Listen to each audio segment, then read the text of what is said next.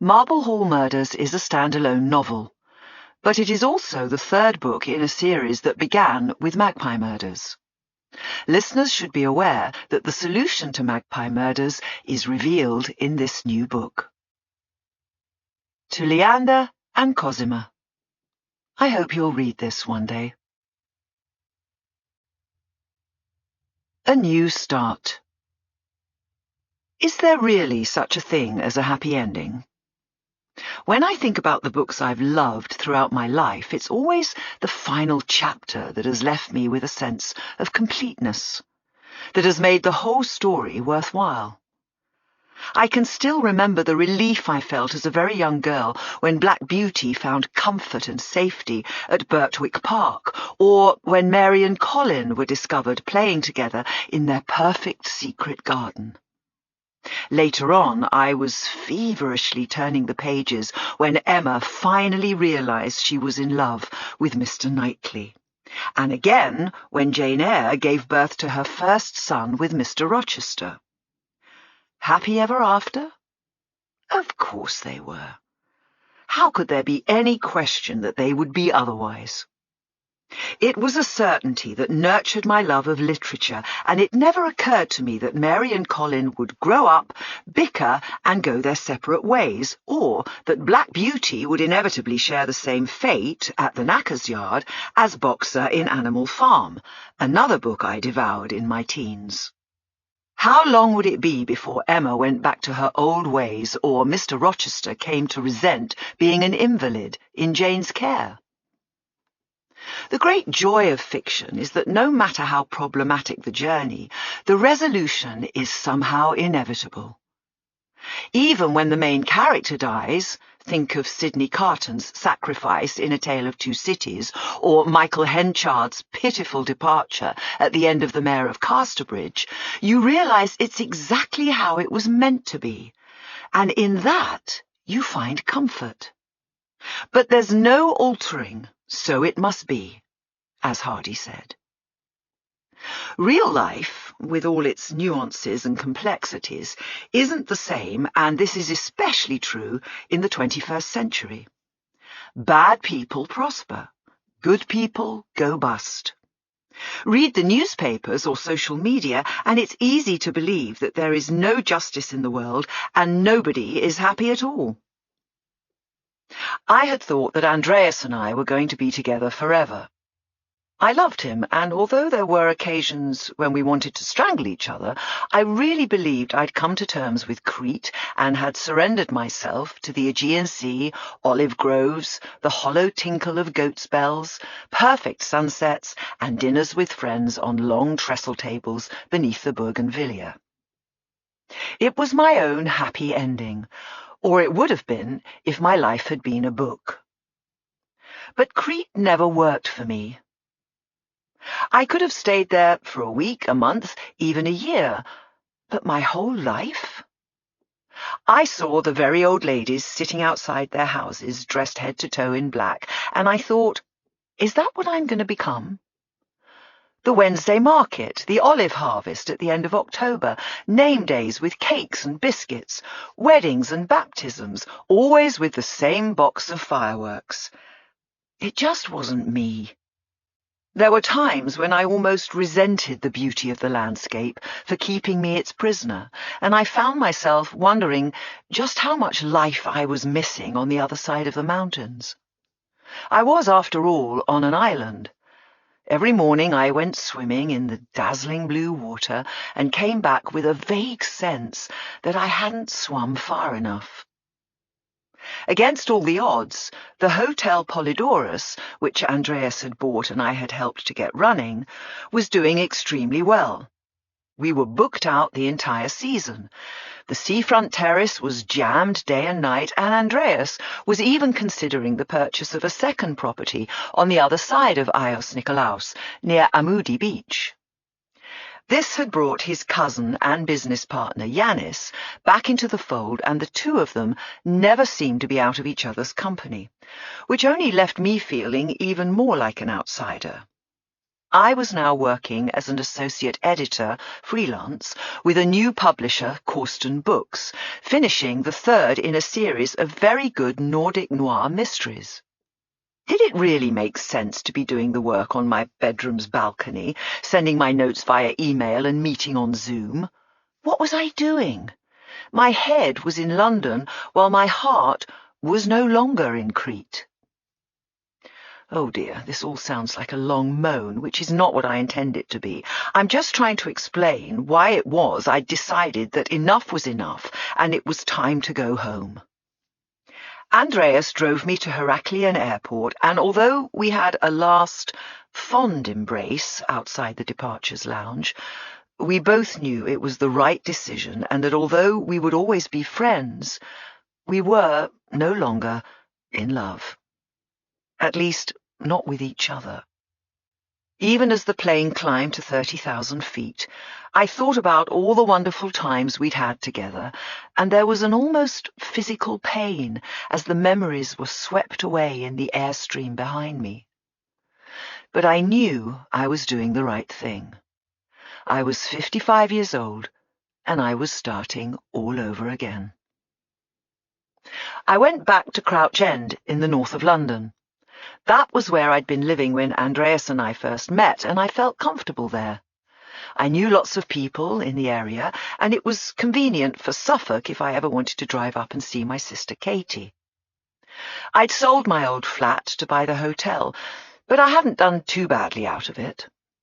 Andreas paid back my initial investment with interest, and once I'd thrown in my savings and persuaded the bank to provide me with a mortgage I could just about handle, I had enough to buy a flat a few streets further down the hill from where I'd been before. My basement flat was spread over a single floor with 2 bedrooms, one of which I would use as an office, a decent-sized kitchen living room and a small bathroom tucked under the staircase that led to the 2 flats above me. The joy of the place was the patio garden on the other side of a pair of French windows, with flagstones, an ivy-covered wall, and enough greenery to give the illusion that I was living in a tiny part of the countryside. A rickety door closed it off from the street, making it my own secret garden. There was even a murky pond with 2 goldfish. I named them Hero and Leander. The next 3 months whizzed past. I'd arrived in time for the spring sales and threw myself into a shopping spree that included furniture and furnishings, kitchen equipment, pots, pans, glasses, everything, including the sink. I found a team of local builders to put in a new bathroom and repaint some of the rooms. As for myself, I'd had to buy a completely new wardrobe, as nothing I'd been wearing in Crete was any good in London, and then I went out and bought a completely unnecessary antique wardrobe to put it all in. I tussled with plumbers and electricians and spent hours on the phone waiting to speak to internet providers and insurance brokers. Best of all, I rescued my old MGB Roadster, which I'd never got round to selling, perhaps because I knew I would need it one day. It was only as I drove it out of its absurdly expensive home in King's Cross, cheerfully overtaking a police car on Highgate Hill, that I realised how sensible I'd been to hang on to it and how much it had become a part of my life. I revisited friends and went to a couple of book launches, announcing to the world that I was back for good. I drove up to Suffolk and stayed with Katie, who was now divorced and, like me, living in a new home. She was going out with someone from the garden centre where she worked, and I had never seen her happier or more self-confident. She persuaded me to adopt an adult cat, which I didn't want, and which I only took when the rescue centre promised me it wouldn't eat the goldfish. I started reading James Joyce, something I'd been trying to do since I left university. And I finished the edit I was working on, rearranging a few pieces of information in what was otherwise a perfect triumph for Politicheffinspektor Heidi Gunderson of the Norwegian Police Service. I woke up on a Monday morning in June with the sun blazing in and Hugo, the cat, watching me from the small armchair that he had made his permanent home. I read 20 pages of Dubliners, glanced at the newspaper on my iPad, then showered and ate some breakfast. That was the time when I always missed Andreas. It was strange, but for some reason, getting out of bed alone was always more dispiriting than getting into it. I put the kettle on and was just reaching for the coffee beans when my mobile rang. It was Michael Flynn, the publisher of Corsten Books and effectively my boss. I knew him only from Zoom and could easily visualize his round face, thinning hair, and glasses hanging on a cord because he told me he was always losing them. He usually wore a jacket and tie, but for all I knew, he could have been naked below the waist when we spoke online. I didn't even know if he had legs. "How are things going?" he asked. I told him I was back in London, but we'd only spoken a couple of times since I'd arrived. "I'm fine, thank you," I said. "And the new house?" "Well, it's a flat, but I'm very happy here. It suits me perfectly." "I'm glad to hear it. Look, I know this is a bit sudden, but could you come in today?" "You've got the Gunderson book I sent you?" "Yes, it's fine, but something else has come up, and I have to say, you're perfect for it." "Can you send it to me?" There was a pause at the other end of the line. "It's not as easy as that. I think we should have a talk. If you come in at midday, we could have lunch." "I'm intrigued, Michael. I can be with you at 12, but aren't you going to give me an idea what it's about?" Another pause. "Atticus Pund," he said, and rang off. To be continued. Corsten Books had offices on the edge of Victoria, not an area known for its literary associations. It occupied a modern office block spread over 4 floors, with an airport-style entrance, a cafeteria on the ground floor, and lifts that demanded an electronic pass. As I walked into the reception area, with book covers flashing up on television screens, but no actual books in sight, I was reminded how much of my career was behind me. Gone were the days of the independent publisher tucked away in a quiet mews with a solid front door and bay windows. I'd spent 11 years at Cloverleaf and had grown used to the narrow corridors with bad lighting and offices that seemed to have been built deliberately so the more senior you were, the more difficult you were to find.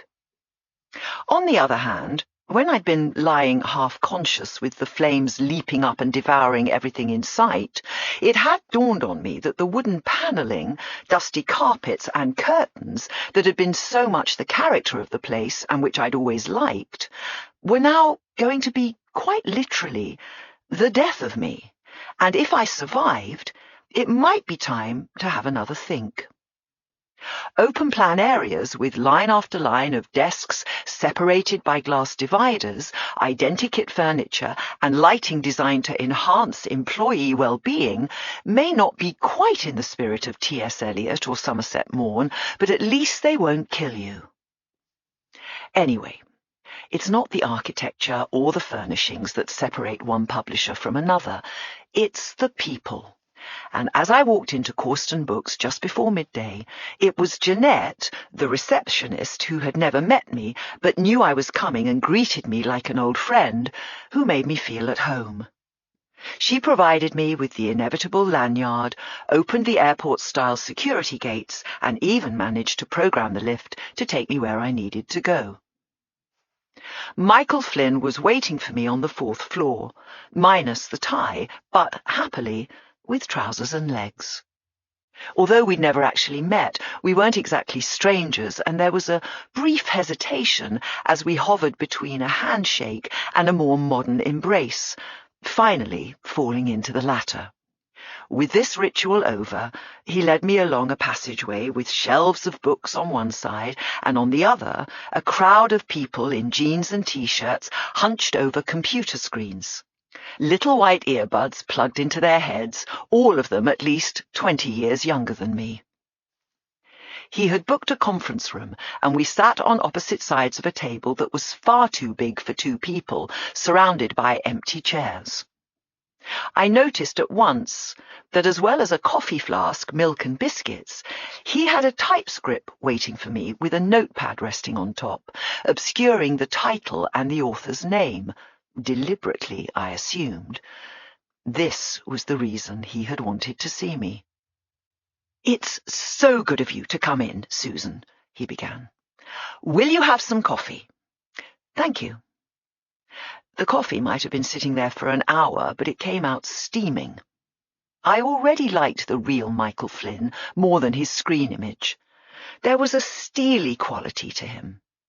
After all, he was high up the ladder in a company employing over 100 people, but at the same time he was quieter and perhaps more humane than he had seemed in our conversations. That's the worst part of Zoom.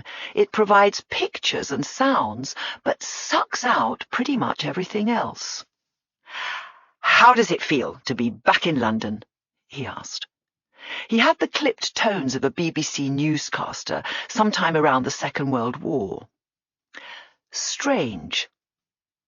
"Is it a permanent arrangement?" "I think so." "Well, that's good news for us. You've been doing a terrific job for us in Crete, but I think there will be much better opportunities for you having you closer at hand." "Does that mean I can start working for you full-time?" I asked. As a freelancer, I was being paid by the hour, or perhaps by the word, and I had no benefits or security. Michael's eyes narrowed, and I wondered if I'd annoyed him being so upfront. "I'm afraid that's not possible right now," he said. "But, as I mentioned on the phone, we do have a project for you, and, if it goes well, we could be open to negotiation." "Atticus Pund," I said. "Exactly." He had made it clear that he was the one calling the shots, which was how he wanted the relationship to work. "As you know, Orion Books picked up the 9 novels Alan Conway wrote and republished them. They did surprisingly well, considering it was public knowledge that Alan had no respect for the character he had created or for his readers." "That's putting it mildly." "Well, yes." He gave me a sympathetic look. "I know you didn't have much fun working with him." I didn't have any fun working with him, but I'm still glad the books were a success. It was strange to think how a chance meeting almost 30 years ago should have led to what had become, by any standards, a publishing phenomenon. Alan had started life as an English teacher in a private school where my nephew and niece happened to be students. He was unpopular even then, which should have warned me. 10-year-olds have a way of knowing which way the wind is blowing. I sometimes think Katie only introduced him to me in the hope that I would persuade him to leave the school. That was exactly what happened. I read his manuscript, and although it needed work, Atticus Pund Investigates was an instant bestseller and launched a series that would sell 18 million copies worldwide, making Alan a fortune in the process. He was translated into about 30 languages and, along with several literary awards, had been presented with a silver medal and the Freedom of the City of Heidelberg. He had left Woodbridge School and had bought himself a mansion outside Framlingham, changing its name to Abbey Grange, which happens to be the title of a Sherlock Holmes short story and tells you something about his self-image. The BBC had been on the brink of filming an 8-part series they were going to call The Atticus Adventures, and apparently Mads Mikkelsen had been signed up to play the lead, but that had all gone south when Alan had died, pushed off the tower of his expensive home. Alan had never invited me to Abbey Grange, but then the two of us hadn't got on. I'd met writers who mistrust their editors, but I'd never come across one so resolutely opposed to them.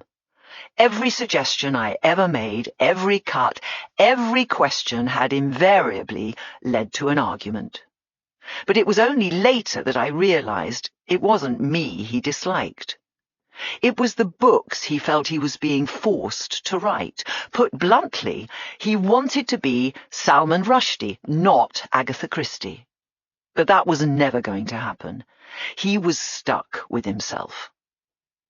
"Anyway, we've stolen a march on Orion," Michael went on.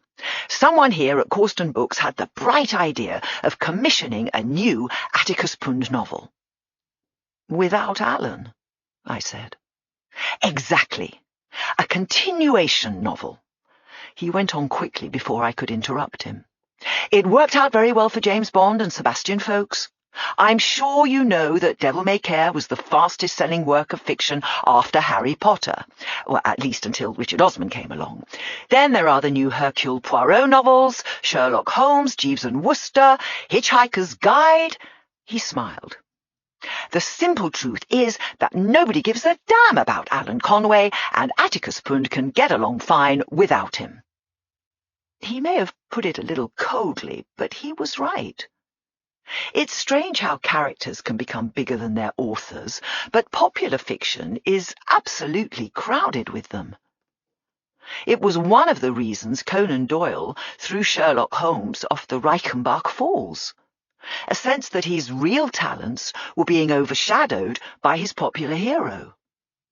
Both A. A. Milne and his son Christopher Robin came to hate Winnie the Pooh, and Peter Pan left a trail of dead bodies in his wake. What do Mary Poppins, Tarzan, The Wizard of Oz, and Dracula all have in common? Half the world knows them, but would quite probably be unable to name the authors who created them. "We got in touch with James Taylor 6 months ago," Michael told me.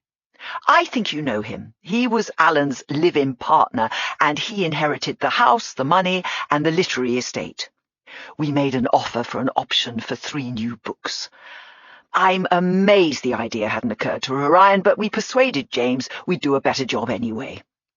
Have you seen the new covers they put on the reissue? Utterly drab and boring, I must say.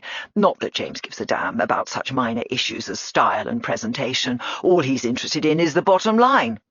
We made him a very generous offer, and he's also come on board as a consultant. He couldn't be happier." None of this surprised me. I'd known James well, first when I'd arrived in Suffolk searching for the last chapter of Magpie Murders, and later when I'd returned to England trying to find the clue to an 8-year-old murder that had been concealed in Atticus Pund Takes the Case, the 3rd book in the series. In his 20s, James had been working as a male escort in London. He had been introduced to Alan, who had been married and very much in the closet at the time, and to be fair, James had helped him come to terms with his sexuality and had probably brought out the best in him. He had certainly been well rewarded. He had moved into Abbey Grange with Alan and, just as Michael said, had ended up inheriting everything. James was rude, brazen, unfaithful, self-absorbed, and licentious, and I couldn't help liking him. The last time I'd seen him, we'd had lunch at Le Caprice, and, as well as picking up the bill, he'd provided me with some of the clues I'd needed to solve the murder of Frank Paris and the disappearance of Cecily Traherne. I'd be happy to meet up with him. "We certainly don't need Alan Conway," Michael concluded. "That may be true," I agreed. "I couldn't have worked with him anyway, but even so, he'll be a hard act to follow. His plots were clever. He had a good ear for dialogue, and I liked his characters. As much as I hate to admit it, he was a terrific writer, at least when he wasn't trying to create the next Penguin modern classic." I glanced at the typescript. The title and the author's name were still concealed. "I take it that's the new book?" I said. "It's the first 30,000 words. Very much a work in progress." "I see you've printed it up for me." It was something of a joke between us. I suppose I'm old-fashioned, but Michael knew that I preferred working on paper. These days, everything is done via computer screen, but I've always felt that a manuscript has a closer affinity to the finished book, and I enjoy the physical contact when I'm making my changes.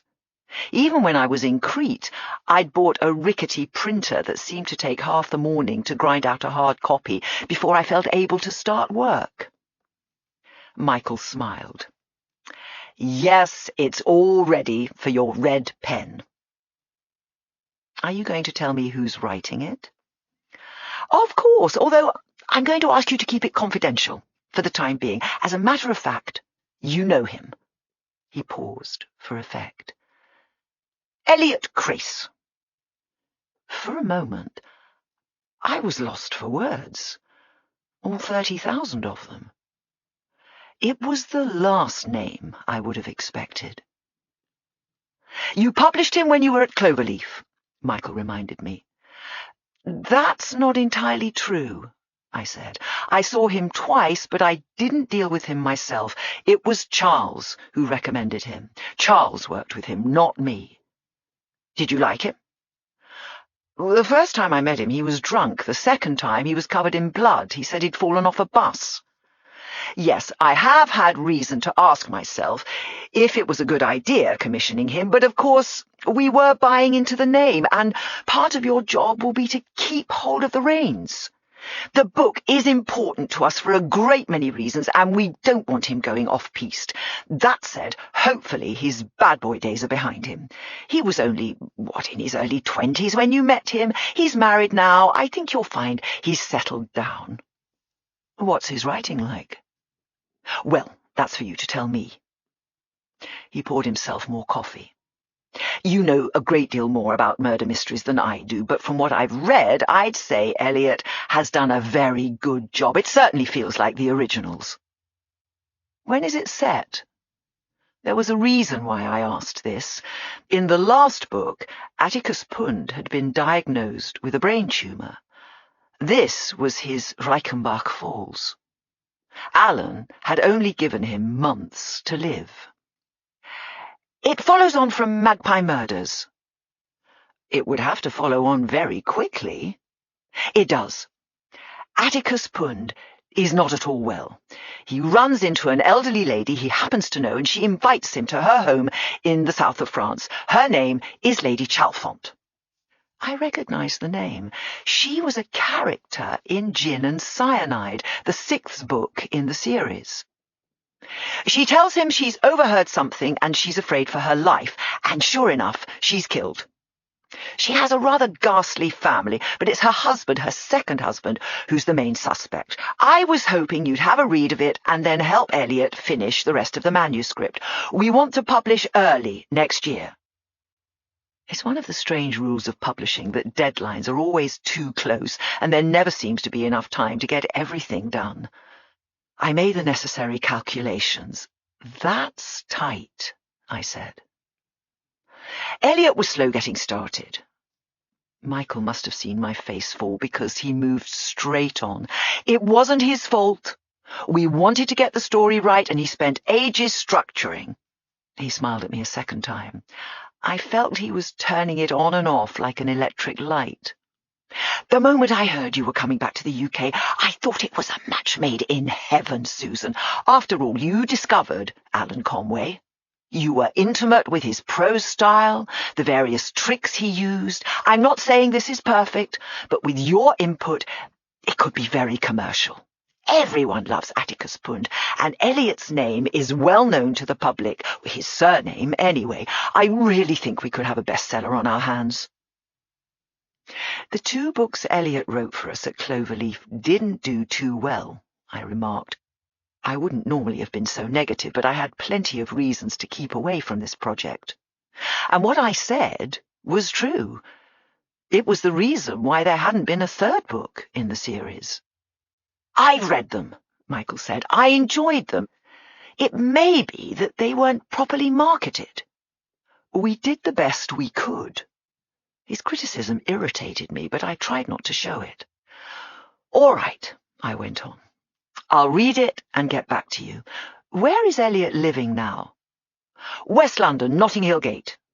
For what it's worth, I mentioned I was seeing you, and he was very excited. He remembers you from Cloverleaf, and he's very aware of what you did for Alan Conway. That's very nice of him. I glanced at the typescript. So, do I get to see the title? I asked. Of course. He swung it round and lifted off the notepad, and there it was, in black and white. Pun's Last Case. Written by Elliot Crace. The 10th book in a 9-book series. An anagram, I said. I'm sorry? It was a private joke. I didn't explain. Thoughts. Alan Conway didn't enjoy writing murder mysteries, so he amused himself by playing games with his readers. He hid things in his books, puzzles within puzzles. The mention of Lady Chalfont had reminded me that for no good reason all the characters in Gin and Cyanide were named after London Underground stations. Lady Chalfont herself had come from Chalfont and Latimer on the Metropolitan line, and there had also been a butler called Hillingdon, Adam and Artemis Perivale, 2 socialites, and a detective inspector Stockwell. I was surprised he hadn't thrown in Lord Edgware for good measure. And then there were the word games. The acrostics, the anagrams, the cryptograms, the codes. These had the effect of deconstructing the books so that instead of focusing your attention on the characters and the plot, you were invited to consider the very building blocks he used, the letters on the page.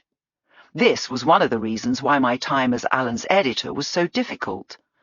I might ask him to take out an extraneous detail or reorganize a sentence because it didn't land comfortably on the ear, and he would explode in anger.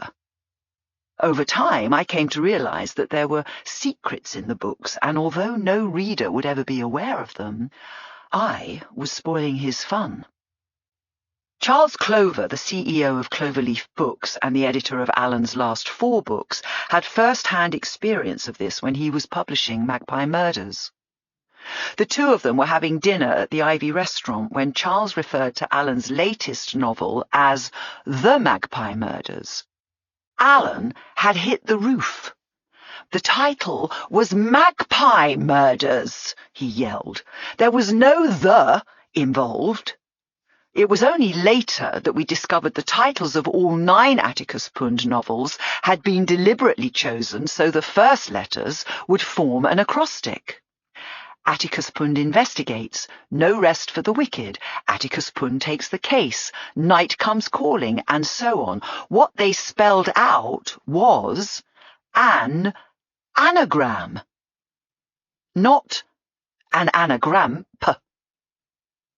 By adding the 10th title, Pun's Last Case, Elliot Crace had spoiled Alan's joke. I went straight back to Crouch End after my meeting with Michael Flynn. He had offered me lunch, but I had nothing else to say to him and wanted some time on my own. I had the typescript with me, although I wasn't ready to read it. In fact, as much as I needed the money, I didn't want to do this job at all. To begin with, I had no love of continuation novels. Even the name put me off. There can be historical novels, romances, science fiction stories. All of these give you an idea of the author's interests and what inspires them. But who wants just to continue? What exactly is the point? I remember when the trend began, and perhaps it was Sebastian Folkes who lit the blue touch paper. His Bond novel was a big success, but suddenly it felt as if every publisher was trying to connect a well-known author with a much-loved character in the hope of a quick profit. I remember someone trying to pitch me Val McDermid doing a sequel to Dr. Jekyll and Mr. Hyde. She had never been approached, though if she had been interested, I suppose I would have gone along with it because I would have loved to work with her, but otherwise my views hadn't changed. Take the originality out of fiction and what's left? My reservations about Pun's Last Case went much further than that. Alan Conway had been nothing but trouble for me almost from the day we met. I'd thought his books were entertainments, but it turned out they were more like dangerous weapons loaded with malevolence and launched to cause maximum damage. Take his habit of putting people he knew into his stories. Lots of writers do that. Charles Dickens drew many of his most famous characters, Bill Sikes, Mr. Micawber, Fagin, Scrooge, and others, from real life. But Allen deliberately set out to distort and caricature those closest to him. His sister became a jealous spinster, his boyfriend an idiot, one of his students a paedophile gardener. It was an ugly thing to do, and in the end, it led to real tragedy, to the disappearance and death of Cecily Traherne, who had recognized the identity of the killer concealed in Atticus Pund Takes the Case. Twice I had been called in to pick up the pieces, and on both occasions had come close to being killed myself. I was in no mood to try my luck a third time. It wasn't as if I'd come out of all of this unscathed. I'd lost my livelihood when the business had burned down with me inside it. My eyesight had been permanently damaged to the extent that reading, always my greatest pleasure, now had to be rationed to 1-hour doses. Worse than that, the whole of the London publishing scene had turned its back on me once Charles Clover had been identified as the killer. There was a feeling that Allen had got only what he deserved, but it was thanks to me that a successful indie had gone out of business, with its CEO ending up in jail.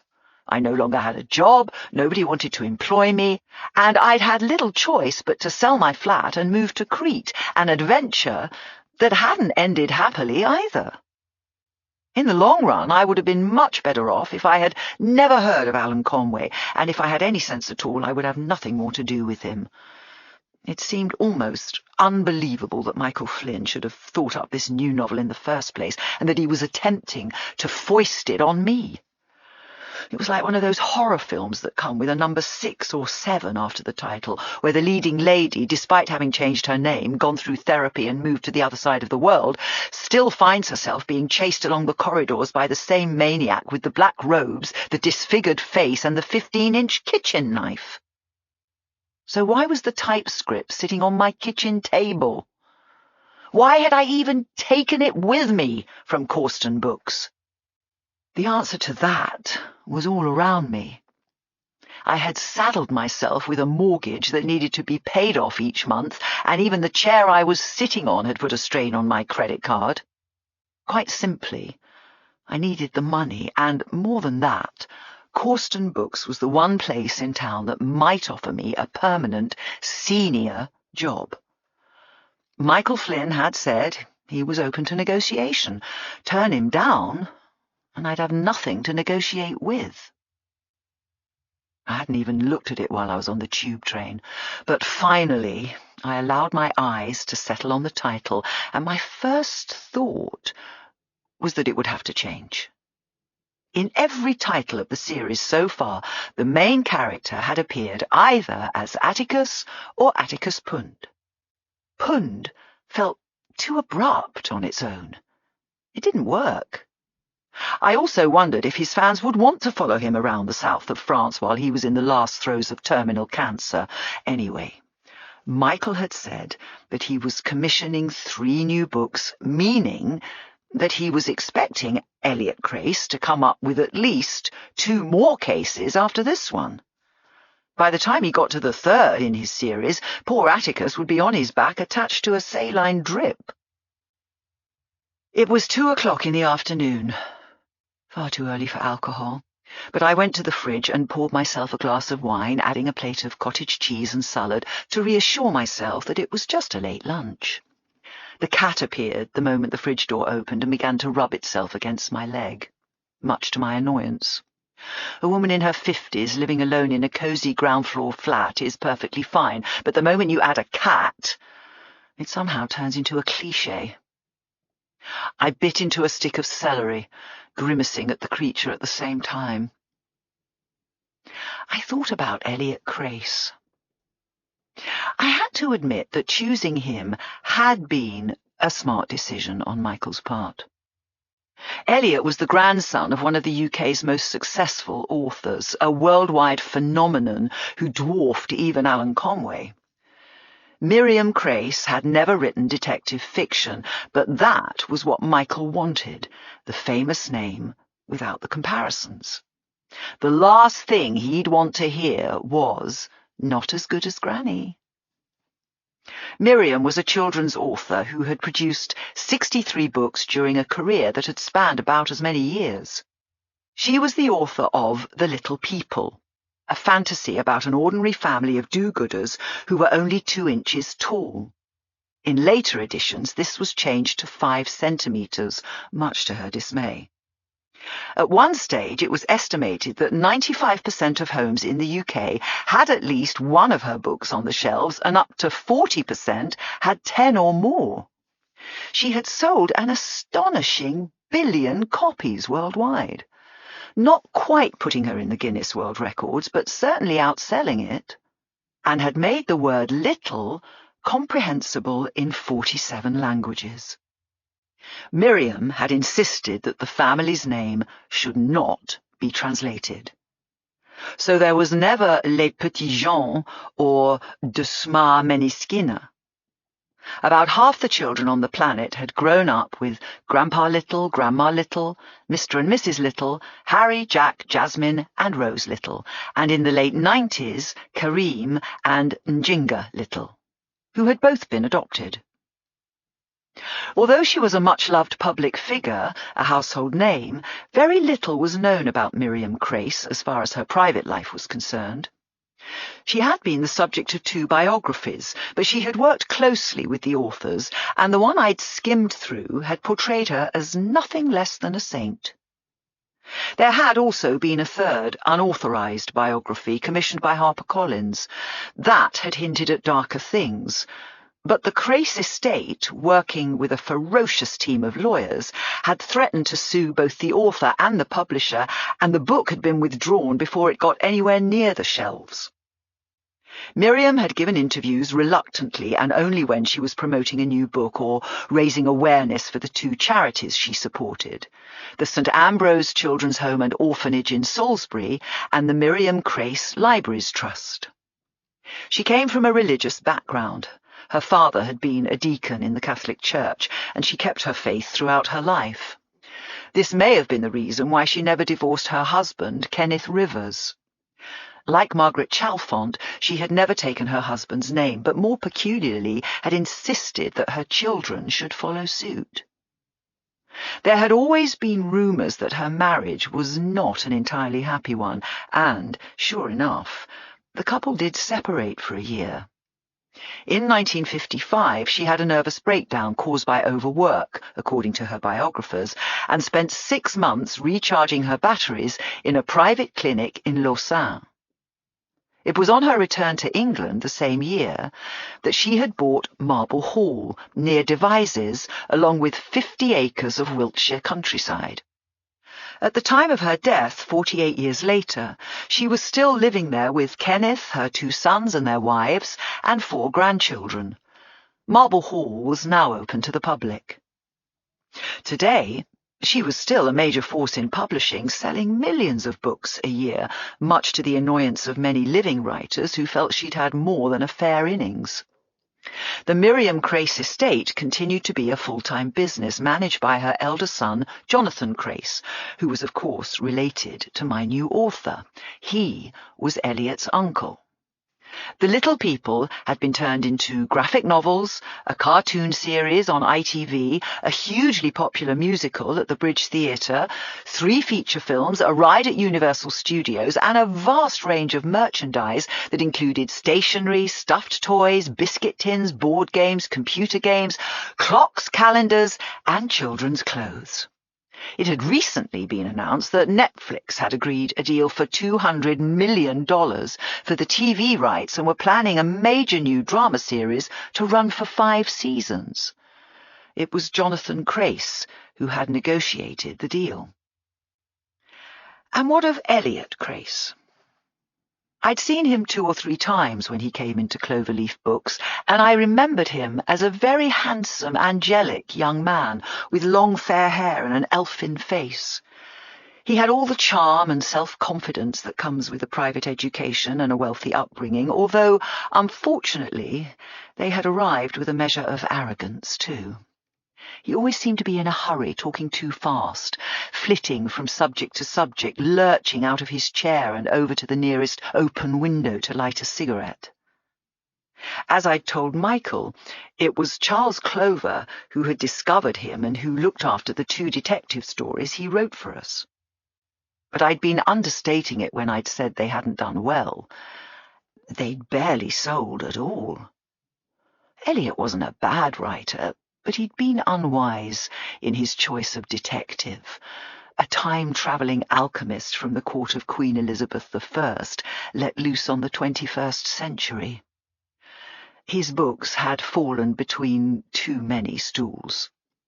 I wasn't sure if they were adult or teenage fiction, real or fantastical, to be taken seriously or to be laughed at, and the book-buying public obviously couldn't decide either.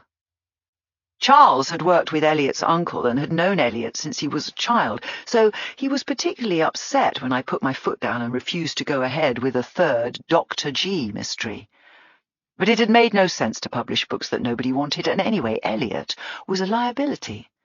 High on drugs, drink, parties, and antidepressants that seemed to be working too well.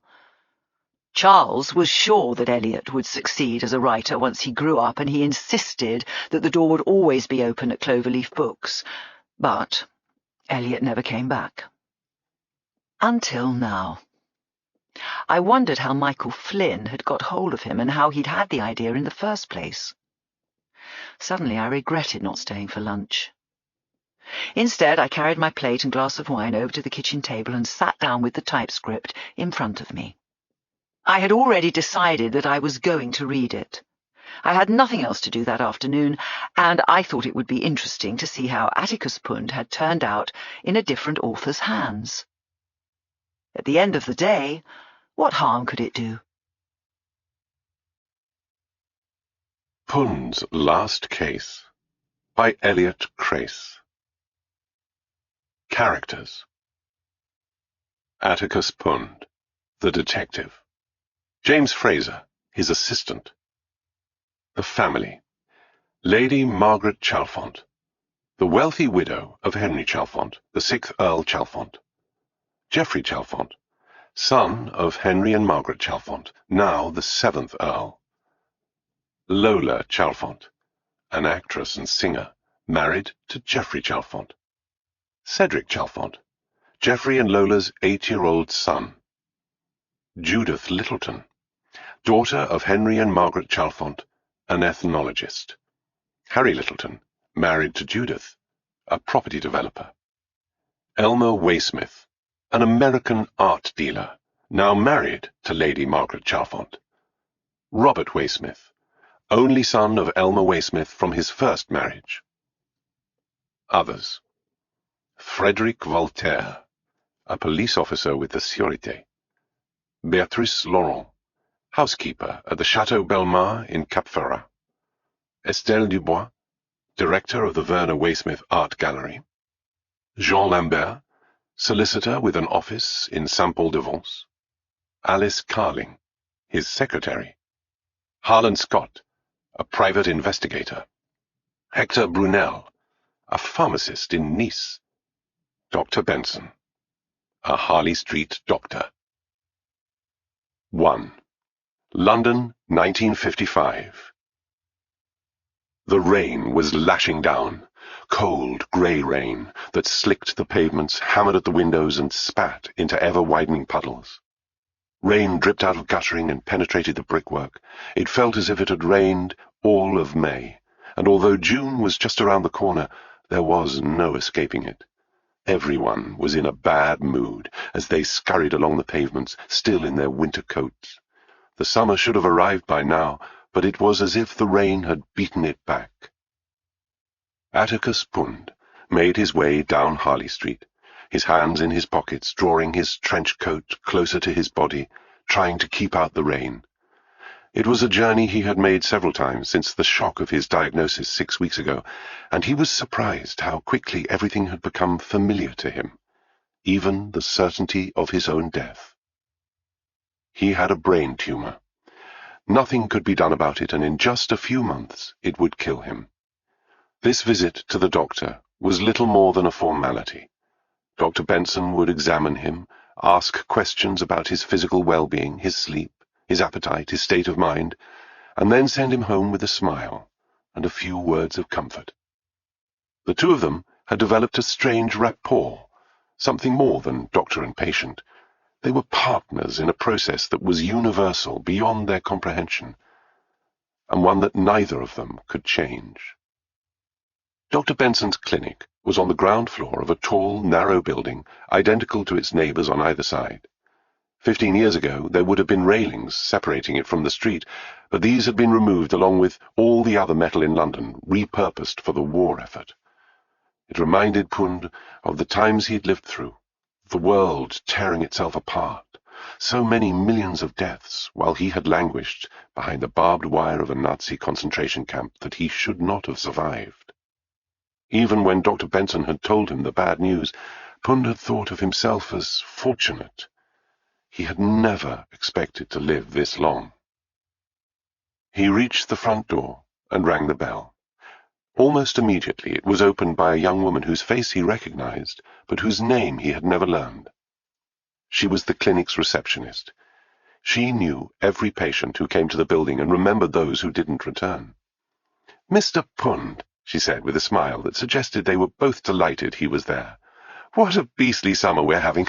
Do come in." She showed him into the waiting room, with its flock wallpaper, antique floor lamps and mahogany table on which rested the usual pile of magazines, Country Life, Punch, and the Reader's Digest, none of them up to date.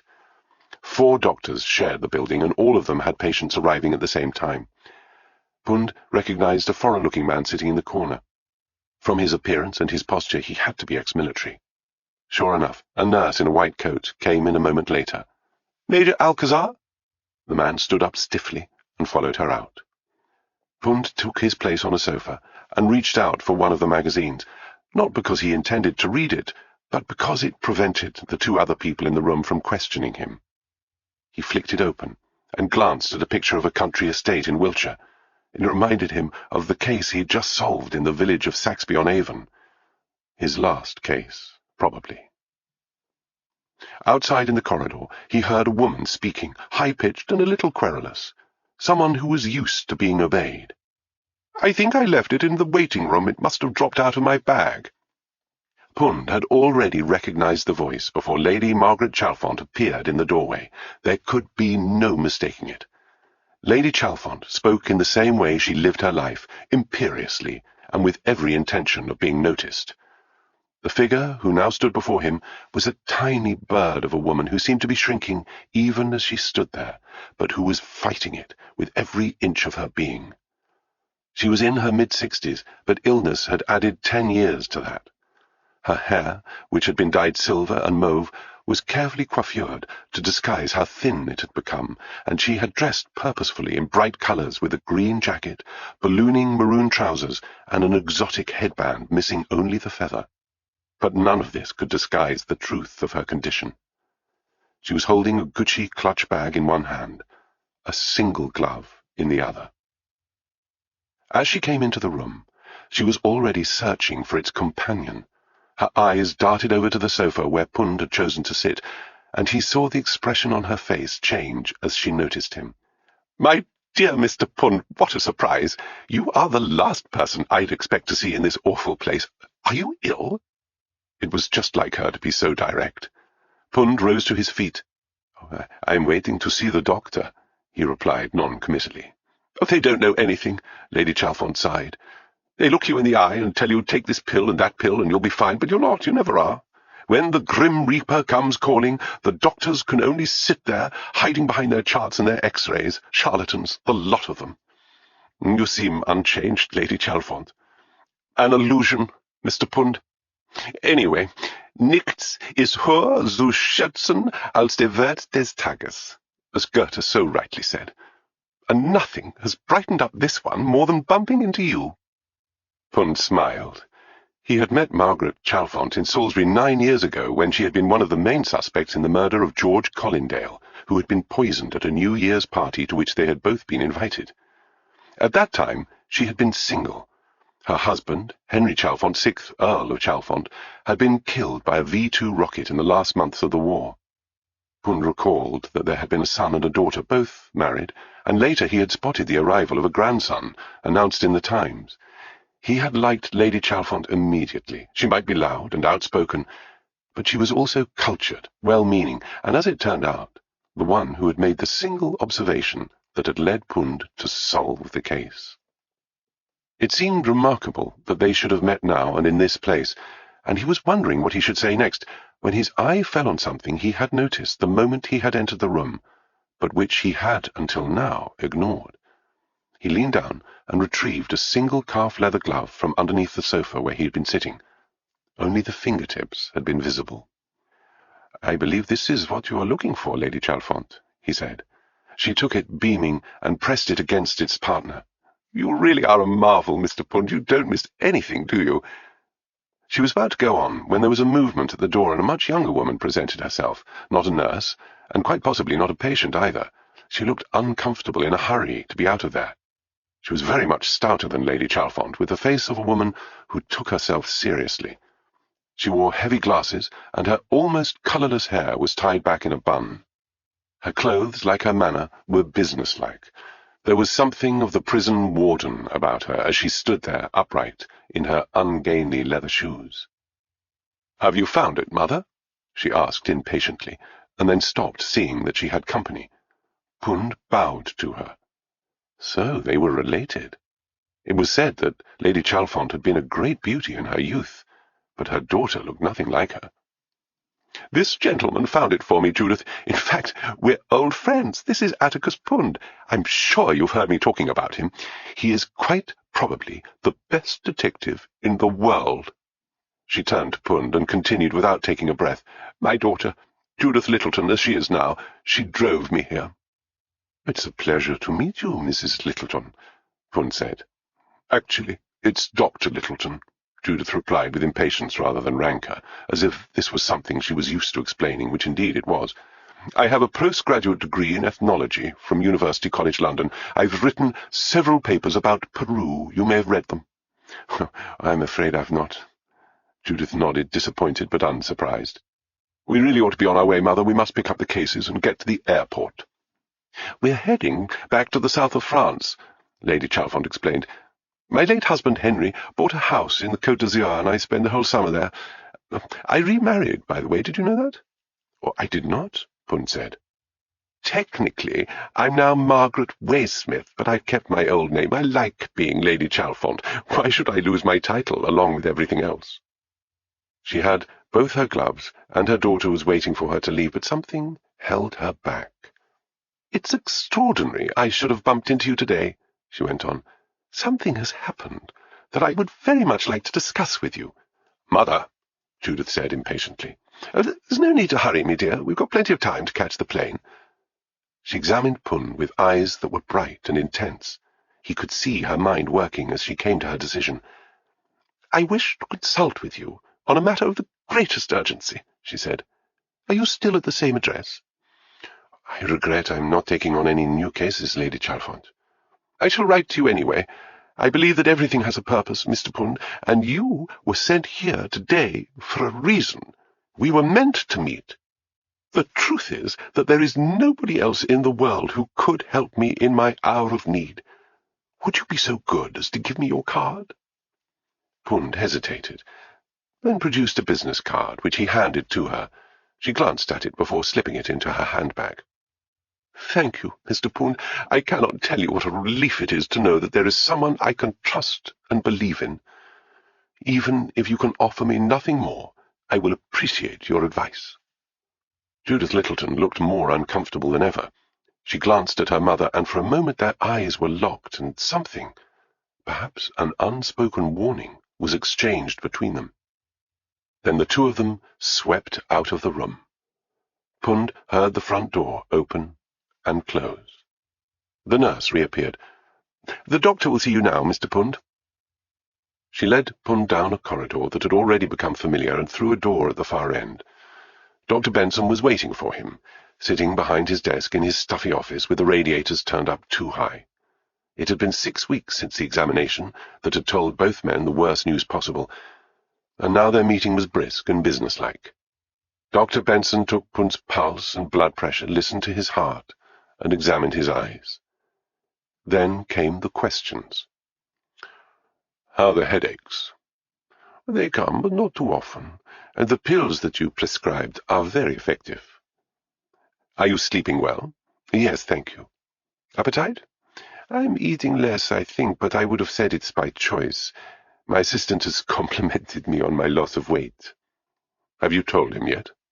Pund shook his head. "He knows I am not well. He has seen the various medicines, but I have not told him the full seriousness of the situation." "You're worried he'll leave you?"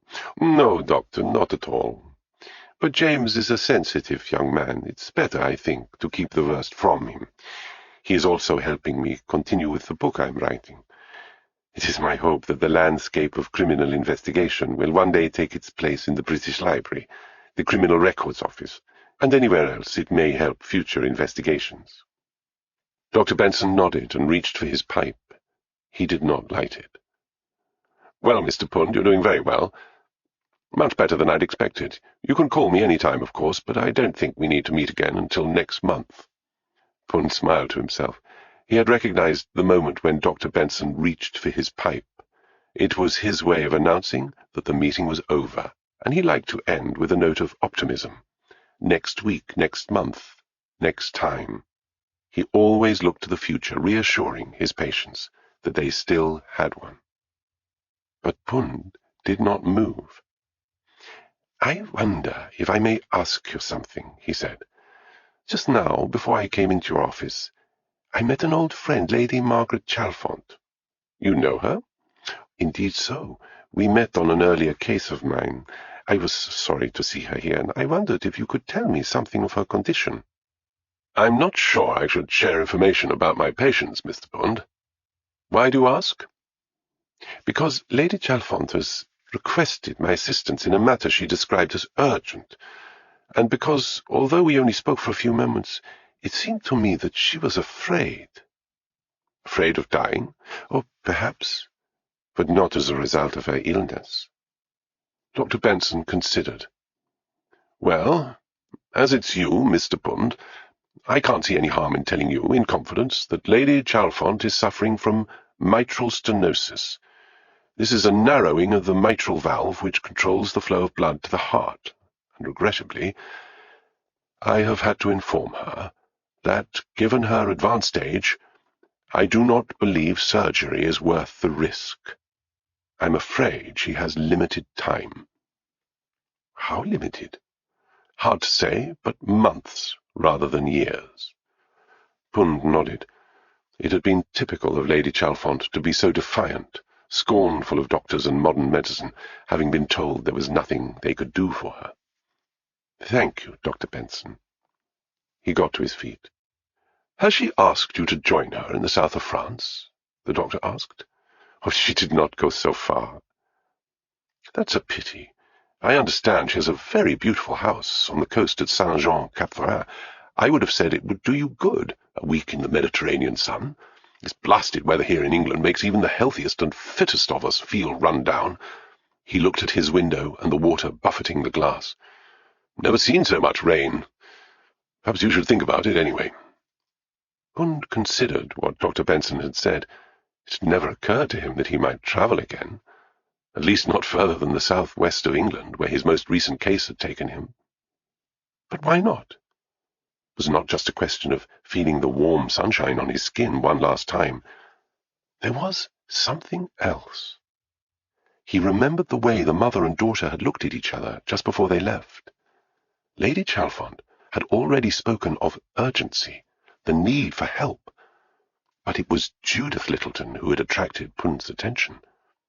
From the moment she had heard his name and understood who he was, Judith had wanted to get her mother out of the room and away from him. She had heard Lady Chalfont asking him for help, but she had made no comment herself, as if it had nothing to do with her. The Doctor of Ethnology hadn't just been uncomfortable about the meeting. She had been afraid. 2. 4 days had passed since Atticus Pund had visited the clinic in Harley Street, and he was up bright and early in his office in Clerkenwell Square working through the most recent pages of his book, which James Fraser had typed for him. The landscape of criminal investigation had become the main priority in his life, and given the slow progress of his illness, he was beginning to think there was a chance he could finish it, even if he might not have time to correct all his assistant's typing errors and spelling mistakes. Well, a publisher would see to all that. It was the content that mattered. He drew a page towards him and began to read. He knew that he had to be careful. If he worked non-stop, after a couple of hours, the typescript would give him a headache that would knock him off his feet. He had to measure himself. 30 minutes of concentration, then either a walk in the fresh air or a cup of tea, perhaps with a piece by Brahms or Schubert on the gramophone. But the section he had just completed was a fascinating one. It was in a chapter called "The Killer Tells All." He read, "Just as a poker player has what is called a tell, so the murderer will give himself away by involuntary behavior, particularly when he is under pressure. I have named this phenomenon the tell-all, and it once manifested itself in 2 quite different ways during the same investigation. I have already discussed the case of Eileen Marino, a very attractive and intelligent woman with 2 children and a career in journalism. She had attempted to persuade me that she very much loved her husband, Paul, a successful lawyer, even though, as it later became clear, she had stabbed him to death on their return from the theatre. I was interviewing her in the sitting room of their Chiswick home, and for 30 minutes she had been completely relaxed. During our conversation, her pet dog pushed open the door and came into the room, and it was from that moment that I noticed a marked difference in her attitude. She was nervous and ill at ease. This was her first tell. What was it that had made the difference? For a long time I assumed that it must be something to do with the animal which had curled up in front of the fire. Could it be that the dog had been a silent witness to the crime?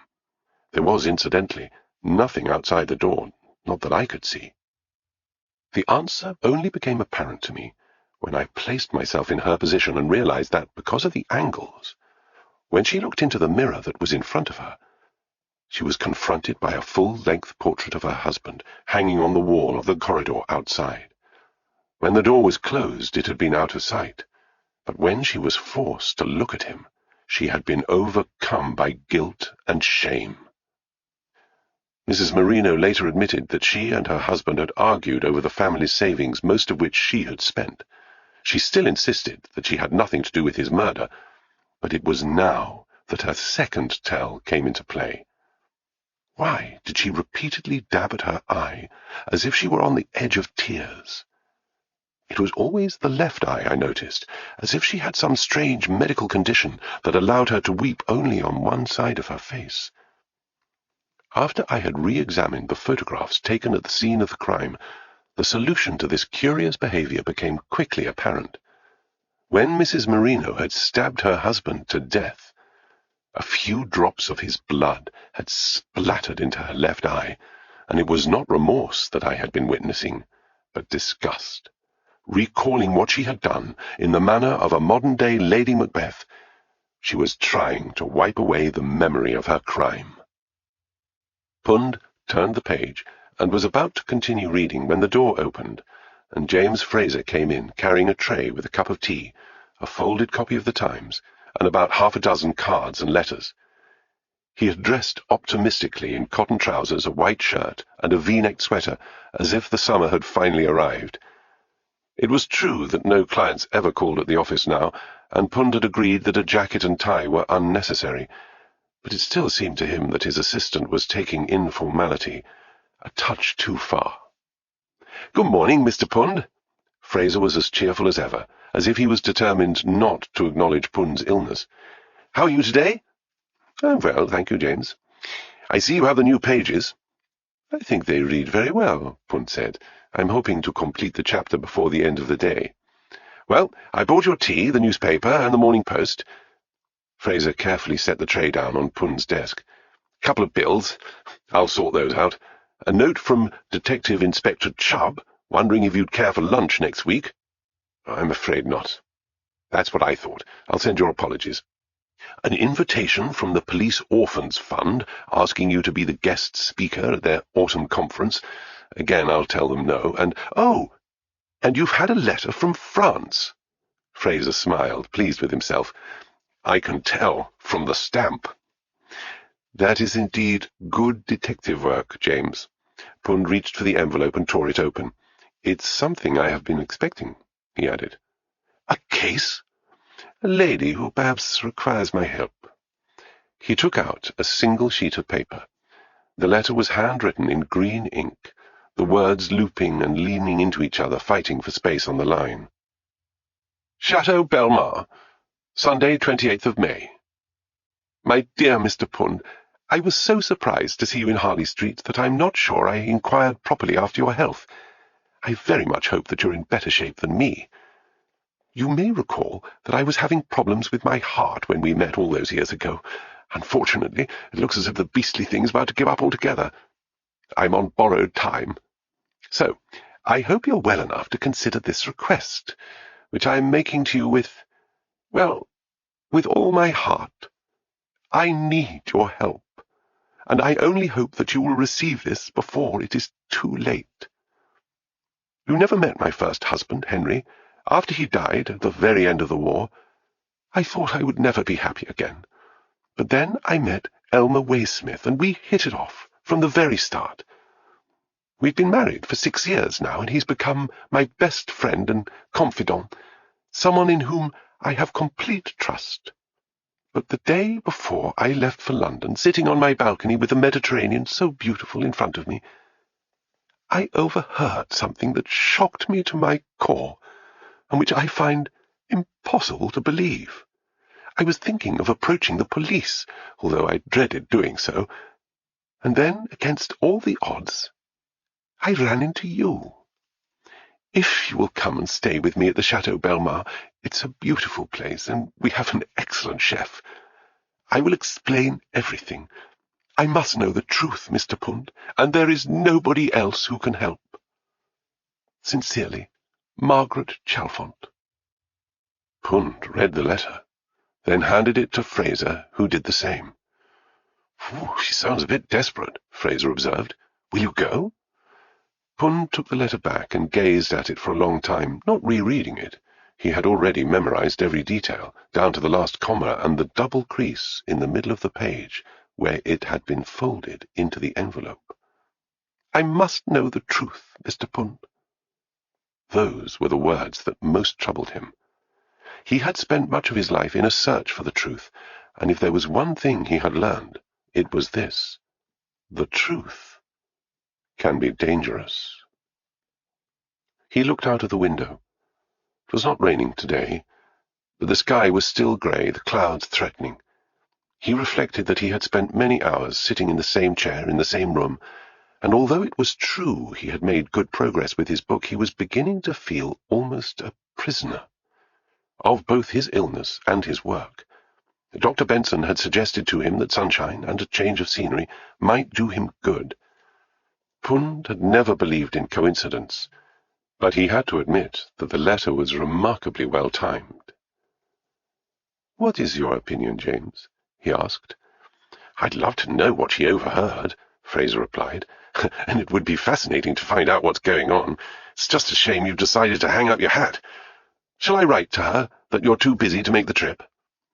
Pund thought for a moment, remembering what Dr. Benson had said to him. He came to a decision.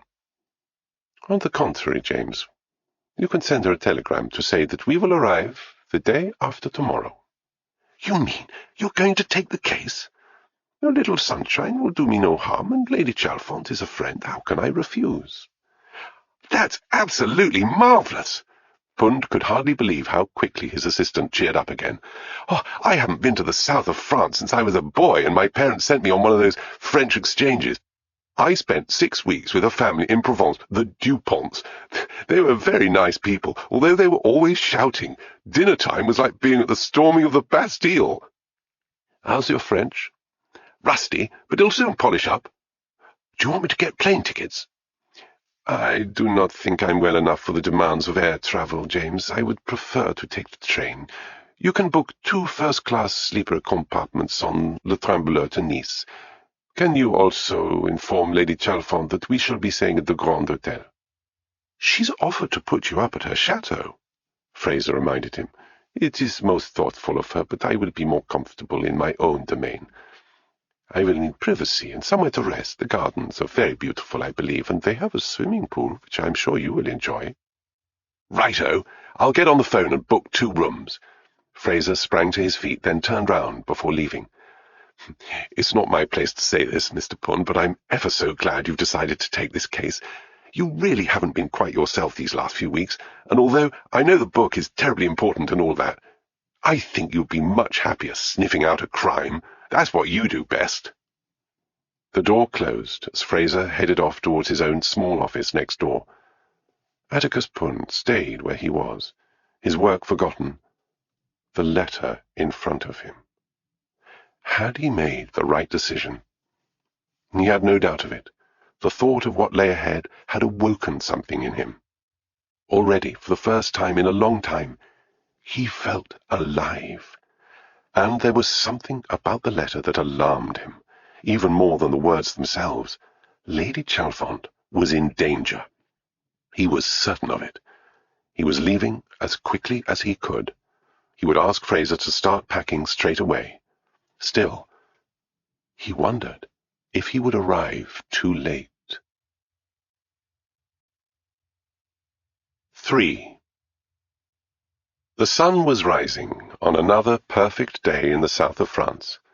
But then, when was the French Riviera anything but perfect? Swiftly the shadows were pushed away. The sea glittered. The palms and olive trees seemed to wake up and stretch out their arms. The first fishing boats appeared, skimming across the surface as they returned to the harbour, and the seagulls hung expectantly in the air, hoping there had been a good catch. The Chateau Bellemare had been constructed on a promontory overlooking the Bay of Villefranche, a front seat in this glorious natural theatre. It was a splendid building, designed in the Belle Époque style, with the emphasis on geometry and elegance. It was painted in that deep yellow which can only be truly appreciated in tropical climates, with white shutters and porticos and a terracotta roof that extended over 2 wings connected to the main body of the house. It was surrounded by 9 acres of gardens designed by the great Achille Duchesne, so that the view from every bedroom would have at least one unique feature: a fountain, a statue, a gazebo, the swimming pool, or the beehives. It was not a huge chateau, nowhere near the size of its near neighbour, the Villa of Fruzy de Rothschild, also created by Duchesne, but with its 7 bedrooms spread over 3 floors, its 2 salons, its banquet-sized dining room, the patios and terraces, it was certainly spacious enough.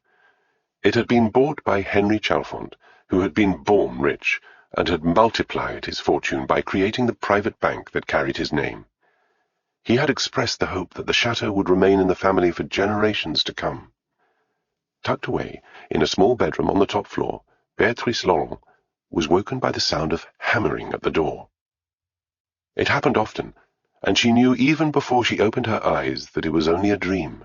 As always, she had heard the cars arrive, the shouting in German, then the men pouring into the house, a series of confused images that made no sense to her 19-year-old eyes. At the time, she had been a kitchen maid working for a wealthy family in Paris, the Steiners.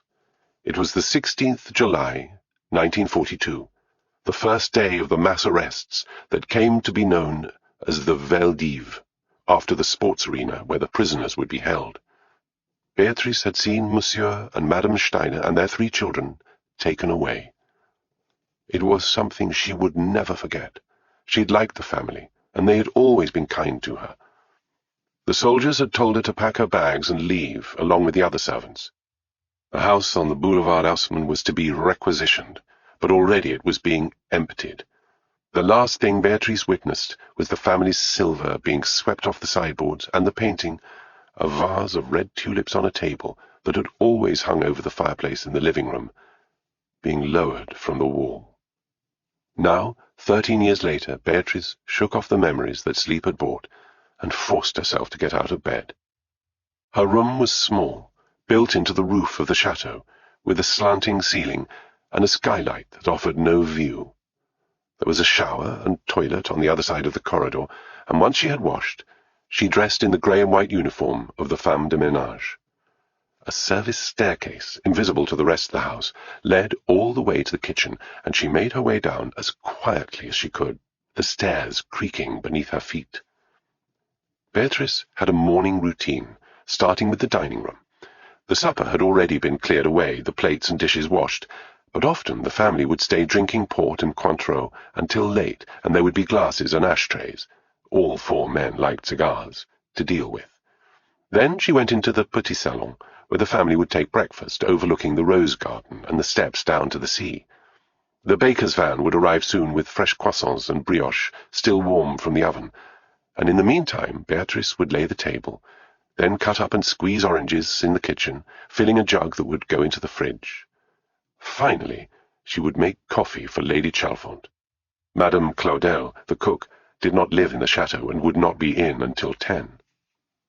She heard the crunch of tires on the gravel and knew that the boy had arrived on his bicycle with the morning newspapers. He would never have rung the doorbell at this early hour, but she was standing outside the front door as he pulled in and took them from him. The newspapers came from London, Zurich, and New York, and their stories might be several days late.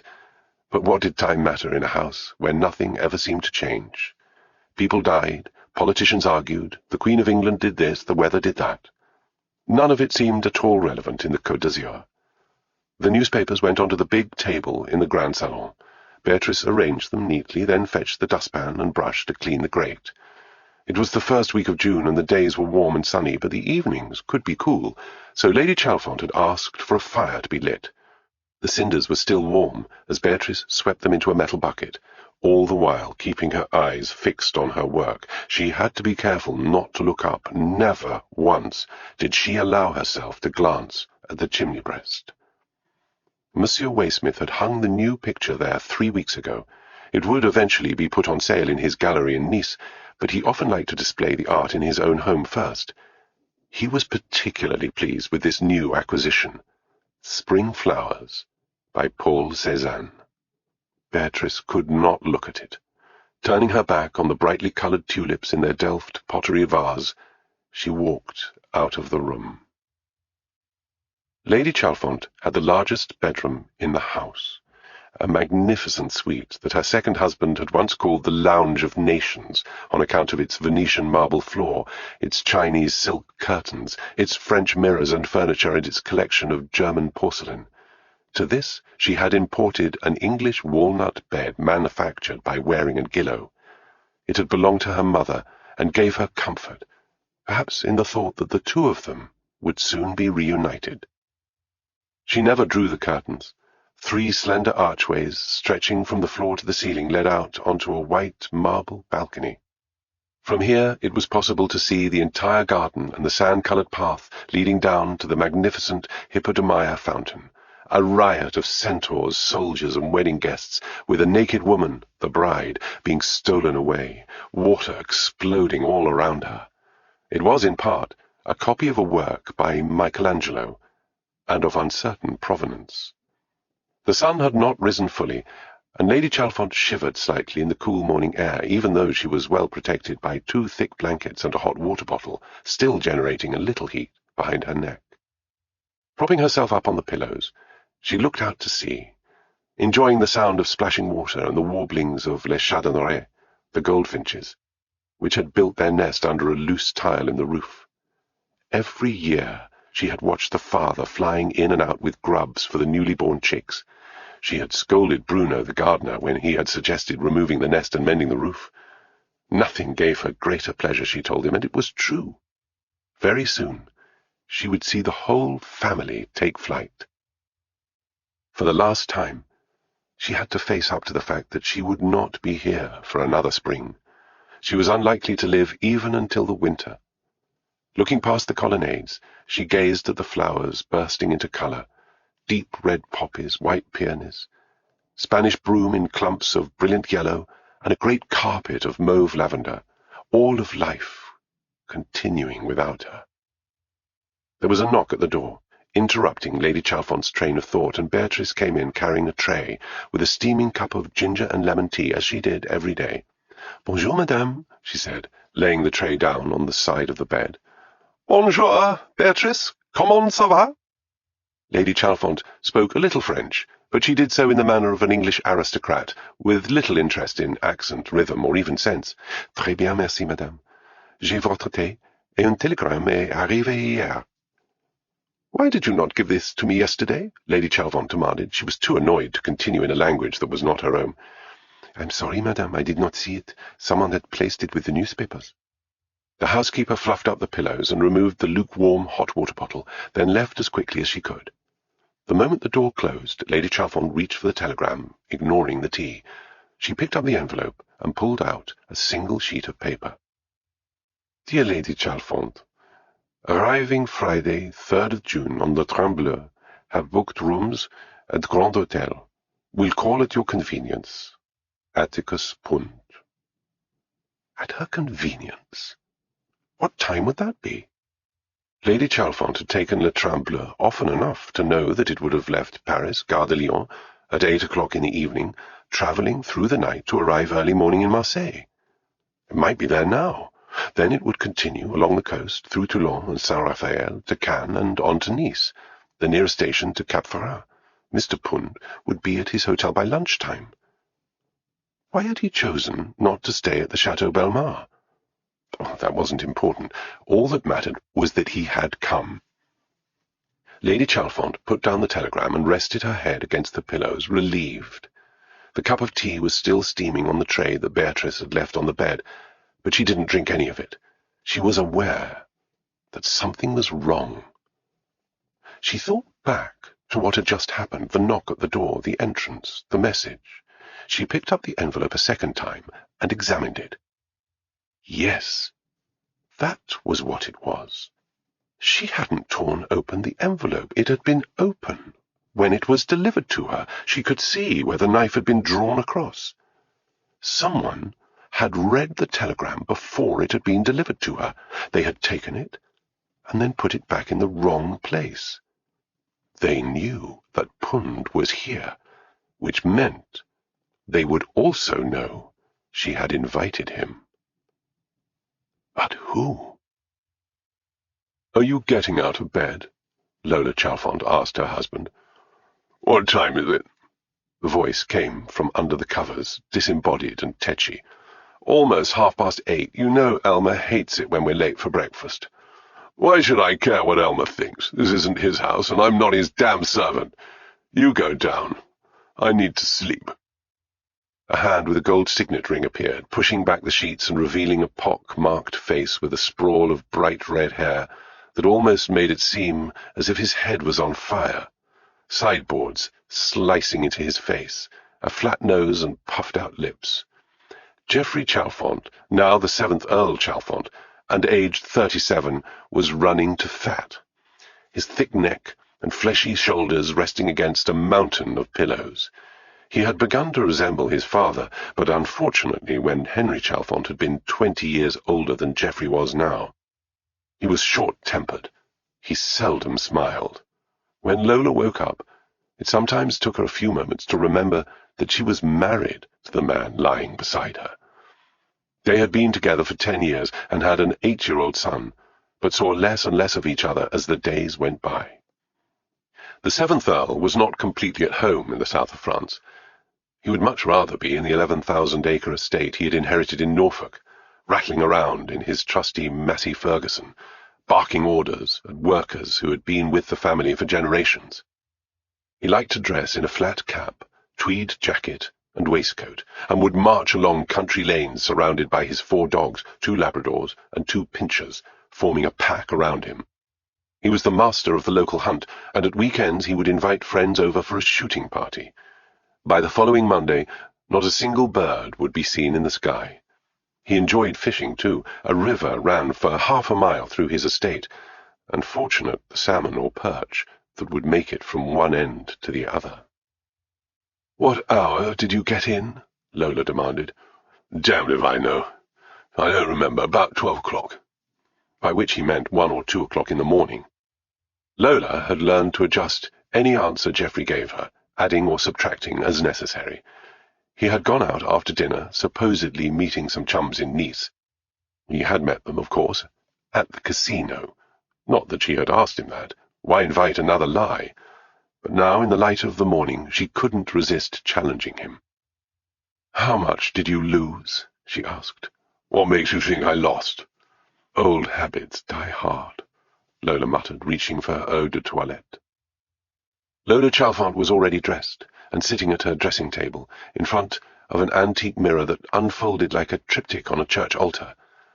The 3 reflections in their separate panels showed a woman who was still beautiful, but who was fighting her 33 years and the disappointments of her life.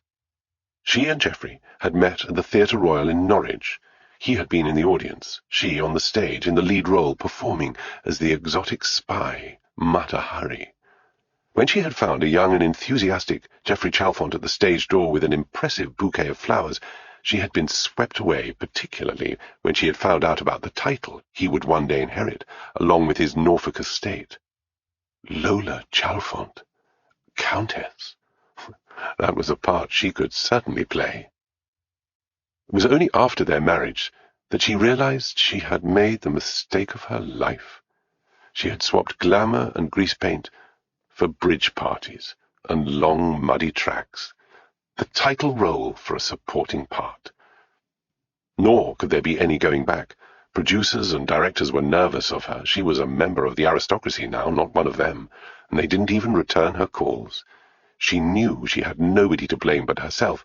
Even so, she blamed her new husband and quickly came to despise him. "So, how much?" she demanded a second time. "How much what?"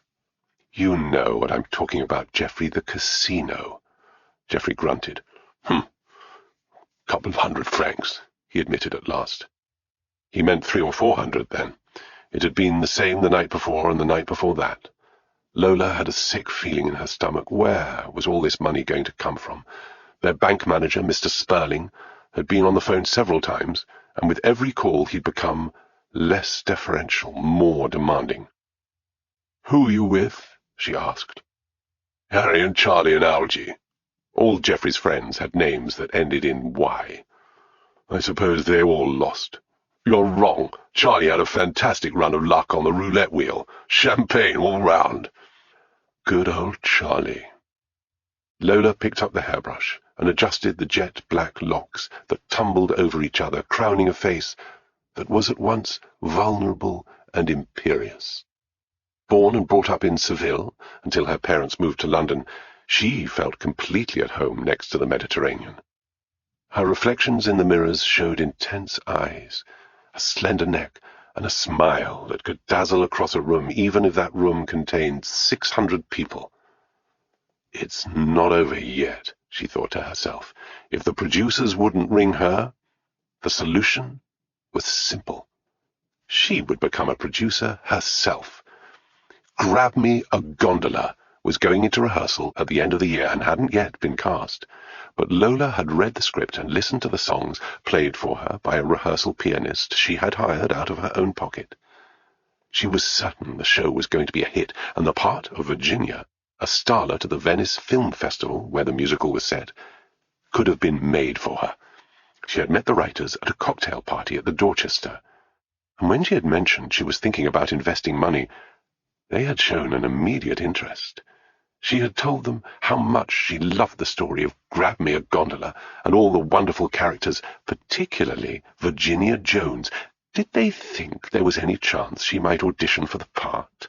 And how much was she thinking of investing? How about £2,000? Suddenly, it seemed to be a perfect fit. She'd had to tell Geoffrey, of course. He was the lord of the manor, and of course he had objected. Had she forgotten who she was, what she had become? A return to the stage would be utterly demeaning to him, to her, to the family name. She should have realized she had left all that behind her. But just for once, she'd stood up to him, and he had been shocked by the vehemence of her resistance. He would never have understood, of course, but Lola had come to a realization. It was as if her two worlds had swapped places. The Chalfont estate, her title, and Norfolk society were just an illusion. It was her life on stage that was real. "I'm going to call Dino today," she said. Dino Wolfe was the manager of Strand Productions, who were mounting Grab Me a Gondola. "I thought I might ask him to join us here." "At the Chateau?" "Why not?" Geoffrey said nothing. Lola twisted round and saw that her husband had disappeared back under the bedclothes. For a moment Lola was angry. This was not the man she had met. She thought of the champagne and caviar, long drives in his SS Jaguar 100. That visit to the estate in Norfolk, how enthralled she'd been by the beauty of the landscape. So much land, all owned by him.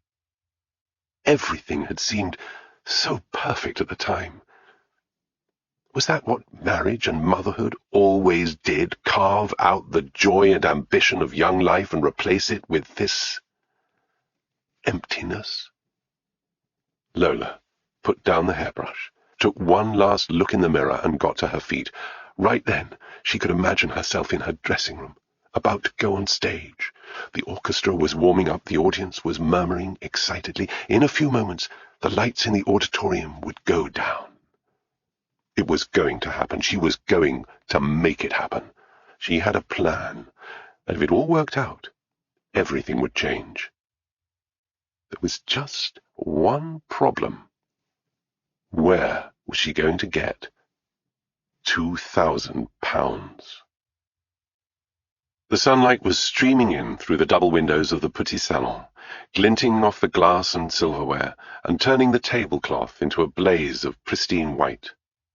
There were 6 people sitting around the antique dining table, which dated back to the 17th century and the time of Louis XIV, and it would have been easy to imagine them posing for a classical painting, with perhaps Vermeer or Boucher standing in front of an easel, brush in hand, on the other side of the doorway. Beatrice had served the coffee and the breads, still warm from the bakery, along with honey made by their own bees, toast, fruit, and yogurt, and quietly excused herself. Elmer Waysmith had taken his usual seat at the head of the table, with his son Robert on one side of him. Judith Littleton, Lady Chalfont's daughter, was on the other, with her husband Harry Littleton next to her. Lola Chalfont had come in with her 8-year-old son Cedric, who was staring out of the window, moodily swinging his legs. It was not a comfortable scene. There was a distinct yet undefined tension in the air, as if they were all characters in a play, not quite sure of their lines, and waiting for the curtain to come down so that they could all go their own way. But for the time being, they were going through the motions, each playing their own part. Elmer was 67, 2 years older than his second wife, and still handsome, although his hair had turned a premature white and no longer matched his eyebrows. He had the physique and bearing of a military man, even though he had never seen action, having spent much of the war in Washington, overseeing the vast export program supplying thousands of tanks, planes, weapons, uniforms, chemicals, and food to the beleaguered Soviet Union. He had been a personal appointment of President Roosevelt. He claimed that the two of them had been close friends. Elmer had come to the breakfast table in an ivory-coloured suit and bow tie with a pair of gold, half-framed glasses balanced on a connoisseur's nose. He was reading an edition of the New York Times that was spread out on the table beside him. He didn't seem to have noticed that the news was out of date, but nor did it matter to him. "So I see Churchill's back," he muttered, spreading jam on his croissant and examining the front page at the same time. Sir Winston Churchill had resigned as Prime Minister in April. "I didn't know he'd been away," Robert Waysmith said. "He was at the opening of Parliament, everyone cheering him to the rafters." Elmer read another paragraph before making his next pronouncement. "Trouble is that these people never know when to stop." "Well, he's still very popular." Robert Waysmith, Elmer's son from his first marriage, had inherited his father's good looks. Slim and athletic, he had the waywardness of a poet, an adventurer, or a Lothario, with a full head of hair and dark eyes that sparkled with intelligence. He had been educated at Winchester and Oxford, and spoke with a perfect English accent, unlike his father, who had been born in New York and might never have left. Hearing what Elmer had just said, he smiled as if at some private joke. It was so typical of his father to stir up trouble for no reason at all. "I think Winston Churchill is quite wonderful," Judith said. "We certainly wouldn't have won the war without him." "You wouldn't have won the war without us," Elmer corrected her. "Oh, come on, Pa, don't start that again." Robert never called him Daddy or Father. The two of them had lived together in New York and subsequently in London ever since the death of Elmer's first wife, Marion. Tragically, she had taken her own life when Robert was just 11. There were no other children, and the two of them had the closeness that comes from years of living within the same walls. As a child, Robert had dreamed of becoming an artist, but that had never happened. His father had insisted that he should train as a lawyer in his 20s, but that hadn't suited his temperament either, and in the end, Elmer had taken pity on him and brought him into his business, putting him in charge of the day-to-day running of the two galleries in London and Nice. He was now 32, and still unmarried. Judith Littleton's husband, Harry, had overheard Elmer's comment. "If he starts going on about Lend-Lease one more time, I'm going to chuck myself in the Med," he whispered to his wife. Judith ignored him. As usual, she was studying a book she had brought with her to the table. Geoglyphs from the Paracas phase in Peru and South America. It was a dusty volume, at least 2 inches thick. She picked up a pen and made a note in one of the margins. "What do you say?" Elmer snapped. "Nothing, Elmer," Harry Littleton exclaimed with a smile. "Could you pass the marmalade?" The Littletons made a decidedly odd couple. Judith was shorter than her husband, but she was also stouter, more masculine. Slightly built and elegant, Harry took great care with his appearance. Today he was dressed in white trousers, an oyster-pink jersey, and the white tennis shoes he often preferred. He was a keen cricketer, as well as a member of the Wimbledon Tennis Club, which, along with his visits to the south of France, might have accounted for his year-round tan. He had wavy fair hair that tumbled down in a way that looked careless, but which was almost certainly the result of careful grooming. His eyes were a piercing blue, full of life, if not quite intelligence. His first connection with the Chalfonts had been with the older son, Geoffrey. The two of them had been best friends at Eton, sharing a study, and there had been some wags who had joked that he had only married Judith because it was the next best thing to marrying her brother. The two men still spent as much time as they could together. In Norfolk they went hunting and shooting. In the south of France they ate good food, drank too much wine, gambled, and smoked cigars until the early hours of the morning. Harry had been an only son, with 4 sisters sharing the family home in Essex, and he alone had been sent to boarding school. He had never been very wealthy, but marrying Judith had put him on an almost equal footing with the 7th Earl. She was, after all, a future heir to her late father's considerable fortune, which included houses in London and Cap Ferrat, and part ownership of Chalfonts, the exclusive bank in the City of London. At least some of this money would come to her, and frankly, Harry needed it. He was a developer building a hotel between Cap Ferrat and Beaulieu that he insisted would rival even the Grand Hôtel itself for luxury and comfort. But after 3 years of construction, only a skeleton stood in place, disfiguring the landscape. "Where's Geoffrey?" Elmer demanded, noting his absence for the first time. "He's not up yet," Lola said. "He was out late." "Out where?" Elmer demanded scornfully. "Beaulieu, Monte Carlo, or Le Palais?" He had named 3 casinos. "You know perfectly well. Geoffrey works very hard when he's in England." Lola might not approve of her husband's gambling habits, but there was no way she was going to let her stepfather-in-law criticize him in front of the family, particularly with Cedric at the table. "He's on holiday now. He's allowed to let his hair down." "If he lets his hair down, how does he see?" Cedric asked. "That's not what it means, Cedric," Lola explained. "It just means he's enjoying himself." "Can I go with him?" "No, you're too young." Lola glanced out of the window. It looks like it's going to be a gorgeous day. Why don't we all go to the beach for a picnic? I hate the beach, Cedric announced. Sand in the sandwiches and melted ice cream. Well, I'm going to the gallery later on, Elmer muttered. He turned to Robert. Is the Sisley being delivered today? Yes, Pa, I thought I'd take it myself. You know what Dorfman is like.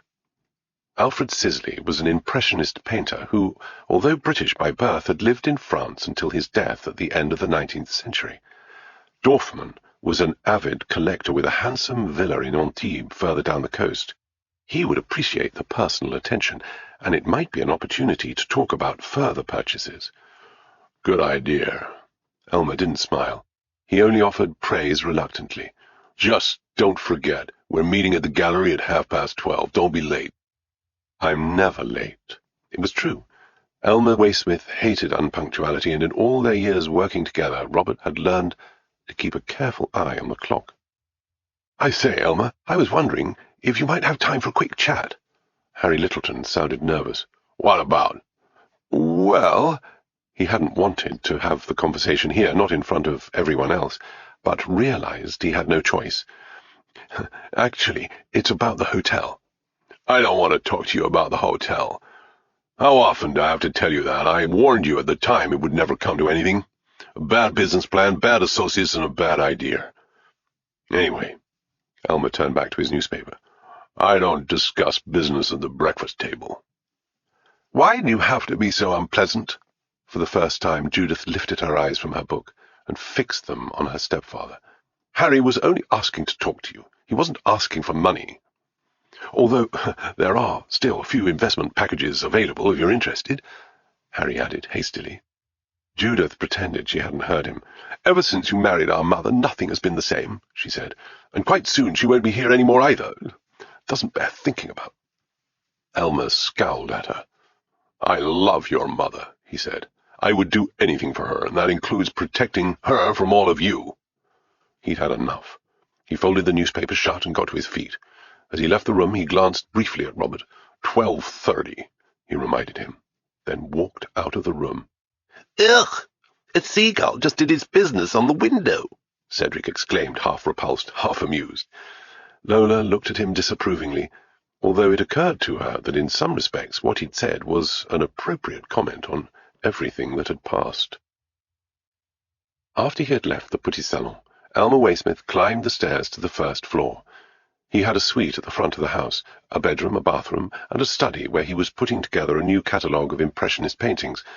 It was his habit to work here every morning until 11 o'clock, when he would drive into Nice and visit his gallery tucked away beneath the arches in the Place Masséna.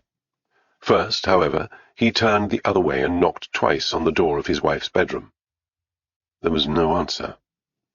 Thinking she might be asleep, he opened the door gently and saw at once that the bed was empty, the tray with her breakfast untouched.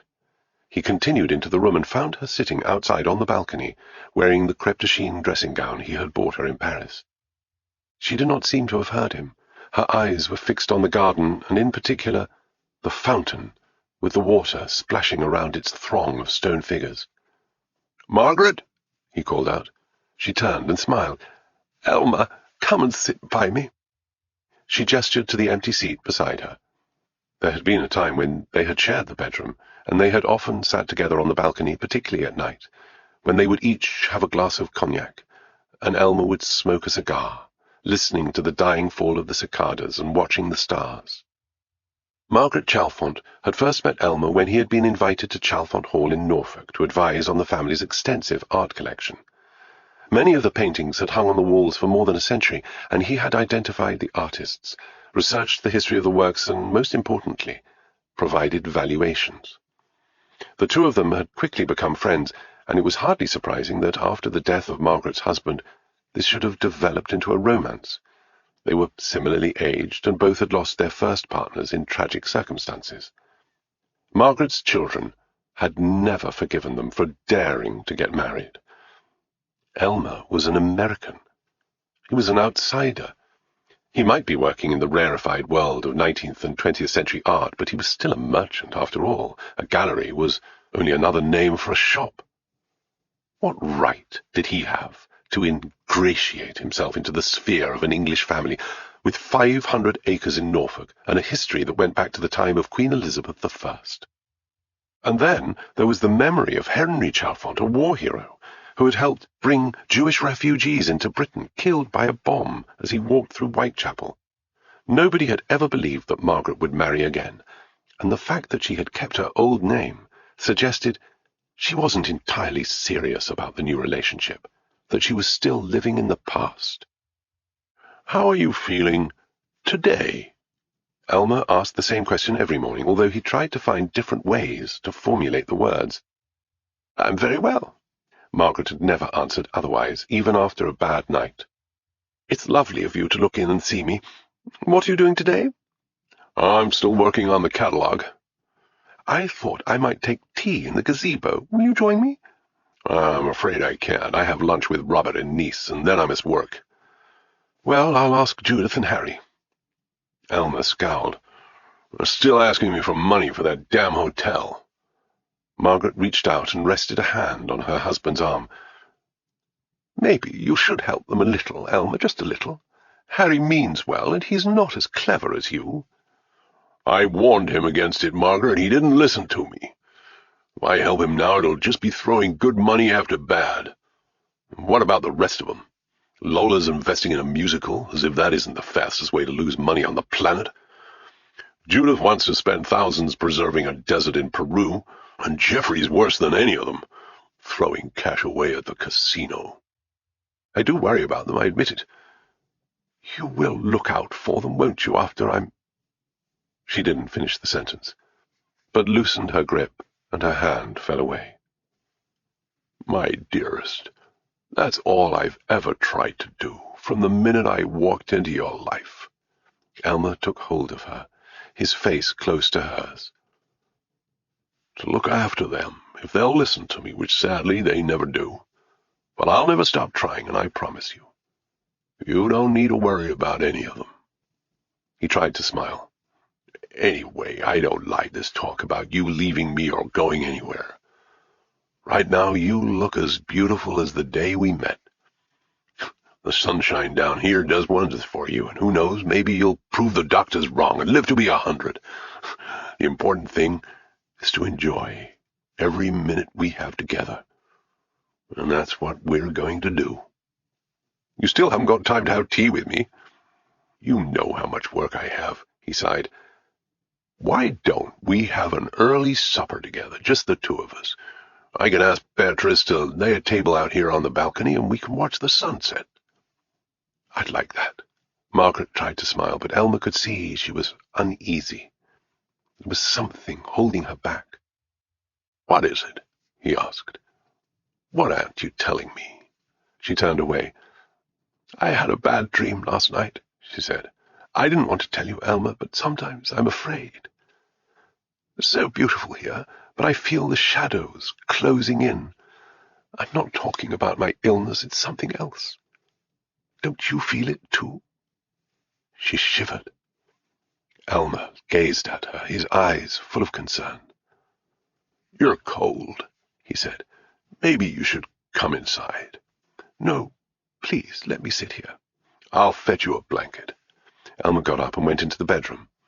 As soon as he'd gone, Margaret Chalfont allowed one hand to drop to her dressing-gown pocket and felt for the single sheet of paper that she'd placed there and which she knew would bring her comfort.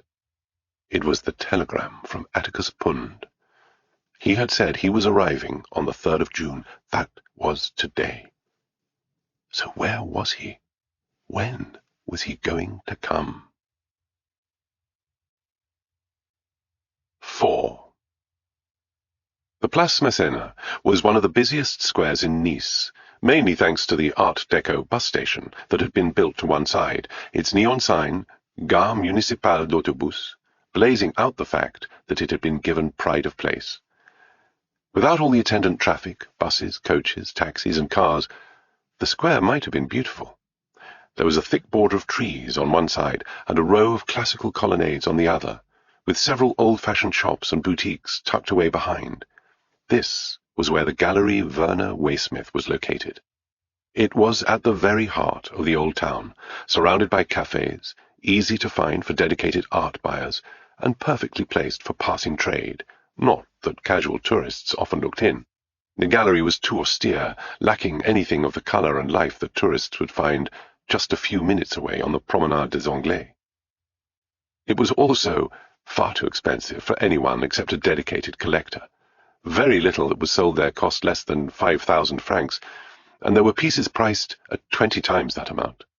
A single work would be displayed in each of the 2 windows on either side of a forbidding iron-rimmed door, and the absence of any price tag was often more than enough to suggest that what was on sale here would probably be out of most people's reach. Those who passed through the door would find themselves in a dark, expensively carpeted room, with an antique table and 2 chairs surrounded by a small selection of paintings and sculptures exquisitely displayed. Very little daylight entered the gallery.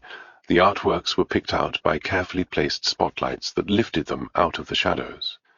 Visitors would find themselves confronted by the gallery's directrice, a woman in her late 60s, usually dressed in dark colours. Madame Dubois had no first name that anyone knew, and had worked there both before and after the war. She had never explained what she'd done during the hiatus, but had turned up for work on 28th of August 1944, a Monday, 3 days after the liberation of Paris. Tourists or passers-by were dealt with swiftly but politely. Madame Dubois had a way of dismissing them that somehow never gave offence. If the caller seemed serious or came with the right credentials, she would look after them with perfect efficiency. Finally, if they had purchased an artwork from the gallery in the past, and Madame Dubois never forgot a name or a face, then she would offer coffee or a coupe de champagne while she went to the back office to summon the younger Monsieur Waysmith or his father. Robert Waysmith was sitting in the back office now. He had entered through a door that opened into a narrow street behind the gallery and had taken his place at one of the 2 desks that faced each other across the room. Given that both father and son were in the business of selling art, the office was surprisingly bare. There were many canvases, framed and unframed, leaning against the walls, but none on the walls themselves. A single window would have given a view of the square, but even this had been blanked out by frosted glass. A long shelf ran from one end of the room to the other. It contained a series of box files, colour-coded and dated. An old-fashioned safe stood in a corner. It didn't look as if it had been opened for years. Robert was holding a framed oil painting that showed a stream on a summer's day.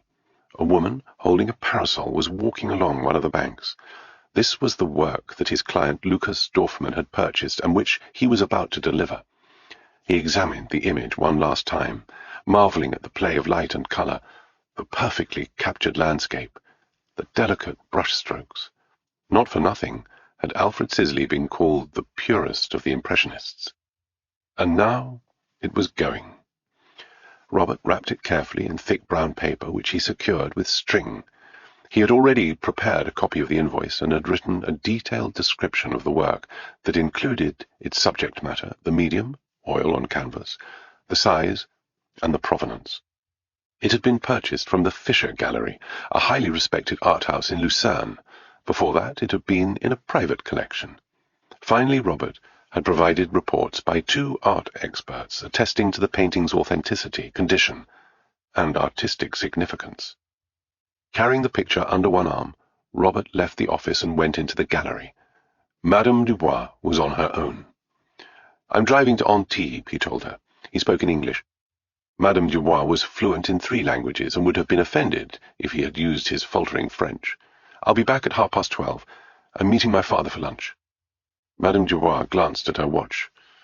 "The traffic may be difficult," she sniffed. "All this construction, this new autoroute they are going to build."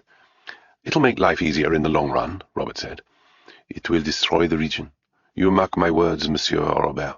Hotels, apartments, new houses, motorways. One day there will be nothing left."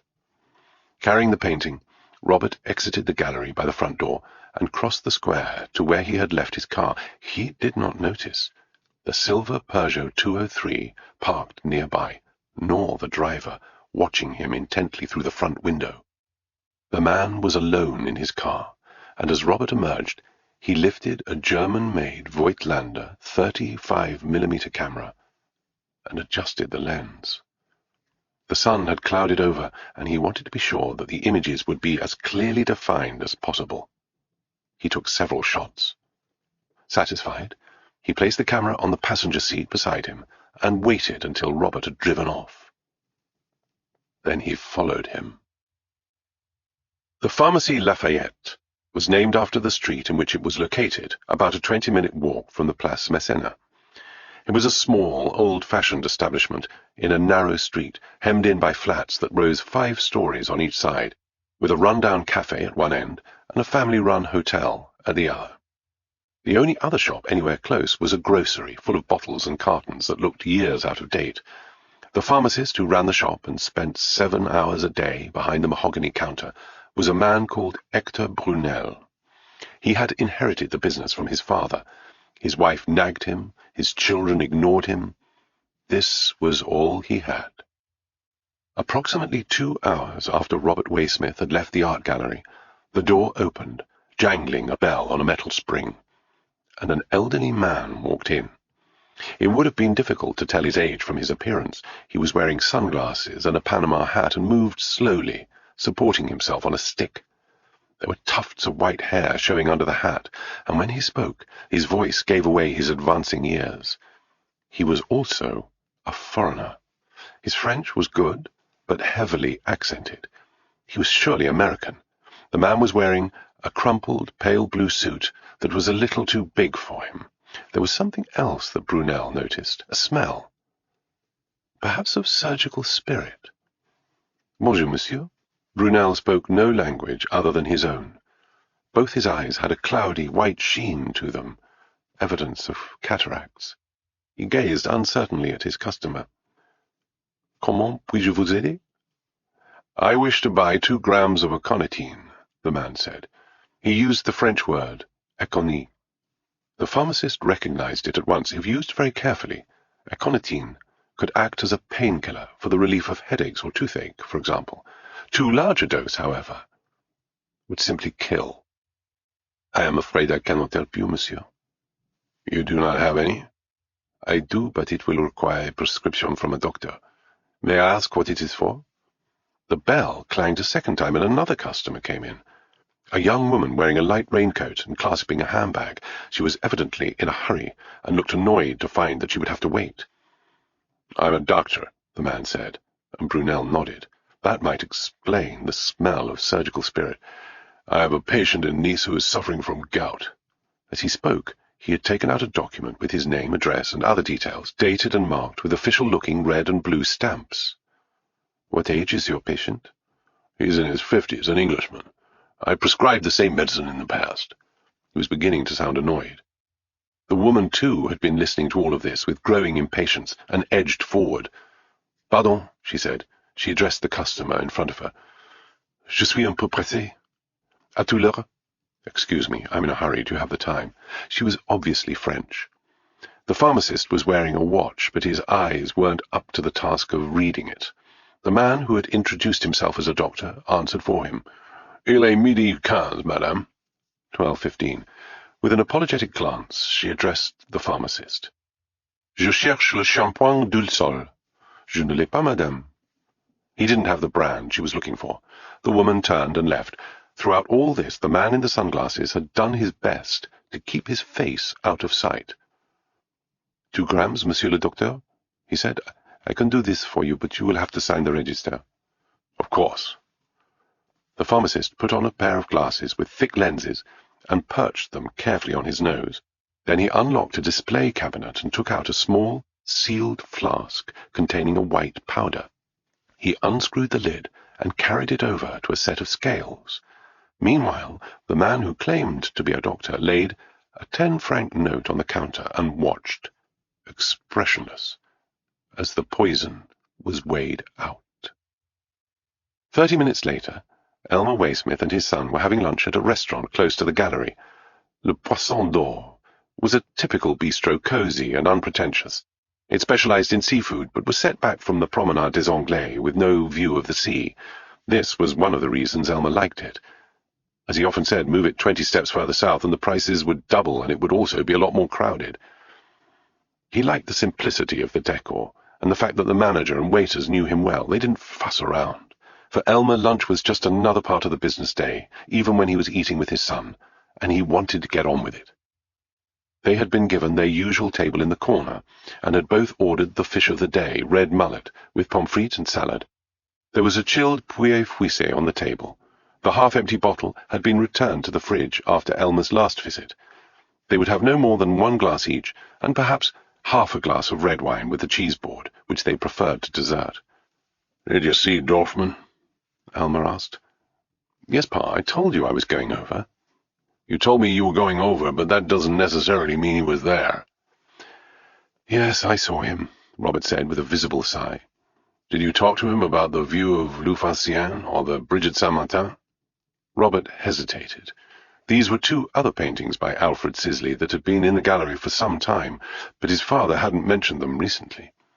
"No," he replied. "Mr. Dorfman was very happy with the woman with the parasol, and I didn't think he was in any mood to talk about anything else." "That's a pity." Elmer had a particular expression when he was unhappy, a sort of petulance that didn't suit him at all. Back at the gallery, Madame Dubois knew it well. She called it his bad weather face. "Maybe you should see him next week." "Why?"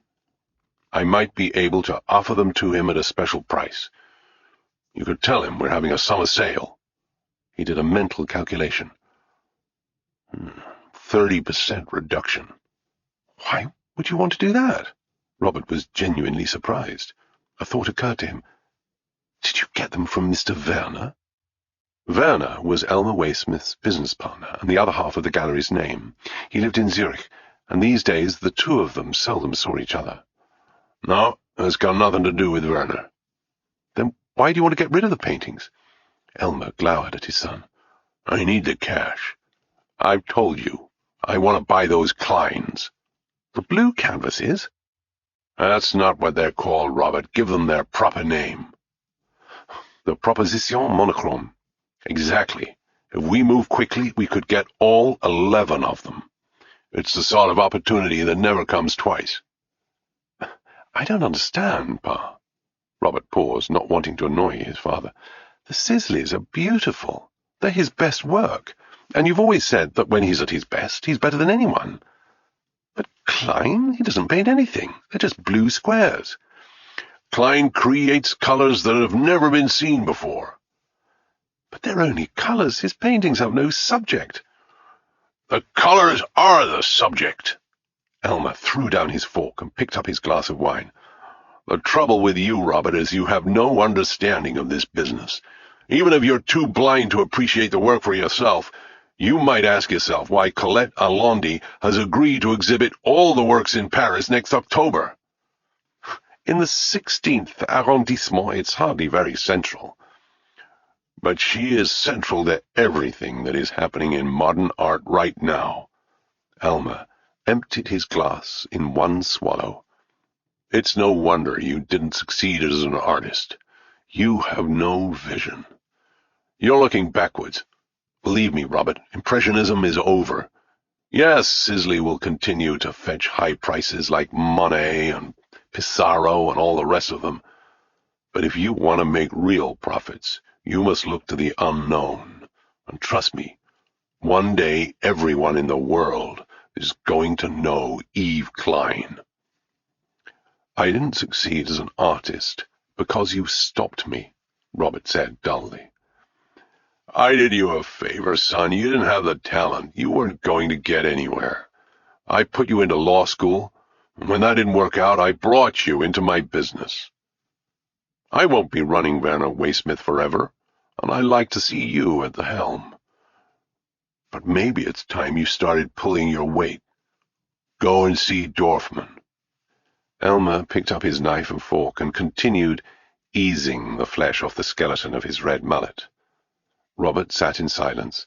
He was used to being treated this way. It had happened often enough. But there were also times when he hated his father. When everything in his life, the failure of his career, the death of his mother, the hours wasted in a world that meant nothing to him, came to the boil, and he would do anything, to break free.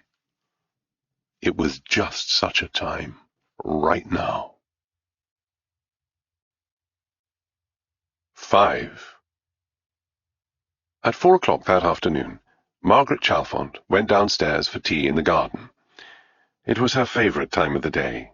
Some of the heat would have gone out of the sun, but for the past 6 hours the chateau and its grounds had been bathed in its warmth, and the air would be thick with the smell of roses, lavender, and pine. The gazebo was tucked away from the main house on the edge of an ornamental lake. It was circular, with 8 Corinthian pillars holding up a limestone cupola faced with marble and decorated with semi-precious stones that took the form of a garland of flowers, continuing all the way round. Lady Chalfont loved it here. There was a small island in the middle of the lake, and she had left instructions that she would like to be buried here if she died in France. It was strange, but as she made her way, fully dressed, along the corridor that led to the stairs, she had a premonition that the end might be coming very soon. It wasn't that she felt ill. In fact, the week in Cap Ferrat had done her a power of good, just as Elmer had said, but she was having bad dreams. She had not yet heard from Atticus Pund, although she was sure he must have arrived. She wished she had seen him today, and wondered when he would come. As she reached the staircase, she heard the sound of typing coming from her husband's study. She thought of knocking on the door and asking if he might not change his mind and join her for tea, but quickly decided against it. She knew he was trying to finish the catalogue for his next exhibition. He would hate to be disturbed. Instead, she followed the stairs down to the Grand Salon, a space that stretched from the hall and main entrance all the way to the floor-to-ceiling glass doors that opened onto the garden. A line of pillars separated the house from the grounds. They supported the balcony in front of her bedroom, where she sat for most of the day. Lady Chalfont felt almost lost as she crossed the room, making her way outside. It wasn't just its size. It was also filled with so many gorgeous things: antique tables and sofas, a desk, a grand piano, a gaming table with a chessboard said to have belonged to Victor Hugo, although Elmer insisted it had been crafted at least 50 years too late, pedestals and pictures. Much of this had been bought by the 5th Earl Chalfont, her late husband's father, but Henry and then Elmer had also added to the collection to the extent that she sometimes felt as if she was living in a museum or a very high-class bric-a-brac market. She was about halfway across when Beatrice appeared, as if out of nowhere. The housekeeper had an extraordinary ability to hear any movement in the house and to make herself available like a genie out of a lamp. "Good afternoon, madame. You take tea?" she asked. "Yes, Beatrice. I'm joining Harry and my daughter at the gazebo." "You would like me to walk with you?" "No, I can manage on my own, thank you. Will you bring out the tea?" "I make it now." Beatrice stopped to tidy the magazines on an ornamental table, then walked back toward the kitchen. Lady Chalfont continued out into the garden, following the path that led past the fountain and then on to the lake and the gazebo. Harry was already waiting for her, but there was no sign of Judith. Instead, he had been joined by Geoffrey. Cedric was also visible in the distance, prowling around the herb garden. Margaret worried about her grandson sometimes. He spent too much time on his own, and he wasn't like any other children she'd ever met. What was he doing now, for example? Cedric had recently developed an unhealthy interest in poisons. Only the week before he had brought a clump of Atropa belladonna to the dining-room table, deadly nightshade. Beatrice had removed both the plant and the boy from the room, only allowing Cedric to return after he had thoroughly washed his hands. The two men stood up as she approached. Geoffrey greeted her with an embrace and a kiss on both cheeks. "Oh, Mamma, how have you been today?" he inquired. "Much the same as usual, Geoffrey dear." She accepted the kisses with a certain stoicism. Since her illness had been diagnosed, she had come to dislike close contact such as this. "Where's Judith?" she asked. "Oh, you know what she's like," Harry replied. "It's these wretched lines in the Peruvian desert. She won't leave them alone. She sent her apologies, and I came instead." A table had been laid in the center of the gazebo with china cups and plates and an ornamental stand, 3 tiers high, laden with sandwiches and madeleines. "Is Cedric going to join us?" Lady Chalfont asked as she took her place. "I have no idea, Mamma." Geoffrey sat next to her. "That boy lives in a world of his own." "The same could be said about you," Lady Chalfont remarked caustically. "Couldn't Lola look after him? She's learning her lines. Do you think she's going to get this part in the play? It's a musical. She hasn't been cast yet. She's hoping to meet the producers soon, and meanwhile she's working on her Italian accent and singing. She won't stop singing. Right now it's like living with Maria what's-her-name, that opera woman." Callous. Geoffrey's father had loved classical music and opera. Lady Chalfont often wondered how their only son could have grown up so uninterested. "I'm starving," Harry said, delicately pinching a sandwich between his forefinger and thumb. He hadn't thought to offer Lady Chalfont one, but he knew she would have no appetite. "Where's Beatrice with the tea?" he asked. At that moment, Beatrice was pouring milk into a porcelain jug, which she then placed on a tray. She went over to the sideboard, where she'd set out 2 teapots, one with Fortnum and Mason's Royal Blend, the other with lemon and ginger, which Lady Chalfont preferred. As she drew nearer, she stopped, puzzled. She was quite sure that she'd left the lids on both teapots. It was her usual practice. She made the tea, and then she left it to brew for exactly 3 minutes, the way Lady Chalfont liked it. But although the larger teapot with the Royal Blend was still closed, the lid of Lady Chalfont's pot was lying on the counter. Beatrice was certain she'd replaced it after she'd poured in the boiling water. Could someone have come into the kitchen while she'd been in the Grand Salon? But why would anyone want to touch the tea things? Beatrice dismissed the thought. She replaced the lid, then loaded the pots onto a tray along with the jug of milk, a dish with some neatly arranged lemon slices, and a bowl of sugar. Looking around her and checking that everything was as it should be, Beatrice carried the tea out into the garden. 20 minutes later, a grey Citroën traction avant pulled up in front of the house. There was a man sitting in the front, in the passenger seat. He was in his 50s, bald and unsmiling, dressed in a dark suit and black tie, and this, along with the colour of the car, gave him something of the appearance of an undertaker. His name was Jean Lambert, and he was a solicitor, or an avocat, as it is called in France. He worked for both Lady Chalfont and her husband, and had also advised Harry Littleton on many occasions as he had continued in his struggles to build his hotel. Monsieur Lambert could not drive. It was his secretary who was behind the wheel, a young, quite plain woman with her hair tightly drawn in a bun, wearing a cropped jacket and a smart dress. Alice Carling had an English father and a French mother, both in their 60s. Her parents had moved into a small house in a village close to Saint-Paul-de-Vence after they married, and had been there ever since. Tom Carling, a former mechanic who had met his wife in a French field hospital, had never learnt a word of French, but his daughter was bilingual. Monsieur Lambert's office was inside the town, and she had been with him for 4 years. Monsieur Lambert was the first out of the car, picking up his briefcase, which had been resting on the back seat. Now that he was on his feet, it could be seen that he was several inches shorter than his assistant. They made an odd couple as they made their way to the front door without speaking. Alice rang the bell, then stepped aside, so that Monsieur Lambert could introduce them. It took a long while for anyone to arrive, but just as she was about to ring again, the door opened, and Beatrice stood in front of them, a look of puzzlement on her face. It was possible that she did not remember who Monsieur Lambert was.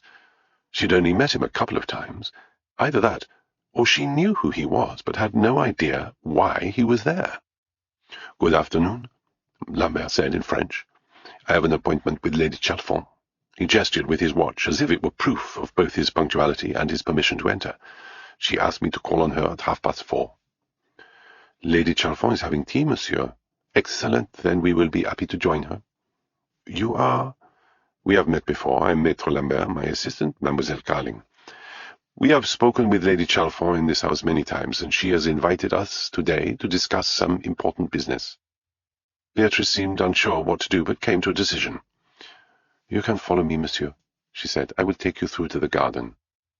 Lambert and his secretary exchanged glances and entered the house, the solicitor walking ahead.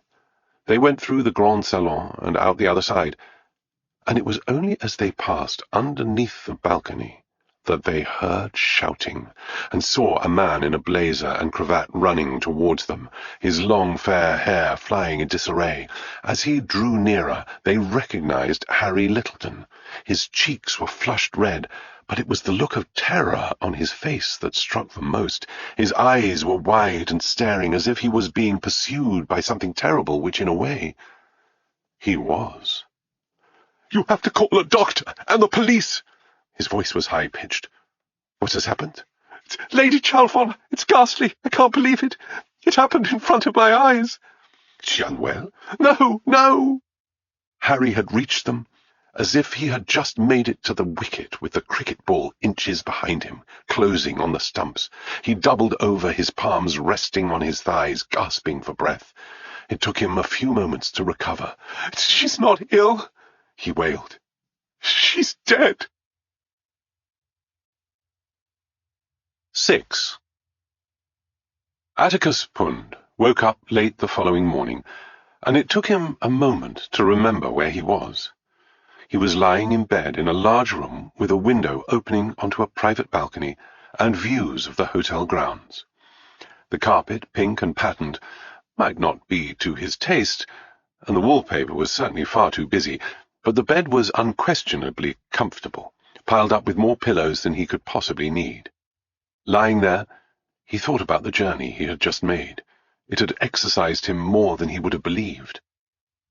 It had all begun well. The sea had been calm on the crossing to Calais, and the famous blue train had been waiting for him at the platform. Swathed in a cloud of white steam, the famous LX wagons-lits assembled one after another, a wall of sapphire blue scored by a single gold line.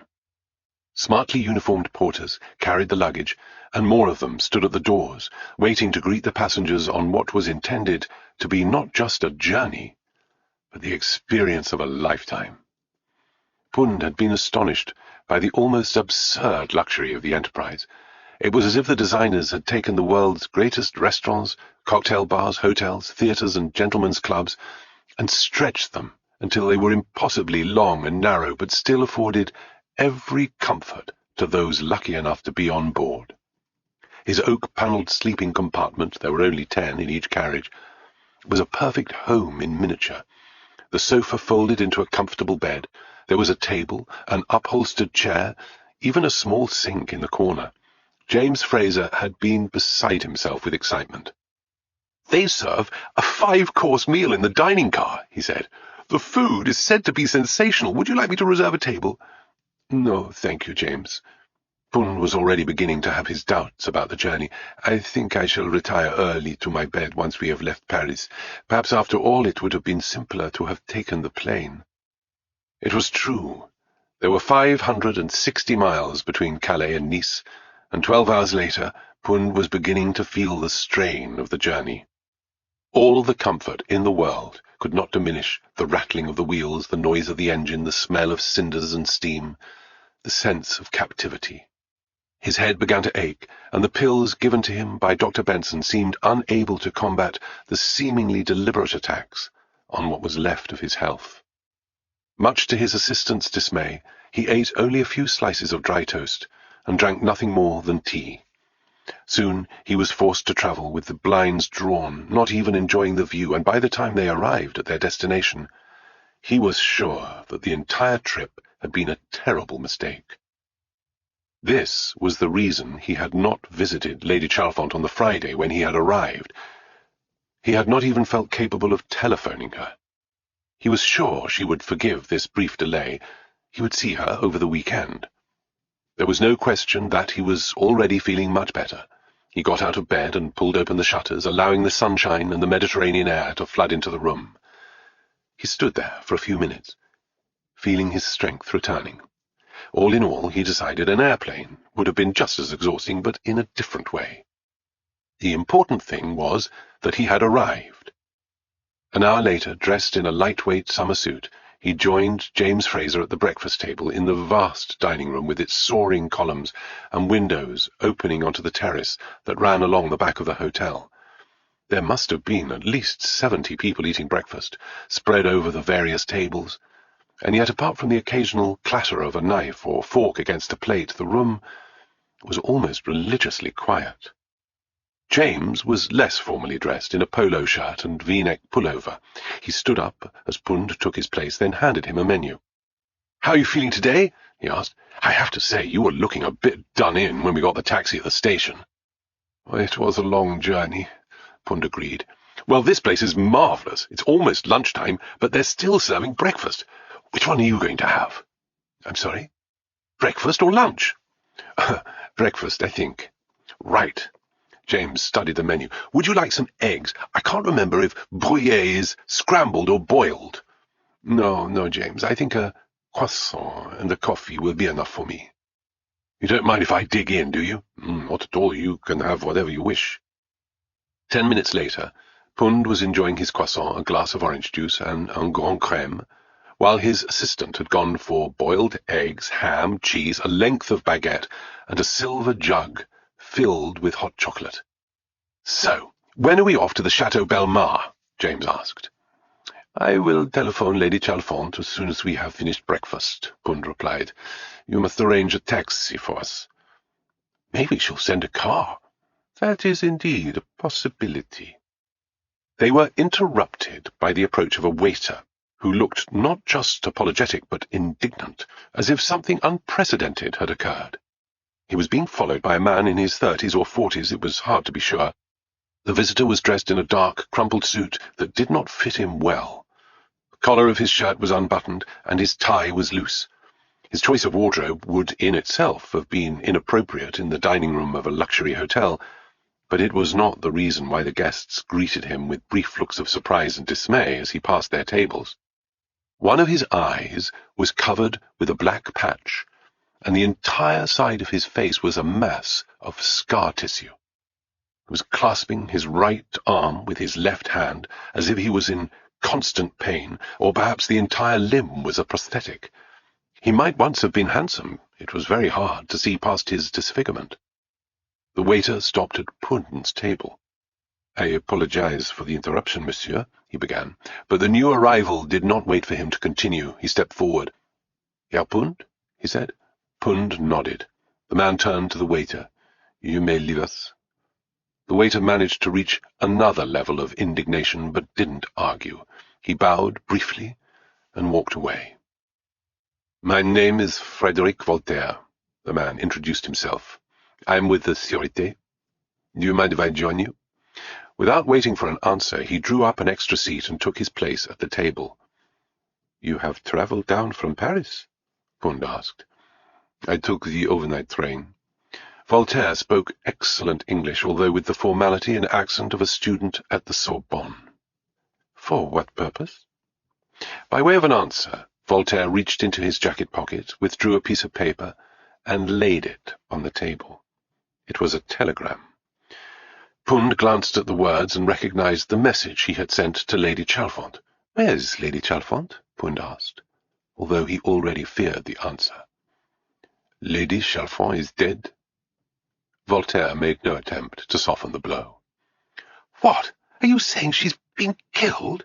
James Fraser stared at the man from the Sûreté.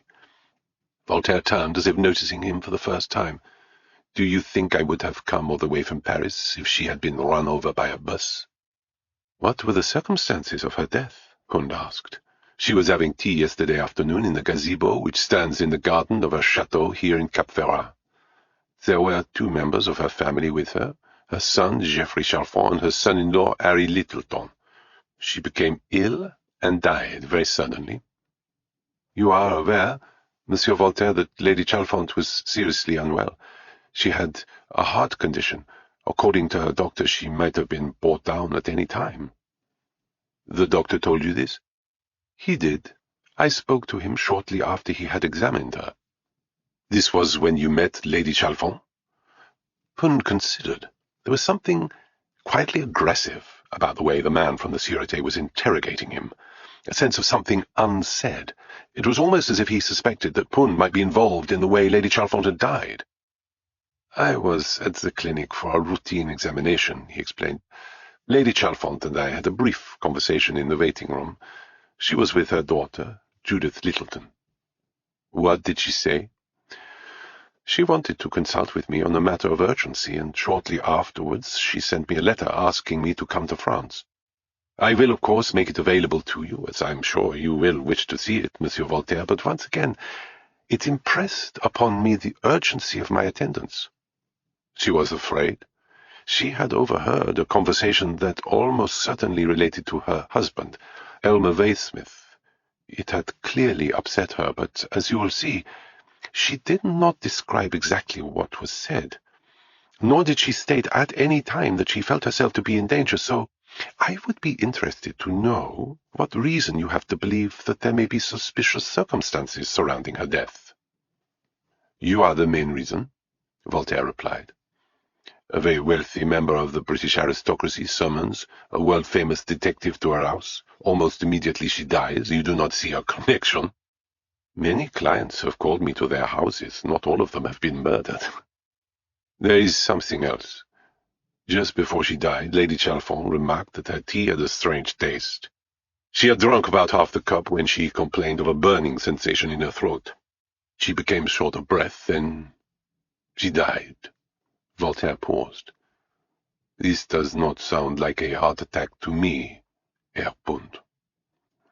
I am inclined to agree, Monsieur Voltaire. I will ask my assistant to retrieve the letter from my room. I assume you are returning to the Chateau Bellemare. That is my intention. Then perhaps you will allow me to accompany you. Lady Chalfont was not a client, at least not formally, but we had met before, and I would say we were friends. As you can see from the telegram, I was intending to meet her yesterday, but I was not well enough to make the journey to the chateau. If it turns out that you are correct, and she was indeed the victim of foul play, I will not be able to forgive myself. I have let her down. You are in no shape to go anywhere, James muttered from the other side of the table. Even so, I feel a duty towards her, and would be happy to help you with this investigation. Frederick Voltaire was sitting very straight in his chair, and the look on his face suggested that this was the last thing he wanted. However, finally he nodded. I will be honest, Herr Pund. I would prefer to work alone. I do not think I need your assistance, and I find it frankly offensive that you should suggest otherwise. However, the matter has been taken out of my hands. When I reported to my superiors that you are here in Cap Ferrat and that Lady Chalfont communicated with you, I was given the direct order to involve you in the case. The commissaire wishes this matter to be dealt with as quickly as possible. Do not think for a minute that this has anything to do with Lady Chalfont or her family, or, for that matter, yourself. The Côte d'Azur is becoming increasingly important to the economy of the whole country. We need tourists, and not just that, wealthy tourists. We already have enough problems with Corsican drug gangs, as well as corruption and vice. If people with wealth and influence think they cannot come here without being murdered in their own homes, it could place the entire area in jeopardy. In short, my hands are tied. The commissaire sends his compliments, and formally asks for your help in this matter. If you have eaten your breakfast, I have a car outside. Despite my own considerations, you will be given complete freedom to pursue the investigation as you see fit. You are very direct, Monsieur Voltaire. Would you wish me to be otherwise, Herr Pund? Pund examined the other man curiously, wondering about his injuries, the manner in which the detective had approached them, and what it was that made him so hostile. But this was far from the right time to start asking questions. I'll get the letter, Fraser said. Thank you, James. Pund smiled at the Frenchman. I shall finish my coffee, and then we shall go. 7.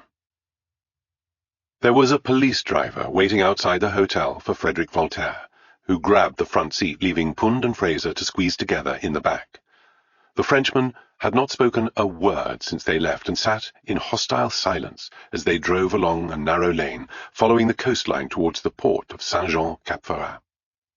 James Fraser alone seemed relaxed, his face pressed against the window, enjoying the brief glimpses of dazzling blue water in the gaps between the ancient villas and the abundance of foliage and trees. The lane climbed upwards, taking them above the port, and now he saw dinghies and sailing boats dotted haphazardly around the jetty. Everywhere he looked, there were signs of new building, cranes, scaffolding, cement mixers, and clusters of workmen, as the sleepy village was rapidly transformed into a holiday resort that would attract millionaires and celebrities from all over the world. "What a lovely place!" he exclaimed, as much to himself as anyone in the car.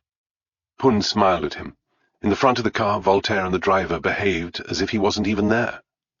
They took another road that crossed over to the western edge of the promontory, surrounded by sea on 3 sides. After a short drive, they came to a driveway that ran between 2 rows of poplar trees, with a handsome pair of gates at the end. It was only as they slowed down that James realized they had arrived at the Chateau Belmar. The gates were open. They drove through and parked on the gravel drive next to a pair of Renault 4CVs, painted black and white, with only the single word, "Police," written in small letters, revealing to whom they belonged. The driver turned off the engine. "I am still leading this investigation," Voltaire said. He spoke without turning round. "And you will share with me any information that you receive." "We are here to assist you, Monsieur Voltaire," Pund assured him, "not to get in your way." Pund and Fraser stepped onto the driveway and waited for the French detective to join them. Whatever had happened to him, presumably a war injury, it had affected his whole body, making it difficult for him to maneuver himself out of the car. It was obvious that he was in constant pain. Finally, the 3 of them stood in the sunshine, looking up at the handsome facade of the house and the 3 white marble steps leading up to the front door. A gendarme had been positioned outside and saluted Voltaire as he approached.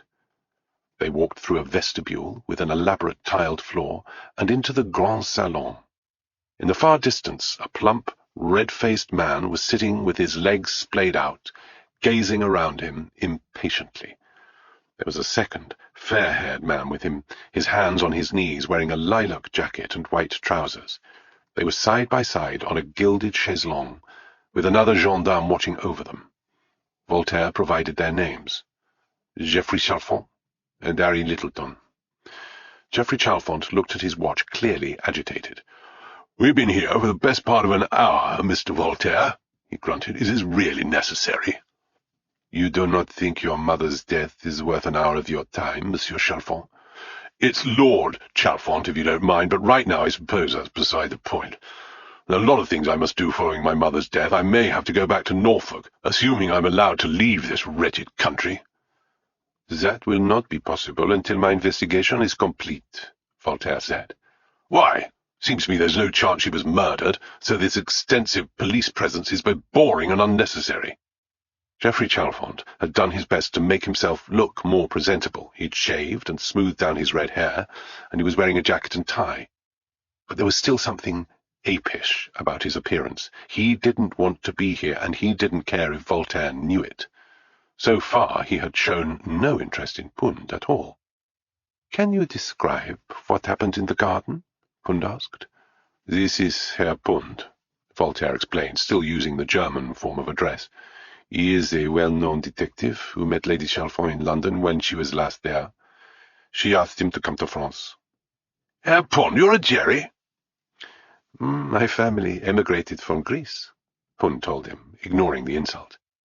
"Well, my mother never mentioned you to me," Geoffrey Chalfont remarked gruffly. "Nor me," Harry Littleton added. "And yet your wife was present when we met," Pund said. "She did not say anything to you?" "You mean Judith? No, not a word." James Fraser had taken out his notebook and had written down everything that had been said so far. He put a question mark beside this last statement, but only because he had noticed that Pund seemed surprised. "Your mother also wrote to Herr Pund," Voltaire explained. "I've seen the letter, and although she does not say as much directly, it could be implied that she was in fear of her life." "She was ill," Geoffrey said. He made it sound completely obvious. "She knew she was going to die."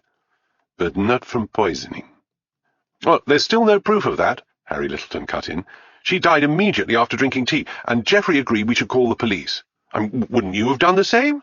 Was his mother, after all." "You told the police that she had complained of a burning sensation in her throat," Pund said. That was true. Harry reached forward and opened a silver and ivory box on the table in front of him. He took out a gitane cigarette and lit it, coughing as the smoke hit his lungs. She did say that. A burning throat is not usually a symptom of a heart attack, Mr. Littleton. She could have scalded herself. I mean, isn't that a possibility? The tea was rather hot. How far is the gazebo from the house? Oh, it's miles away, Harry answered, and scowled. In the space of 5 seconds he had managed to contradict himself. And so the tea could not have been of a scalding temperature by the time it reached you. Pund made the obvious conclusion. Geoffrey Chalfont managed a thin, humourless smile. But who would want to kill a woman who only had months to live? Why risk hanging when the end was so near anyway? It would not be hanging but the guillotine, Voltaire remarked coldly. We are fortunate to have the contents of the teapot from which Lady Chalfont took her tea. They have been sent for analysis in Marseille, and we will have the results very soon. Harry Littleton had gone pale at the mention of the guillotine. Geoffrey Chalfont was unmoved. Can you describe for me what occurred? Pund asked. Was it always your practice to take tea with your mother? Not always, Geoffrey replied. He took a breath. Spent a lot of time in her room. But she liked to come out to the garden for afternoon tea, and given how ill she was, we always made sure there was someone to sit with her. So you and Mr. Littleton were in the garden. Who else was in the house? My stepfather was in his study, spends all day there sometimes, writing one damn catalogue after another. He'd had lunch in Nice and got back at 3 o'clock. I know, because I was on the terrace and heard the clock strike in the petit salon just as his car pulled in. Beatrice was in the kitchen, I imagine. I'm not entirely sure where Cedric was. He's my son. He's only 8 years old. He was mucking around somewhere in the garden. He does that a lot. And his mother? Lola was in her bedroom, learning her lines. Oh, she's an actress. She used to be. That's how I met her. She was playing Mata Hari at the Theatre Royal in Norwich. She was a gorgeous young woman, I have to say. And she got the voice and the look absolutely right. But this is something rather different. Comedy musical. It's called Where's My Gondola? A complete waste of time. It'll probably sink. Harry Littleton smirked, but it seemed to Pund that Geoffrey hadn't intended to make a joke. Was there anyone else? He asked. My wife was in Peru, Harry said, which is to say, that's where she always is in her own mind. She'd have been at her desk writing about the Nazca Desert. Geoffrey thought for a moment. That just leaves Robert, he said. Robert Waysmith is Elmer's son by his first marriage. I only saw him when the police were here, and I didn't ask him where he'd been. I imagine he was working at the gallery in Nice, as his business. He sells art. The two of you close? Robert and me? Oh, we don't have many shared interests, but we get along. I like him. I'd say we all do. So you had tea with Lady Chalfont in the gazebo. How did she seem to you? The two men glanced at each other as if wondering who should speak. It was Harry Littleton who answered. Well, she seemed to be in jolly good spirits, he said. She hadn't been at all herself recently, not since she got back from that trip to London, but Jeffers and I both thought she was on top form. Maybe that's because she knew Mr. Pund was coming, Fraser remarked.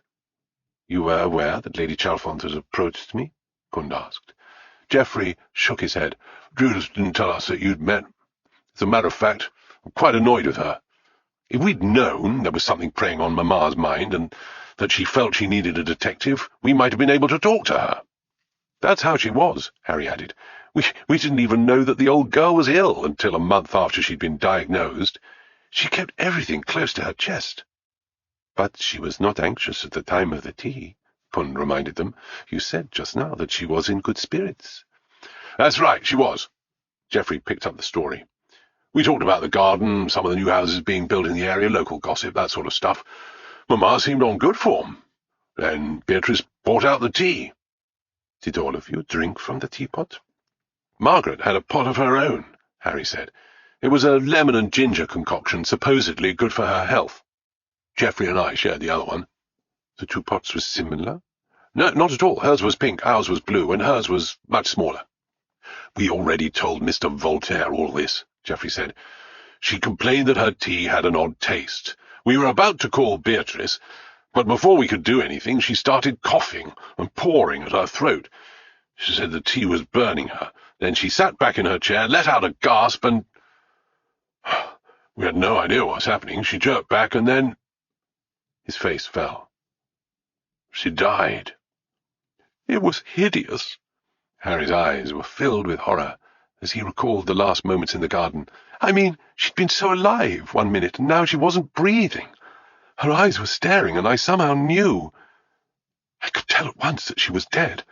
But how could it have happened just like that, sitting in the sunshine, drinking tea?" "Do you think she might have been poisoned?" No. That never occurred to me. I still don't believe it now." "So why, then, did you call for the police?" "Isn't that what you do when someone dies? We both agreed it was the right thing to do. Geoffrey stayed with his mother. It didn't seem decent to leave her alone, and I ran to the house and called for help." "Who was there?" "Well, I was looking for Beatrice. I don't speak French. I had lessons at school, but I never understood a word of it. All this le la lay stuff. Why do the frogs need so many words for the?" "Please, Monsieur Littleton," Voltaire said. "Stay to the point." Yes, I'm sorry. I was going to explain things to Beatrice and get her to make the appropriate telephone calls, but she wasn't on her own. Mr. Lambert and his assistant had turned up out of the blue. Apparently Lady Chalfont had invited him to the house, but it couldn't have been worse timed." "Who is Lambert?" Pund asked. "He's the family solicitor," Geoffrey explained. "We have two solicitors, one in London, one out here. Jean Lambert deals with all the legal matters relating to the chateau and the gallery in Nice. He's also advised Harry about his new hotel, and he drew up my mother's will." Voltaire picked up on this. He leaned forward. "Had he come here to discuss the will?" he asked. "I have no idea, Monsieur Voltaire. He stayed until the ambulance arrived, but I was too upset to talk to him. He said he had an appointment, that's all. He was the one who called the police and the hospital in the end. He took over the situation. Maybe you should talk to him." "We will," Voltaire assured him. 8. From the Grand Salon, Atticus, Pund, Fraser, and Voltaire passed through to the L-shaped kitchen, where they found Beatrice sitting at the table polishing the silver. It was obvious that she had been crying. Her eyes were red, and there were several balls of tissues in front of her. She had already met Voltaire earlier that morning, but the sight of two more strangers had her trembling in her seat. Pund sat down opposite her. "You are Mademoiselle Beatrice?" he asked gently, trying to put her at her ease. "Beatrice Laurent, monsieur." "This must be a very difficult time for you." "You have no idea, monsieur. Lady Chalfont was always so kind to me. I know that she was ill, but I did not expect this. And I hear them saying that maybe she was poisoned. That is impossible. I will not believe it." She reached for another tissue, and Pund waited until she had wiped away fresh tears. Beatrice spoke no English, so James Fraser had been translating everything that was being said. Pund waited for her to calm down. "You live here in the villa?" Pund asked. "She lives here for 6 months when the family's in residence," James translated. "During the winter months she comes in twice a week and lives with her brother just outside Nice." He frowned. I didn't quite catch the last part, but I think she said he's a bastard." "Miss Laurent and her brother live in a stone house," Voltaire cut in. "The French word for a stone house is bastide." "Oh, sorry." Fraser blushed. "Would you like me to take over the translation?" Voltaire asked. "That will not be necessary, Monsieur Voltaire, thank you. But if you could point out any other misunderstandings, we would both be very grateful." Pund turned back to the housekeeper. "You made the tea yesterday afternoon?" "Yes, monsieur. Lady Chalfont liked to take tea in the garden with her family. I made sandwiches and cakes and took them out as she had instructed. One pot for madame, another for the two gentlemen." "You took everything together?" Beatrice shook her head. "No, monsieur. I waited until Lady Chalfont went into the garden. Then I took out the fish." "The drinks," Voltaire muttered. "Boisson, not poisson." "Sorry," Fraser said.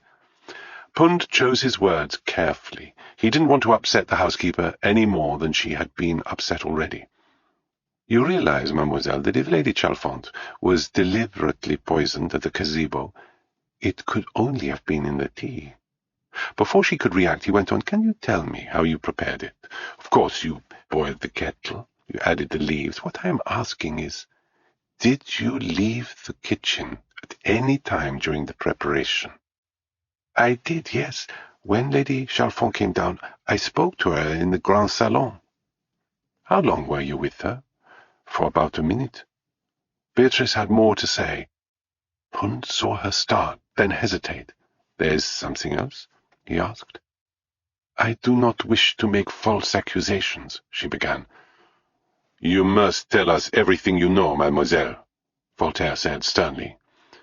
"Well, it was something I saw at the time.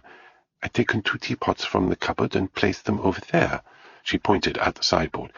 "I put in the tea leaves and filled them with boiling water, and then I replaced les couvercles." Fraser looked to Voltaire. "The lids," Voltaire said. "That was when I heard Lady Chalfont outside and went to speak to her. I met her in the Grand Salon. But here's what I do not understand, monsieur. When I returned, the lid of the smaller pot, the pink one, had been removed. That was madame's, but I am sure the teapot was closed. He's not like me to be so clumsy." Pund considered. "Can you tell me, Mademoiselle Laurent, how many ways are there into the kitchen?" Beatrice had to think for a moment, looking around her to be sure. "There are 4, she exclaimed eventually. "You came in through the main door to the house. The door over there connects directly with the petit salon. There's a 3rd door into the garden." "And the 4th? It was Voltaire who asked. "There's a service staircase that leads all the way to the top floor. You cannot see it from here. It's hidden around the corner. I have a room at the top of the house, and I use the stairs at the beginning and end of every day." "So, someone could have been waiting for her to leave," Fraser said. "The moment she left to have a chat with Lady Chalfont, they could have crept in and added something to the teapot." He turned to Beatrice. "Did you hear anything?" "No, monsieur, I heard nothing." "I would like to see for myself these hidden stairs," Pund remarked. He bowed to the housekeeper. "Je vous remercie, mademoiselle. Vous m'avez beaucoup aidé." James Fraser stared at him as they made their way to the back of the kitchen. "You speak French?" "Oh, only a little, James. Few words. You did an excellent job." What looked like a cupboard door opened to reveal a narrow wooden staircase, uncarpeted, rising between 2 plaster-covered walls.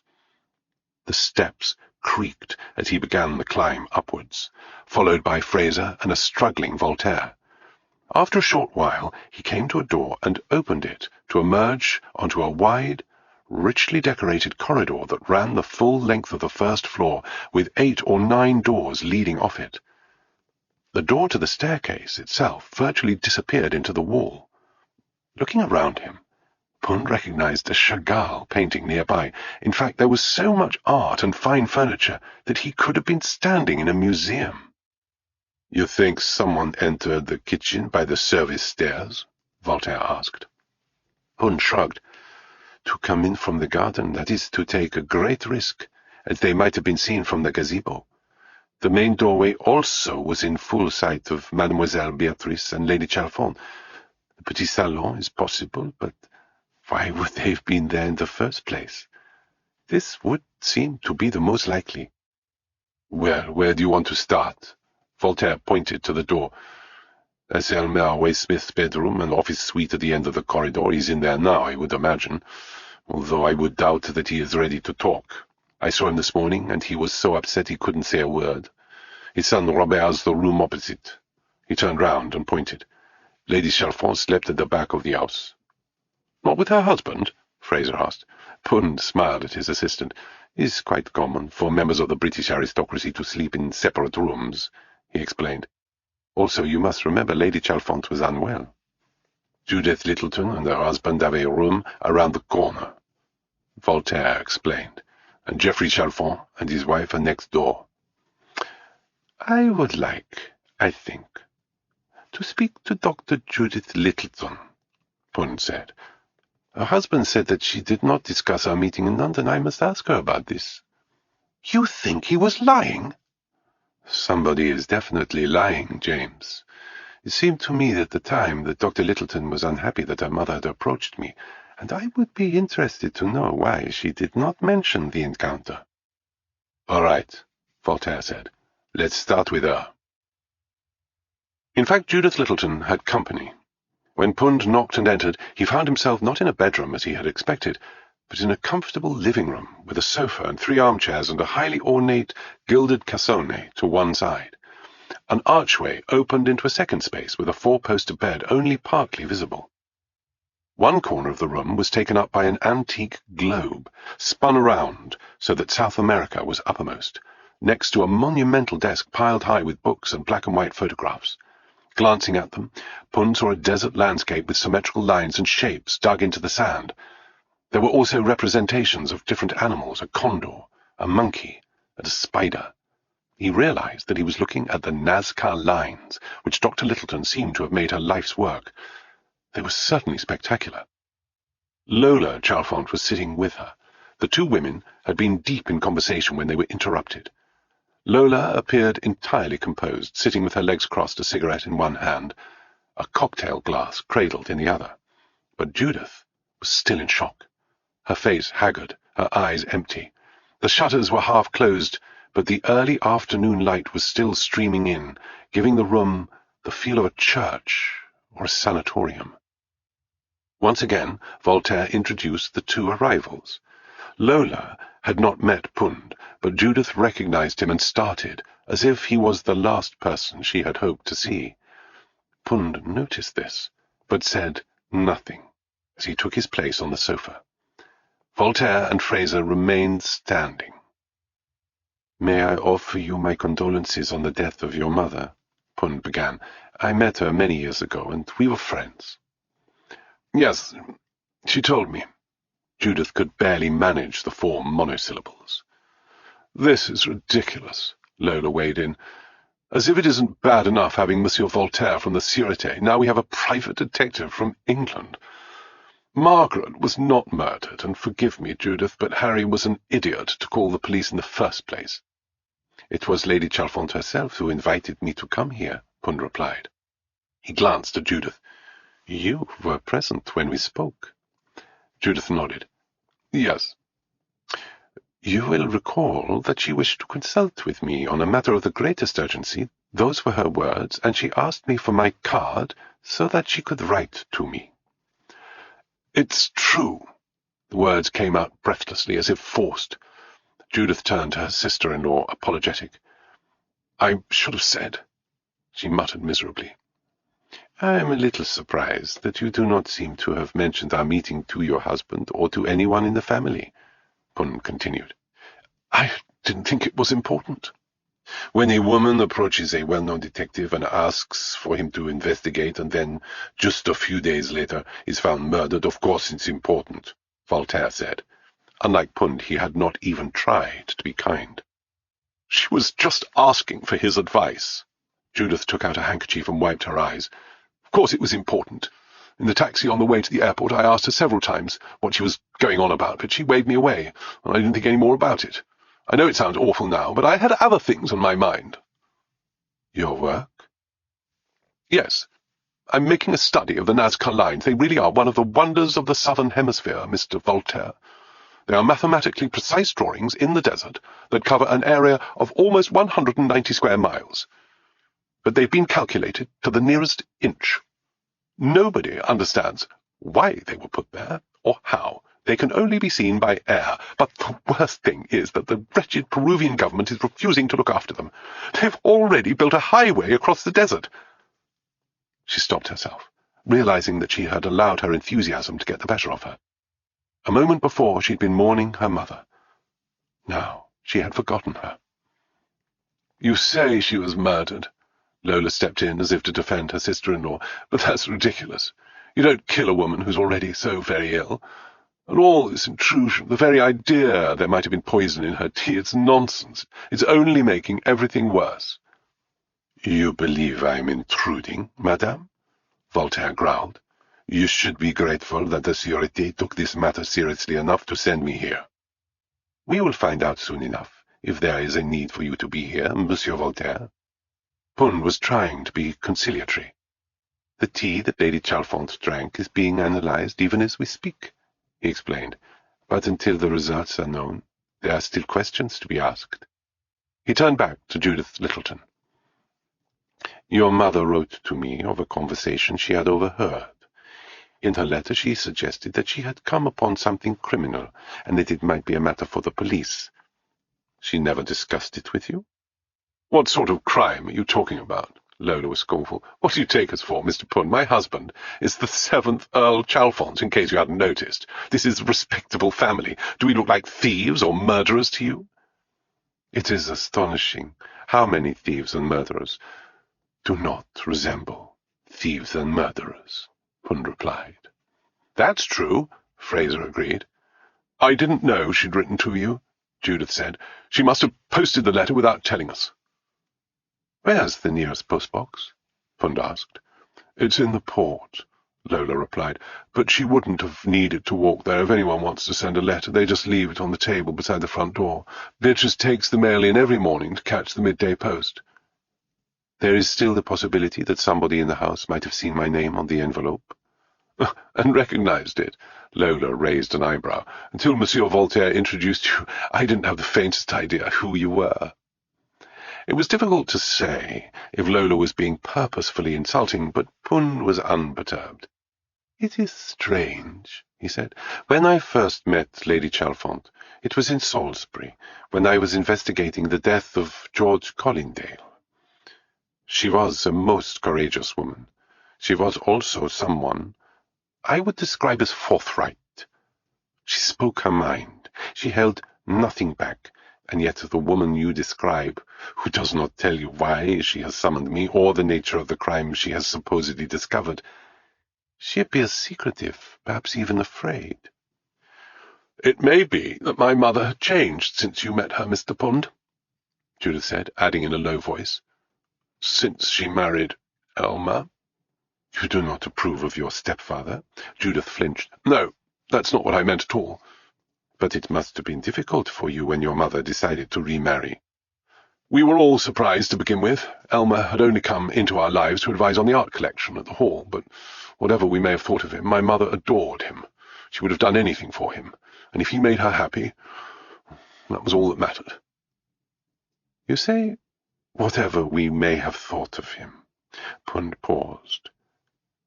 What did you think of him? When he first turned up, we thought he was a gold digger, Lola said. He had her round his little finger, and still does. Well, at least he did until yesterday afternoon. She never did anything without asking him first, but Judith's right about one thing. He didn't need her money. He'd inherited more than enough when his first wife died. How did she die? Voltaire asked. She threw herself under a train. How awful, Fraser muttered. Lola glanced at him. Maybe it was better than living with Elmer. There was a brief silence, broken only by the sound of Fraser's pen scratching against the surface of his notebook. Then Pund continued. You were not expecting to meet Maître Lambert yesterday? I couldn't believe it when I saw him here, Judith said. He insisted that Mother had asked him to come to the house at 4:30, but she'd never said anything about it to us. Could it be that there was something that she did not wish you to know? I suppose that's possible, but if it was important, I'm sure she would have asked Elmer first. Voltaire had been listening to all of this with growing impatience. It seemed to him that Pund had learned nothing of any importance, and that his questions seemed to have been fired at random, none of them coming close to the target. Voltaire's way of doing things was more straightforward. Can you tell me your movements yesterday? He cut in. I had breakfast in the petit salon, Lola began. I am referring to the afternoon, madame, Voltaire snapped. Did either of you go down to the kitchen at around 4 o'clock? I stayed in my room. Judith was the first to answer. I was reading, and I was very much immersed in my book. The next thing I knew, I heard Harry in the hall, and he was shouting. That's when I came down. Voltaire turned to Lola. I was also in my room. Lola waved a languid hand. You might like to know that before I married Geoffrey, I was an actress. A well-known actress, as a matter of fact. Right now, I'm considering taking a part in a production that's opening later this year. I'll be meeting the producers quite soon, so I was looking at my lines." She paused. "There is something else?" Voltaire asked. "Well, since you ask, I did hear someone go down to the kitchen. Don't ask me the exact time, but it must have been around 4 o'clock. They went down the service stairs. They're right next to my room, and they creak. Beatrice sometimes wakes me up in the morning when she goes down to do the breakfast. I've told her 100 times to make less noise, but I suppose it's not her fault." "Do you know who it was?" "How could I know who it was, Monsieur Voltaire? I heard them. I didn't see them." "How can you be quite certain that they were not climbing the stairs?" Pund asked. "It could have been someone coming from the kitchen, or perhaps even climbing up to the top floor." Lola thought about this. "I suppose you have a point," she conceded. "I heard the door opening on the landing, so they must have started from there, but I suppose they could have gone up, not down." "Only Beatrice has a room on the top floor," Judith said. "And Beatrice was serving the tea," Lola added. "Where was the younger Mr. Waysmith?" Pund asked. "He went into Nice for lunch with his father. I don't know what time he got back." "I didn't see him until after the police arrived," Judith said. "He was probably at the swimming pool. He likes to keep himself fit." "You should ask Bruno," Lola added. "Bruno is the gardener?" "Yes, but he does the pool, too. There's a sort of Swiss chalet thing next to it, and Robert uses it to get changed. It's quite possible Bruno will have seen him." "But whether he did or not, your questions are ridiculous," Judith scowled. "Robert would never have hurt Mamma, not in a million years. None of us would. Mamma died of natural causes, and your presence here is both intrusive and irrelevant." There seemed to be nothing more to say. Pund stood up, and with a brief nod of thanks, Voltaire moved to the door. Pund followed, James Fraser close behind. "Well, that wasn't very helpful," James said, glancing at the notes he'd made once they were back in the corridor. "I'm not so sure, James." Pund shook his head. "Do you not see how it all begins to fit together?"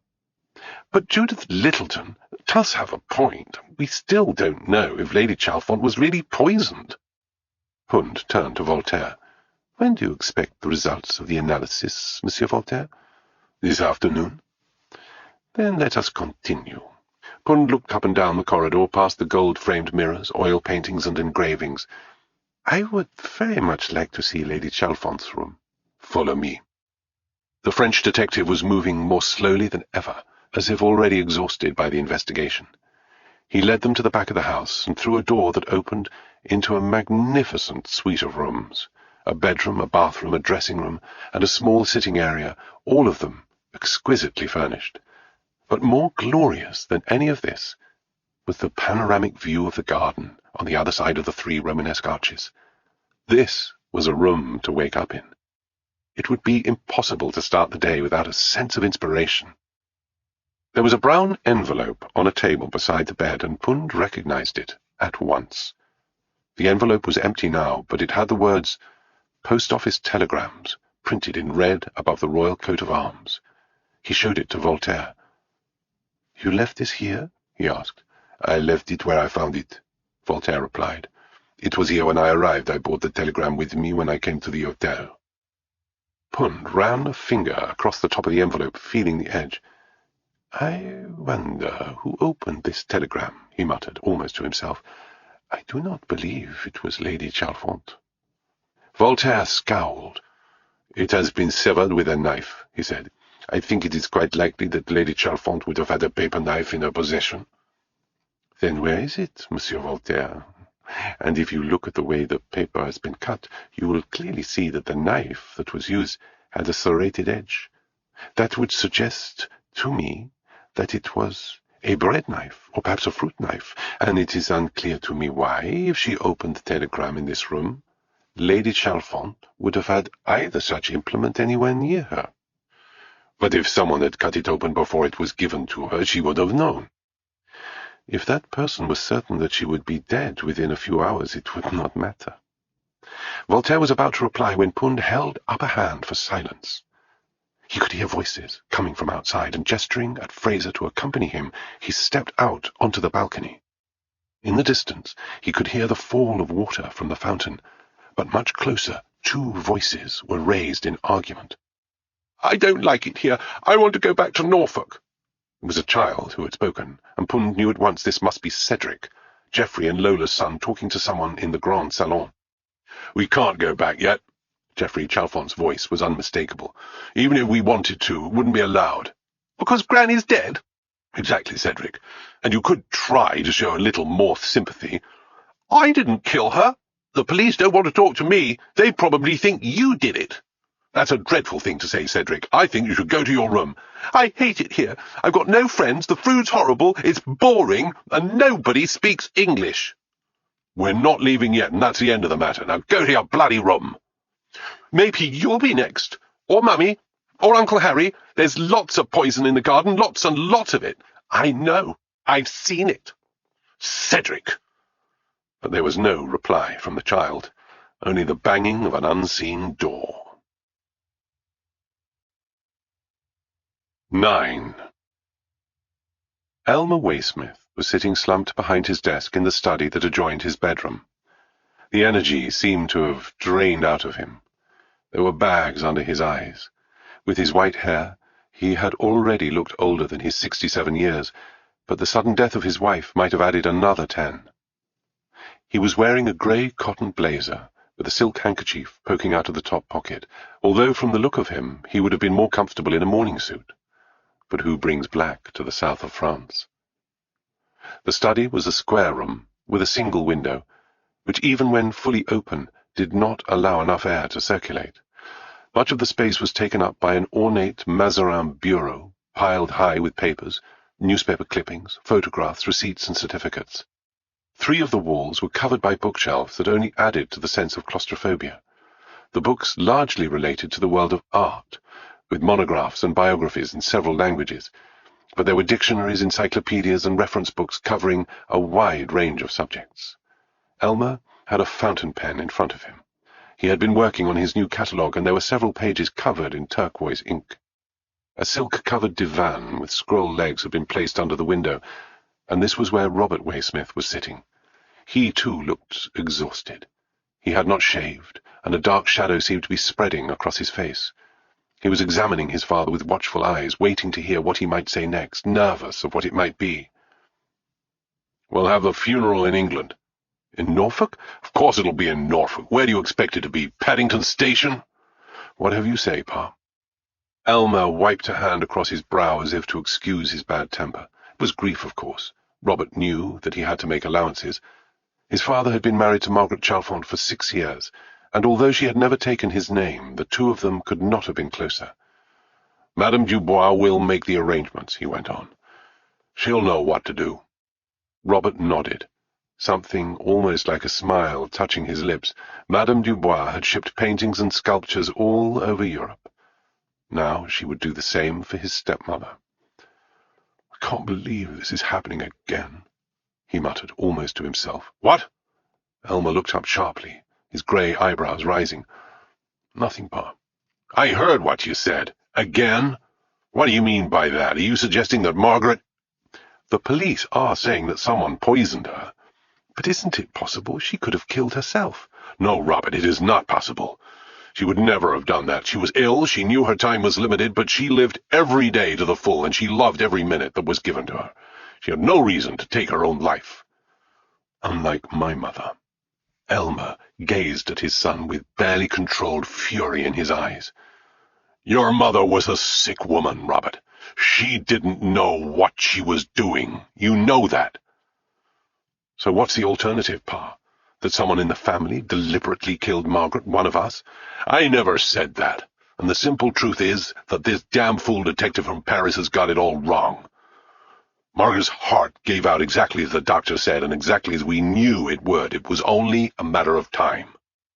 Elmer picked up the fountain pen and clipped it into his pocket. "Unless you think I had something to do with it." "I didn't say that." "You don't need to. I can see it in your face. You're not married. I sometimes wonder if you're even capable of falling in love. But Margaret and I were perfectly suited. I loved everything about her. I know it was difficult for you, Robert, losing your mother, and maybe you never forgave me for marrying again. There's nothing I can do about that. But I saw a chance for happiness, and I grabbed it. I make no apology, and now that she's gone, I don't know what I'm going to do." There was a break in Elmer's voice, and his eyes clouded over. "I have nothing left to live for." "You have the gallery? You have me?" Elmer said nothing. The room felt hotter and more airless than ever. "The police are going to want to talk to you," Robert said. "This man, Voltaire—" "I have nothing to hide from him." "What about Herr Werner?" Elmer looked up as if he had just been stung. "Eric Werner?" "You know what I'm talking about, Pa." "We've already been into this. Eric Werner is 73 years old and retired. For 30 years he was a respected art dealer in Zurich, and he has got absolutely nothing to do with what has happened here." "Are you sure of that?" "How stupid can you be, Robert? This misunderstanding with Eric is completely irrelevant, and if you have any sense at all, you won't mention any of it to Voltaire, or to anyone else who comes here asking questions." "I wasn't going to." Robert felt bruised. "Why do you treat me this way, Pa? It's always the same. Why do you have to be so hard?" "Hard?" Elmer sounded genuinely surprised. "The trouble with you, Robert, is that you're much more like me than you think. You just haven't woken up to it yet. Things are going to change now that Margaret is gone, and the next few days are going to be difficult. But we have each other. If we stick together, we'll come through this all right. Maybe, who knows? What has happened will bring us closer. It's up to you." He was going to say more, but just then there was a knock on the door. "Come in," Elmer called. The door opened and Voltaire entered, followed by two strangers. The first was a man in his mid-60s, elegantly dressed in a light summer suit, his hand resting on a rosewood walking stick with a bronze handle. He wore thinly framed glasses, and his eyes, behind the circular discs, managed to be kind and dangerous at the same time. He was accompanied by a younger man, perhaps 30 years old, fair-haired, with a boyish face, and the first dusting of a suntan. Voltaire introduced them as briefly as he could. "This is Atticus Pund. He's come from England to help me with my inquiries. And this is his assistant, James Fraser." Elmer Waysmith had already met Voltaire earlier that morning, but he was clearly perplexed by the arrival of a second detective. "What the hell is going on here?" he demanded. "My wife dies of a heart attack, and the surety sends a man down from Paris, and if that isn't enough, now we have Scotland Yard. Who's going to arrive next? Interpol?" "I'm not with the police. I'm a private detective." Pund took a chair opposite Elmer Waysmith. Voltaire sat at the end of the divan. Fraser remained by the door with his pen and notepad poised. "I knew Lady Chalfont," Pund continued. "You could say that we were friends." "She never mentioned you?" "We met most recently in London, just a few days ago. She invited me to come to the south of France, and that is why I'm here." "Looks like you arrived too late, Mr. Pund." Fraser looked shocked. Pund could only nod in agreement. "This must be uniquely painful for you, Monsieur Waysmith," Voltaire remarked. Despite his words, there was no sympathy in his voice. "To lose not one, but two wives in suspicious circumstances." "I see you've done your homework, Mr. Voltaire," Elmer said. "And yes, it is very painful, but I can assure you there's no connection between the two deaths." "On the contrary, monsieur, you are the connection." "Perhaps it might help to tell us a little about your first marriage and the loss of your first wife," Pund said. He was trying to sound accommodating, as if to suggest that although he did not approve of Voltaire's directness, it would be impossible to ignore what had happened in the past. "I think we should leave Marion out of this," Elmer insisted. Voltaire said nothing. Robert looked from his father to the French police officer and then back again. "It's extremely painful for me to dig up the past," Elmer continued, "but I'll tell you what you want to know. Marion had a long history of mental illness. She suffered from what the doctors called housewife syndrome, although God knows she never had to cook a meal or change a sheet. That was all done for her by the servants. It was a sort of hysteria, which, you might like to know, is a condition known to many well-to-do women in the U.S. I was quite aware that she wasn't well when I married her, and I spent a fortune on a top psychiatrist in Madison Avenue. Sure, we can make Dr. Bronstein's notes available to you if you so wish. But it was all to no avail. When Robert was just 11 years old, his mother took her own life by throwing herself under a train at Grand Central Station. And before you ask, I was on business in Europe at the time. I was devastated by the news. It was a week before I was well enough to travel home. Robert glanced up when he heard this, but still he said nothing. Voltaire had also lapsed into silence, and Pund took over, turning his attention to Robert for the first time. To lose a mother at such a young age must have been very hard. "Well, I had Pa." Robert tried to smile. "You're right, though, Mr. Pund. I adored my mother. We were alone a lot when Pa was away on business. There are days when I wake up, and I still find it hard to believe that she's gone." "But your father has cared for you." "Yes, he brought me up. My son and I are in business together," Elmer Waysmith explained. "We run an art gallery here in Nice, and there's a second gallery in London. We divide the year between the two." "You enjoy the work?" Pund was still examining Robert, as if there was something about him he didn't understand. "To be honest, it wasn't my first choice, but I like it well enough. Robert wanted to be a painter," Elmer explained. "That didn't work out, so he trained to be a lawyer." "I wasn't any good at that either," Robert said. "I'm glad I found something I can actually do." "And what of Lady Margaret Chalfont? Again, it may not be something you wish to answer, but when your father announced that he intended to remarry, it cannot have been easy for you." Robert Waysmith shrugged. He was happy, and that was all that mattered. "But what of your happiness, Robert?" "Lady Chalfont was extremely kind to me from the day we met. She did everything she could to make me feel wanted. Geoffrey and Judith were the same." "How did you meet Lady Chalfont?" Voltaire asked Elmer Waysmith. "I was introduced to her by a mutual friend who was arranging her insurance. She had a number of paintings at her home in Norfolk, and she had absolutely no idea of their value. This was long after her husband had died. We became friends, and shortly afterwards we married." "How did her children feel about that?" Voltaire asked. "Wasn't easy for them." Elmer lit a cigarette. "Of course, we had our run-ins to begin with. They were both suspicious of me. Why wouldn't they be? I had to persuade them that I wasn't after their mother's fortune, that I had a successful business that would bring in all the money I needed, but I didn't care about them. Let me tell you something about me and Margaret." He paused, and when he spoke again, his voice caught. I would have married her if she hadn't a penny in the world. She was a brilliant woman, witty, clever, beautiful. We were both of us in our later years, and we were going to make each day count, until this foul illness struck. He lifted a hand and covered his eyes. "Robert, do you mind leaving me alone with these gentlemen for a moment?" "Of course, Pa. Are you okay?" "I'll be fine." Robert glanced at Voltaire, asking his permission. Voltaire nodded. Robert got up and left. Elmer waited until he had gone, then drew a breath. "I hate my son to see me like this," he said. Voltaire and Pund waited for him to compose himself. Fraser crossed the room and sat on the divan. "I need to explain something about the Chalfont family," Elmer continued. He had become less aggressive now that his son was no longer in the room. "I didn't want Robert to hear it because it's not something we've discussed, and I don't think it's appropriate that he should. You asked me about my relationship with Geoffrey and Judith just now, and I didn't tell you the truth. The fact is, they resented me when I married their mother, and they still do. The same goes for Lola and Harry. And it's a two-way street. All four of them were a cause of endless concern to Margaret. In fact, she was worried sick about them. First of all, there's Geoffrey. He's inherited the title and the land, and boy, he likes to let you know it.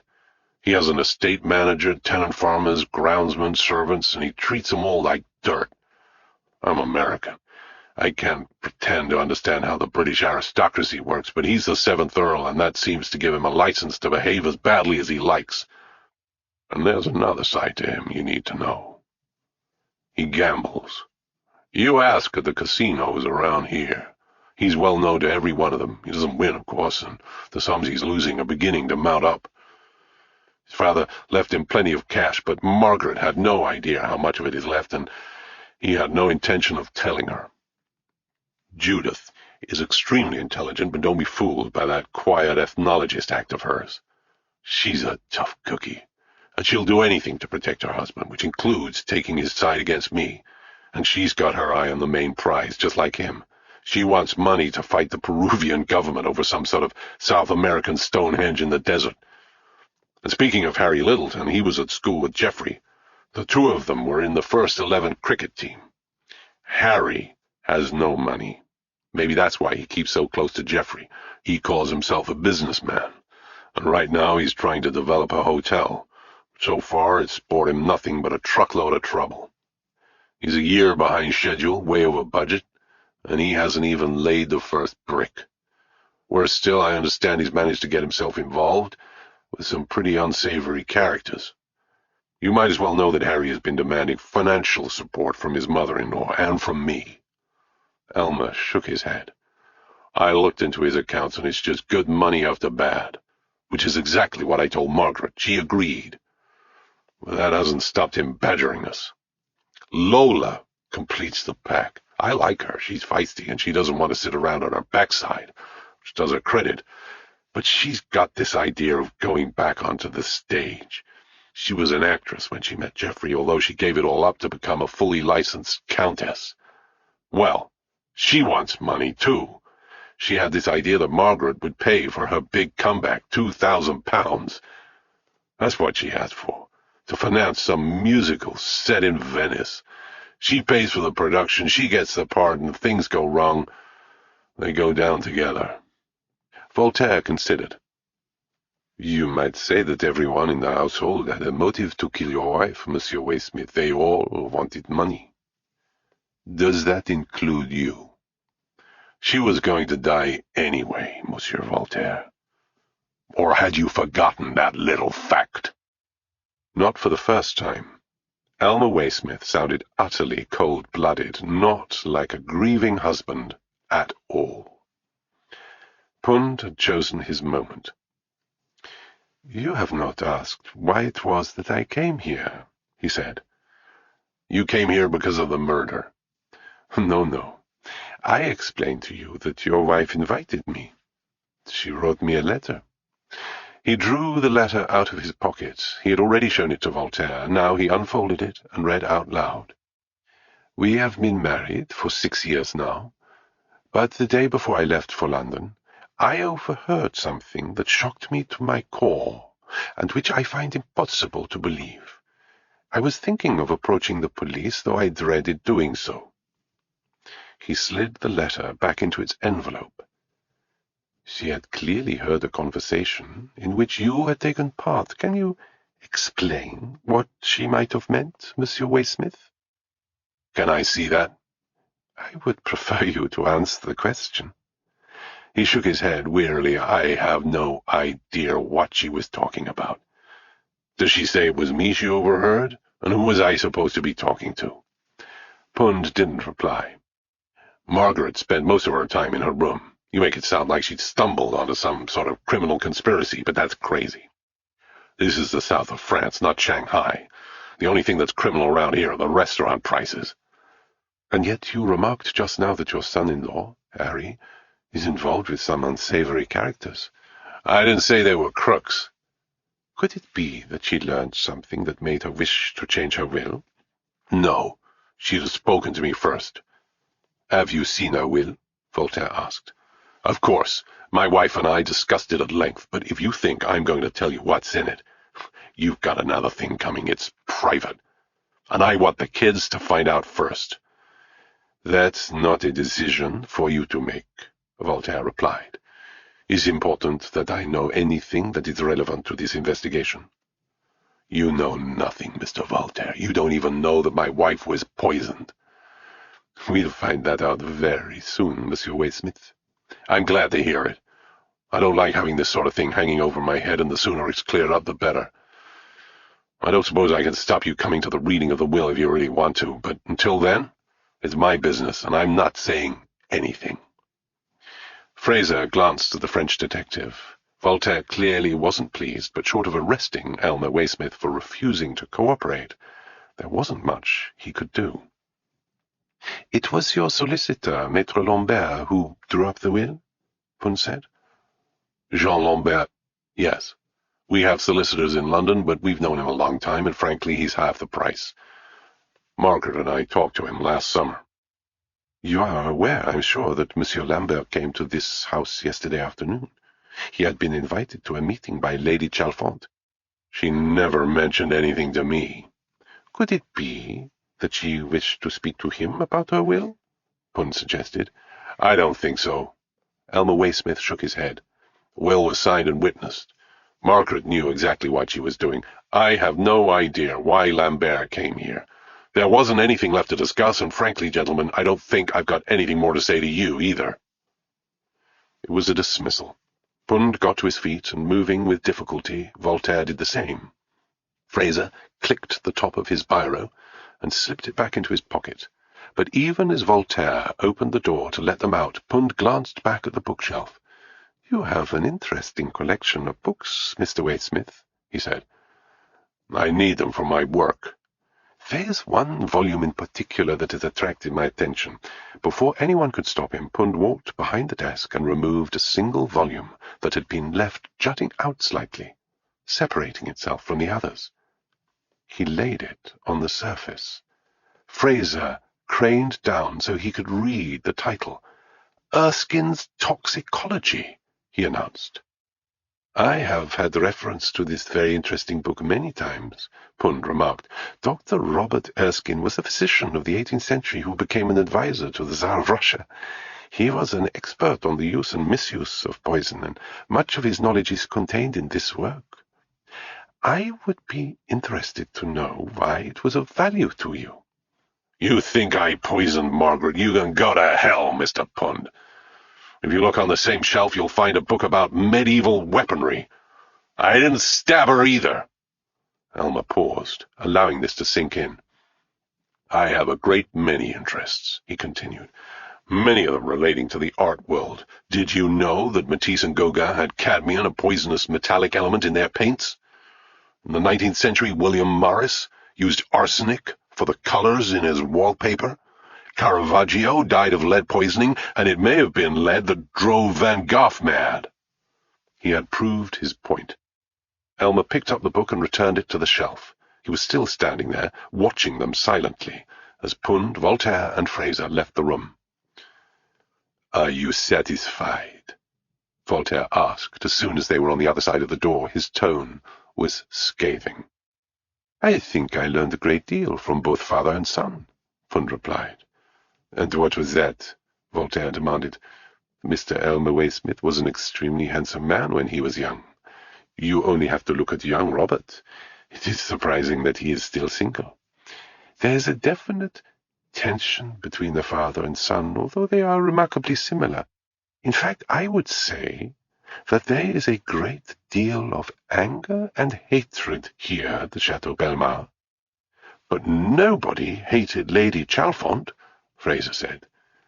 "Exactly, my friend.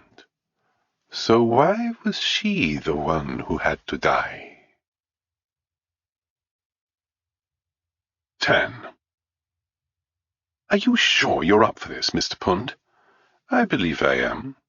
"I just hope you're not overdoing it, if you don't mind my saying so." "It's most kind of you to be concerned, James, but we will return to the hotel after this visit, and we can rest later in the afternoon." "That's marvellous. They've got this amazing pool I've discovered. There's a funicular railway going down the hillside. Maybe you'll join me for a dip." "I think I will remain in my room, but please go ahead." Pund and Fraser were once again in the back of the Renault, with Voltaire in the front seat and a police driver. They had followed the coast and then turned inland. Now they were climbing up a winding road into the hills. Saint-Paul-de-Vence was a medieval walled town that did not admit traffic. They parked outside the tower gate, which soared above them, its matriculations framed against the sky, and walked through the archway and into the main street. It was now mid-afternoon, and the sun was at its hottest.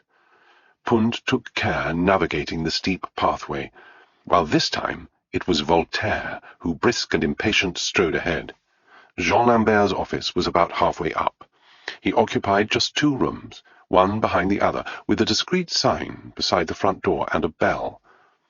Voltaire rang, and a moment later they were admitted by a plain-looking young woman with dark hair fastened tightly at the back of her head, pale skin, and heavy glasses that did not suit her face.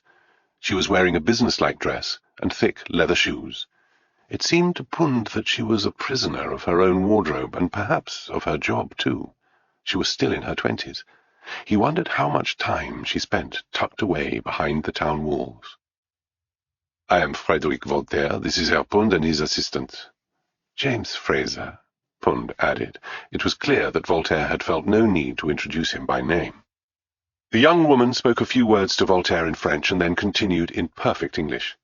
"Do please come in," she said. "I'm Alice Carling. Monsieur Lambert is just finishing a telephone call, but you can wait here. Can I get you a coffee?" "A glass of water, please," Pund said, exhausted from the climb. "Of course." There was barely enough space for them in the anteroom, which was furnished simply with a desk, an assortment of not very comfortable chairs, and a small fridge. She took out a bottle of Evian and poured a glass for Pund. "You are English?" Pund asked. "Half and half," Alice replied. "English father, French mother. My father was wounded at Ypres in the First War, and she was the nurse who looked after him." Pund smiled. It was a story he had heard before, although it was unusual for a young Englishman to leave his own country. "He chose to remain in France?" he asked. "He was very angry about the war.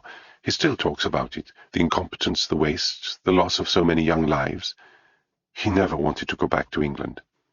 "And how many people had he killed before he came to that decision?" Voltaire asked. Alice didn't answer, but Pund glanced briefly at the French detective, beginning to understand him. "How long have you been with Monsieur Lambert?" he asked, changing the subject. 4 years. My father knew him because they played boule together in the Place de Gaulle, and he said he was looking for an assistant." "Did you know Lady Chalfont well?" "No, I hardly knew her at all." Alice was clearly uncomfortable, but she was saved by the opening of the inner door. Jean Lambert was suddenly standing there, dressed in an old-fashioned suit, complete with pocket-watch, wing-collar, and pince-nez, as if he was deliberately trying to model himself on a character in a novel by Dickens, or perhaps Zola. "Gentlemen," he said, "I apologize for keeping you waiting. Perhaps you will come into my office?" His English was excellent, if accented. "Mademoiselle Carling, you will join us and take notes." Fortunately, the office was larger than the anteroom and more comfortable and cooler, with views looking out to the medieval walls as they curved round the back of the town. Jean Lambert took his place behind his desk, with Alice to one side.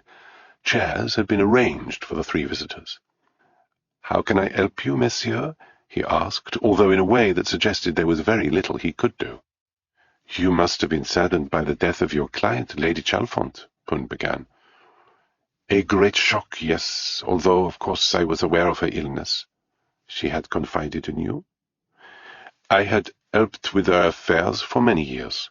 I also advised her late husband, Lord Chalfont, when he was purchasing the Chateau Belmar. As you may imagine, a large amount of my work is involved with property. Because of the amount of development that is occurring here, a great many wealthy Englishmen are purchasing homes in the Côte d'Azur, although rarely are they quite as splendid as the Chateau Belmar. I was most sad to hear that she was unwell, although I had not expected the end to be so soon." "It is my belief that Lady Chalfont may have been murdered," Voltaire announced. Alice Carling looked terrified. As usual, the man from the Sûreté had not minced his words. "It's not true," she whispered. "Why do you say that, mademoiselle?" "I mean, who would do such a thing?" All the colour had drained out of her face. The avocat examined her, concerned. "Are you all right, Mademoiselle Alice?" he asked. "Yes, sir, I'm sorry. It's just so hard to believe." "I entirely agree with you." He turned back to Voltaire. "I know the family intimately, and I think you are making a great mistake. Lady Chalfont was a kind and generous woman who was loved by everyone who knew her. Nobody could have had a reason to do her harm." "You are reading the will tomorrow?" "Yes, Monsieur Voltaire. I hope you are not going to ask me to reveal the contents today." There is no need for that. Pund took over the conversation and continued more gently. But there is something that I do wish to know. I understand you arrived at the chateau at exactly the moment that Lady Chalfont died. Can you tell me why you were there? I can see no reason not to tell you, Monsieur Pund. I received a telephone call from Lady Chalfont the day before she went to London for a medical appointment. She asked me to see her at the villa once she got back and suggested a day and a time. Did she give some indication of the reason? She said only that it concerned her will.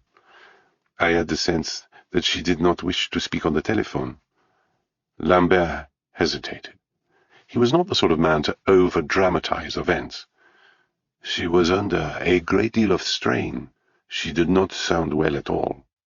At any event, acting on her instruction, I arrived at the villa at the appointed time and was met by Monsieur Harry Littleton. I know him well. He is a client? Pund asked. He was. I helped him with the purchase of land close to Cap Ferrat, where he was planning to build a hotel, and I also gave him my opinion concerning a number of loans he was seeking. He paused. Sadly, Monsieur Littleton did not accept my advice, and it was because of this that I felt I could no longer assist him. You advised against the loans? I had concerns about the people who were providing them. Jean Lambert seemed to have forgotten his earlier reticence, or perhaps he was making an exception for Harry, owing to their having fallen out. And how was Mr. Littleton when you met him? Pund inquired. He was in a state of considerable shock. Lady Chalfont had died as she took tea in the gazebo. He urged me to call for an ambulance and the police. He did not speak French, and felt he was unable to do it himself. There was a brief silence, as Pund considered what had just been said. Lambert told him something that did not make complete sense. When exactly did Lady Chalfont call you? I can't recall exactly. It was the middle of last week. It was the Wednesday, Alice said. She rang at 1:30 in the afternoon. I took the call and transferred it to Maître Lambert. Lambert smiled for the first time. You see how lucky I am to have Mademoiselle Carling as my assistant. I will miss her. You're leaving? Fraser asked. I'm getting married. How marvellous! Who is the lucky man? Alice looked away, blushing. His name is Charles St-Pierre. He's a doctor in Grasse. He is a very lucky man, Lambert said. And for me, I will need not just a new secretary, but a driver. Perhaps it is also time for me to consider retirement. I am 58 years old. My wife has said to me that we should be spending more time together. He stood up, signaling that the meeting was over.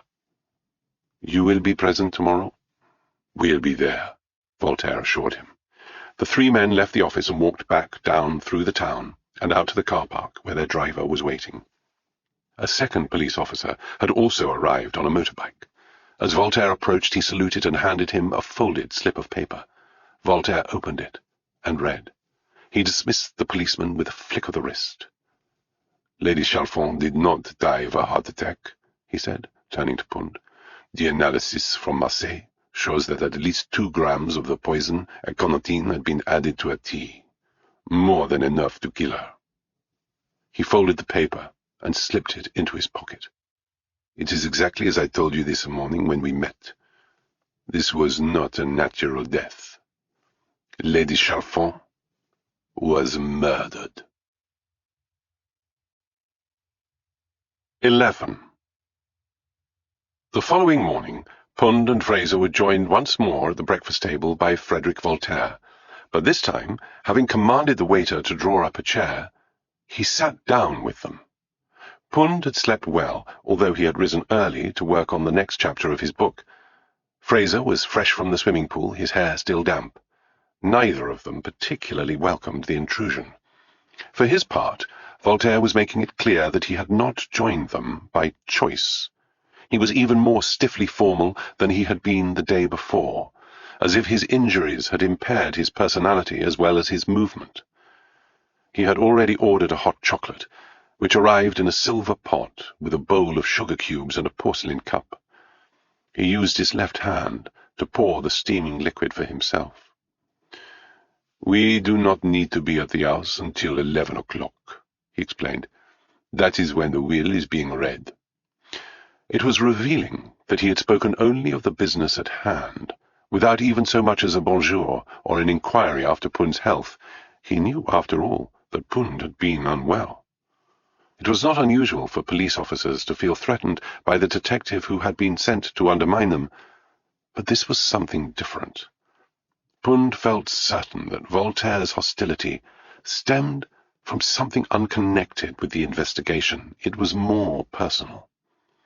"Are you staying nearby, Monsieur Voltaire?"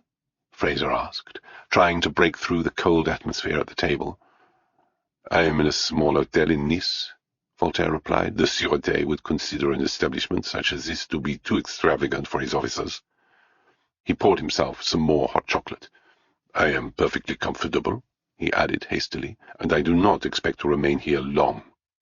"You believe the investigation will be over soon?" Pund asked. "I have already informed my superiors that I expect to be back in Paris early next week." Pund showed his surprise. "I wish I shared your confidence, Monsieur Voltaire. You really think that the murder of Lady Chalfont is so straightforward?" "Where there is a will, Herr Pund, there is often a motive for murder. And if there is one thing that we have learned, it is that this is a family in need of money. The son Geoffrey gambles and loses. His wife Lola hopes to launch her career by investing in a stage production. The son-in-law Harry, supported by his wife Judith, tries to build a hotel and does not choose his associates wisely. And then there is the husband, Elmer Waysmith. Lady Chalfont suspected him of deceiving her, of being involved in a crime that he may deny, but which nonetheless prompted her to seek advice from you.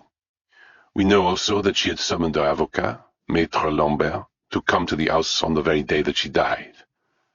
She had spoken to him about her will, and as night follows day, it seems clear to me that she was thinking to change it.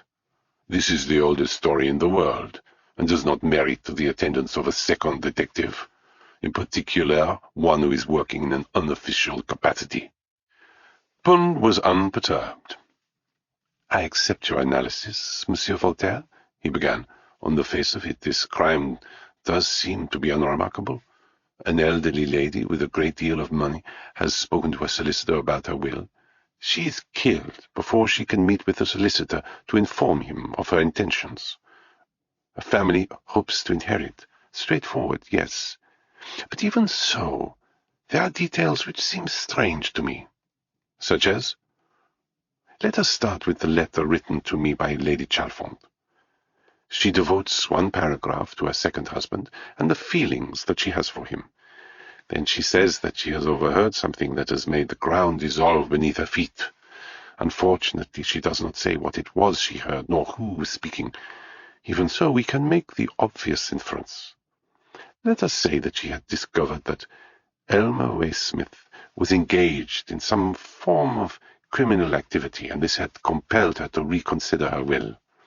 I had the very same thought when we were in the office of Monsieur Lambert in Saint-Paul-de-Vence yesterday, but almost at once I knew something was wrong."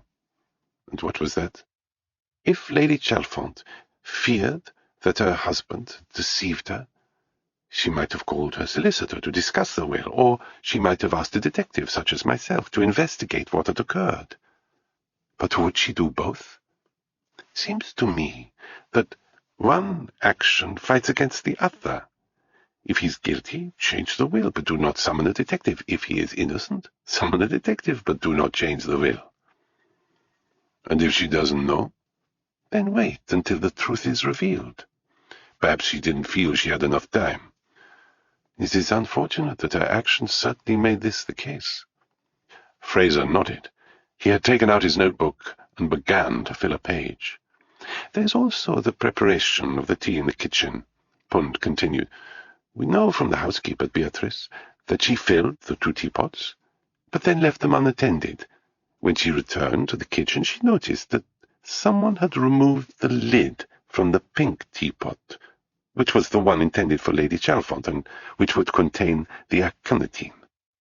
But the question I would put to you is, why did the killer do this? Why did they effectively draw attention to the fact that they had been in the kitchen. "They're simple," Voltaire retorted. "They slipped into the kitchen when Beatrice left, and added the poison to Lady Chalfont's tea. However, Beatrice came back too soon, and they didn't have time to cover up what they had done. They left the lid on the side, and that was that." "You say it is simple. To me, it is the work of less than 2 seconds to replace the lid, unless you are telling me that the killer was distracted or simply forgot. And I have another question. From where did this poison come?" "This is France, not England, Herr Pund. Our pharmacists are much more easily persuaded to prescribe medicines which may be lethal if misused. My men are already asking in every establishment in Nice, Cannes, and the surrounding villages to see if a measure of canotine was all recently sold." "But why use canotine at all? Even with the strong flavors of lemon and ginger, Lady Chalfont tasted something in her tea. She displayed the symptoms of poisoning. There are many other substances that the killer might have chosen, which would have more closely resembled a heart attack. And we overheard the child, Cedric, telling his father that the garden here has many toxic plants. He's 8 years old, he knows nothing. It might still be worth asking him what he meant." "In other words, there's more to this than meets the eye." Fraser had spoken without thinking. He glanced at Voltaire's disfigured face. "Sorry. We are not expected for another hour," Pund said, "so I will return to my room where I've work to do. You have your car, Monsieur Voltaire?" "It's waiting by the door." "Then I will meet you there." No one was in sight when they reached the Chateau Belmar shortly before 11 o'clock. The sun was beating down on an empty garden where the fountain was splashing magnificently but a little forlornly at the centre. Nor was there any sign of Lambert's car. Given the splendour of the house and grounds, the tropical weather, and the soft whisper of the sea, it was almost impossible to believe that less than 48 hours before, this had been the scene of a murder. As they got out of the car, the front door opened and Robert Waysmith appeared. Dressed in a dark suit for the reading of the will, he looked briefly over his shoulder, then moved down to join them. "Monsieur Voltaire, gentlemen," he drew a breath, "I was wondering if I could have a quick word with you before you went in." "There's something that concerns you?" Pund asked. He could see that Robert was worried. He had also taken care to make sure that he wasn't being watched or overheard. "I just wanted to apologize to you for yesterday, the way my father behaved." "He was a man who had just received a great shock." Pund's tone was forgiving. "I am quite sure he did not mean to give offense." "He was extraordinarily rude to you. I don't know what he said after he sent me away, but I just wanted to tell you that he's nothing like the man you met. He's looked after me ever since my mother died. Yes, he can be difficult if he doesn't get his own way. He likes to be in control. I was terrified of him when I was a child. But he's also a reasonable man, and underneath it all, he very much loved my stepmother. So I suppose what I'm saying is, please don't judge him too harshly. Once you get to know him, he's not quite the monster you think." There was the sound of a second car arriving, and Pund turned to see Lambert and his secretary arriving in their grey Citroën. "You go ahead," Robert muttered. "I'd better see to them." They went their separate ways, Voltaire entering the house with Pund and Fraser close behind. There was no sign of Beatrice. They entered the main vestibule and walked towards the back of the house, passing the open door of the petit salon. Pund heard a soft chiming and looked into the room. Sure enough, there was an oak grandfather clock, elegantly curved, standing against the far wall. He turned back towards the main entrance, now some distance behind him. "Do you see Monsieur Lambert?" he asked. Fraser turned round. There was nobody there. "The solicitor?" "No, I think he's still outside." Pund smiled. "That is exactly my point." "Honestly, Mr. Pund, you really are quite unfathomable at times." Pund smiled to himself. Voltaire was waiting for them, and they moved forward to join him. The Grand Salon had been prepared for the reading of the will. 2 wooden seats had been placed behind a heavy ornamental card table that had been pressed into service as a reading desk, and faced the family, who were both actors in the drama that was to follow, and its audience. They were already seated, spread across a variety of sofas and chairs. Geoffrey and Lola Chalfont, both wearing black, were next to each other on one side of the room, an angry-looking Cedric leaning between them. "Why can't I stay?" He was complaining with the face of every 8-year-old who can't get what he wants. "Because this is for grown-ups," Lola told him. "But Granny may have left me money in her will." "If she has, we'll tell you." Harry and Judith Littleton were on the other side, and as Pund entered it seemed to him that Judith was as nervous as she had been when he met her at the clinic in London. Elmer Waysmith was sitting on his own, in a straight-backed chair near the door to the garden, separate from the rest of the family, his eyes focused on something in the distance. In some way he seemed to be in control of everything that was about to happen, but at the same time he was on the very fringes, an outsider. 3 more chairs had been set out for Pund, Fraser, and Voltaire. These were in front of the fireplace, and as he sat down, Pund noticed there was a new artwork above the mantel. The vase of tulips painted by Paul Cézanne had been removed and replaced by a very ordinary landscape. He wondered when this had happened, and why. There was a stir in the room as Robert Waysmith came in with the avocat and his secretary. Alice Carling nodded at Robert, then sat down at the table next to her employer. She took out a series of typewritten documents which she placed in front of him. For his part, Robert drew up a seat near his father. The moment had arrived. "Good morning," Lambert began. As always, and despite the hot weather, he was wearing a formal suit. He took out his pince-nez and balanced them on his nose. "I wish to express my condolences to all of you in this room, which is to say, Monsieur Waysmith and the family. We all loved and admired Lady Chalfont, and although we had, of course, prepared ourselves for her loss, it is almost impossible to believe it has occurred, and in such terrible circumstances. I will go so far as to say that I find it most upsetting that we have the police here today on this melancholy and private occasion.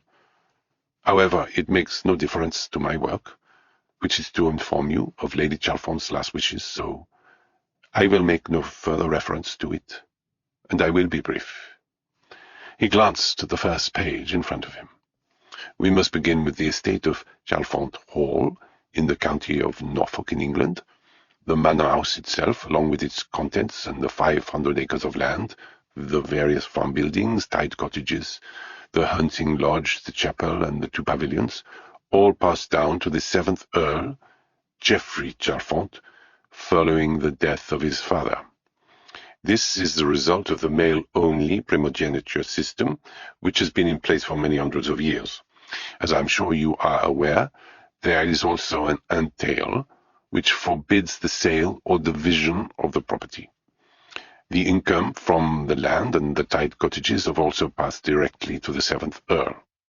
We therefore arrive at a considerable fortune which Lady Chalfont inherited from her first husband. There is this property, the house in St. James's, London, the private bank and funds. All of these together total approximately £900,000 sterling. I also have here the details of stocks and shares and other investments, which, when brought into consideration, will double that figure." "So when do we get it?" Geoffrey asked, his hands folded on his belly and a scowl on his face. Lambert's eyes narrowed behind his pince-nez. It was as close as he allowed himself to come to contempt. "I spoke at length to your mother last summer," he said. "She made certain arrangements that she wished to explain to you herself. To that end, she wrote a final communication witnessed by myself and Mademoiselle Carling in my office." Alice Carling had already produced a handwritten letter, a single sheet of paper, which she removed from an envelope. She passed it to the avocat, who read, "I have come to a decision with respect to my will, and I want it to be known that it is without any question my decision, and mine alone. I do this without malice and with only the best intentions. I'm very fond of all of the young people who make up my immediate family and wish to care for them. But I sometimes question their judgment. Wealth is a great blessing, but it is my opinion that it can be destructive if placed in the wrong hands. There was an eerie silence in the room as Lady Chalfont's last words, spoken from beyond the grave and interpreted by the elderly solicitor, hung in the air. Nobody spoke, but Geoffrey and Harry were already frowning. I am leaving the sum of £20,000 to my son Geoffrey Chalfont and his wife Lola. I am leaving the same amount to my daughter Judith and her husband Harry. Cedric will receive his parcel of £20,000 when he turns 21, the money being held for him by Monsieur Lambert until he reaches that age. My stepson, Robert, will also receive £10,000. Apart from a few small bequests, which are listed separately, I am leaving the rest of my estate to my dear Elmer, who has been my rod and my staff since the day we met, who has never left my side, and who gave me new life after the tragic loss of my beloved Henry. It's not my intention to enrich him personally. He has no need of that. It is more to protect my family that I ask him to be the custodian of my wealth. I am relying on him to provide the guidance and financial support that are needed now I am no longer there. And I end my time in this world with the comfort that the ones I love will always be cared for. Lambert lowered the letter. That is the end of her personal communication, he announced. Can I see that? Geoffrey Chalfont had already got to his feet and almost snatched the letter out of the solicitor's hand. There were red blotches on both his cheeks, and as he read his mother's handwriting, his eyes were bright with anger. It took him only a few seconds to gauge that the document was authentic. He turned and glared at his stepfather. Did you put her up to this? He demanded. Your mother knew exactly what she was doing, Elmer replied tautly. That's not true. Harry leapt to the defense of his friend. You had her round your little finger, Elmer. You controlled everything she did. You probably only married her to get your hands on her money. That's a disgusting lie. I don't understand, Judith complained. £20,000? Mother supported my work, and what I'm trying to do, she promised me she'd help. It is a considerable amount of money, Madame Chalfont, Lambert assured her. You don't understand. I'm fighting an entire country. I can't do it on my own.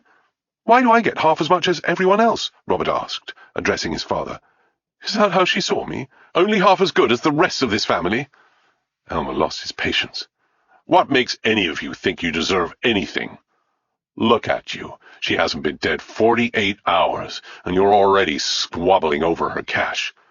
20,000 is more than many people earn in a lifetime, but it's not good enough for you. However much she left you, you'd want more. 20,000 is 1/10 of what you're getting, Lola reminded him, archly. I'm not going to argue with you, not with any of you. Elmer got to his feet. The will is legal, signed and sealed with Mr. Lambert and Miss Carling as witnesses. I suggest you stop sniping and listen to the rest of it. He suddenly swung round to face Pund and Voltaire.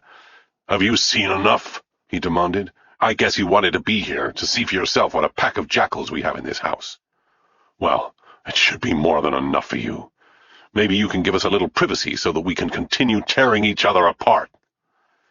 Pund glanced at Voltaire, who nodded briefly, once. With Fraser following them, they got up and left. Once they were back in the sunlight, Voltaire took out a cigarette and a matchbook he might have picked up in Nice. Fraser noticed the words, Hotel Lafayette, written on the cover. That, presumably, was where he was staying. Voltaire smoked awkwardly, his hand a claw, his fingers not quite up to the task of holding the fragile paper tube. This is a most horrible family, he said. It's obvious to me that one of them killed Lady Chalfont for her wealth. As much as they complain, £20,000 is a huge amount of money. Any one of them could have added the poison to her tea. But if she was about to change her will, then Elmer Waysmith would be the obvious suspect. Voltaire blew grey-blue smoke into the air. There still remains a strong possibility. Unfortunately, we have no proof that this is what she intended, as she was dead before a solicitor arrived. He threw down the cigarette and ground it out. My driver will take you back to the hotel. And you, Monsieur Voltaire? There are 127 pharmacies in Liscan and the surrounding area. One of them must have supplied the aconitine. That is what I am investigating, Herr Pund. Everything else is speculation. He walked away. May I ask something? Fraser said. Of course, my dear James. Well, it seems to me that it has to be Elmer Waysmith who killed his wife. After all, she did write to you saying that she suspected he'd been up to no good. That would have given her a reason to cut him out of her will, and he could have overheard her calling her solicitor. And what of the rest of the family? Well, it's clearly the case that they needed the money. I wouldn't say no to £20,000 myself. But they were going to get it anyway, maybe in a few days, maybe in a few weeks. All they had to do was wait. Pund smiled. Oh yes, it is the question that comes up again and again. Why murder a woman who's already dying? Exactly, James. And I will give you the obvious answer. Because it is, I believe, the key to everything that has happened. Why, then? Because, my friend, it does not matter. The first anagram. That was where the manuscript ended. The sun had sunk out of sight while I was reading, and my little garden was cast in a bluish-green light. I could imagine Hero and Leander circling each other in the shadows. I would have to read the whole thing again before I met Elliot Crace, but already I was wondering if it would be a good idea to meet him at all. I remembered what Michael Flynn had told me. Elliot knew I was being brought in to work on the manuscript, and he was very excited and wanted to see me as soon as possible. But was he making a mistake? I poured myself another glass of wine and considered. Writers aren't like other people. All those hours spent alone, obsessing about every word, can make them neurotic, nervous, needy, or, like Alan Conway, plain nasty. When you think about it, all the odds are stacked against them. There are around 200,000 books published in the UK every year, as many as 1 million in the USA, and how many of them do you really think are going to end up on the front table at Waterstones? According to the Authors' Licensing and Collecting Society, the average salary earned by a novelist is just £7,000 a year, which makes a nurse or a librarian look rich. I've seen it often enough. The excitement of a new writer when they're told that their book is going to be published, followed by the dawning realization that it's not the end of the journey or even the beginning. They've just been invited to stand on the platform and wait for a train that may never arrive. This had been Eliot's experience. The 2 books he had written about his Elizabethan detective, Dr. G, had both misfired. G for Gunfire and G for Graveyard had been well written enough, they'd looked good, they had a semi-famous name on the cover, and we'd managed to get a bit of advanced publicity, but they hadn't connected with the public. We'd tried to find excuses, but the sales figures had spoken for themselves. 6 months after the second book appeared, it was all over.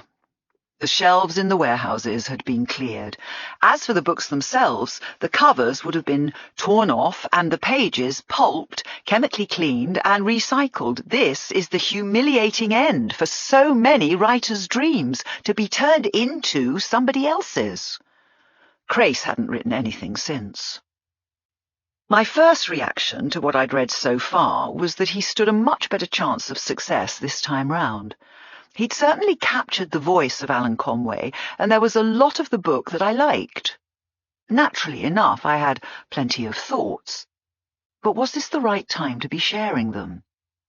An editorial meeting with a young writer is like dancing with someone with 3 feet. You have to be so careful not to trip them up, not to shatter their confidence, which, like the pages of their manuscript, may be paper thin. It's such a strange relationship. Who is in control? In those early days, it's the editor who offers experience and professionalism, who knows the market and can guide the book to the success it so obviously deserves.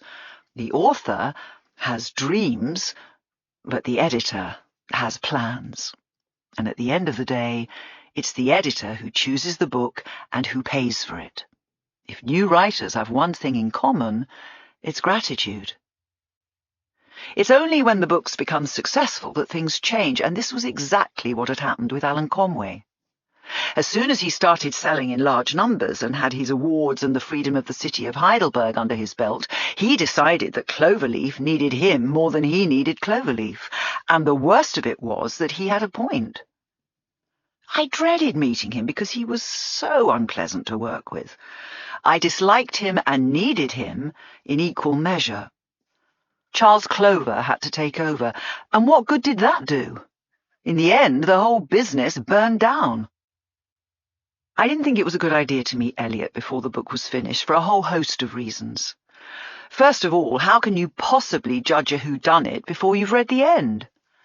30,000 words in, it looked almost certain to me that Lady Chalfont had been murdered by her second husband.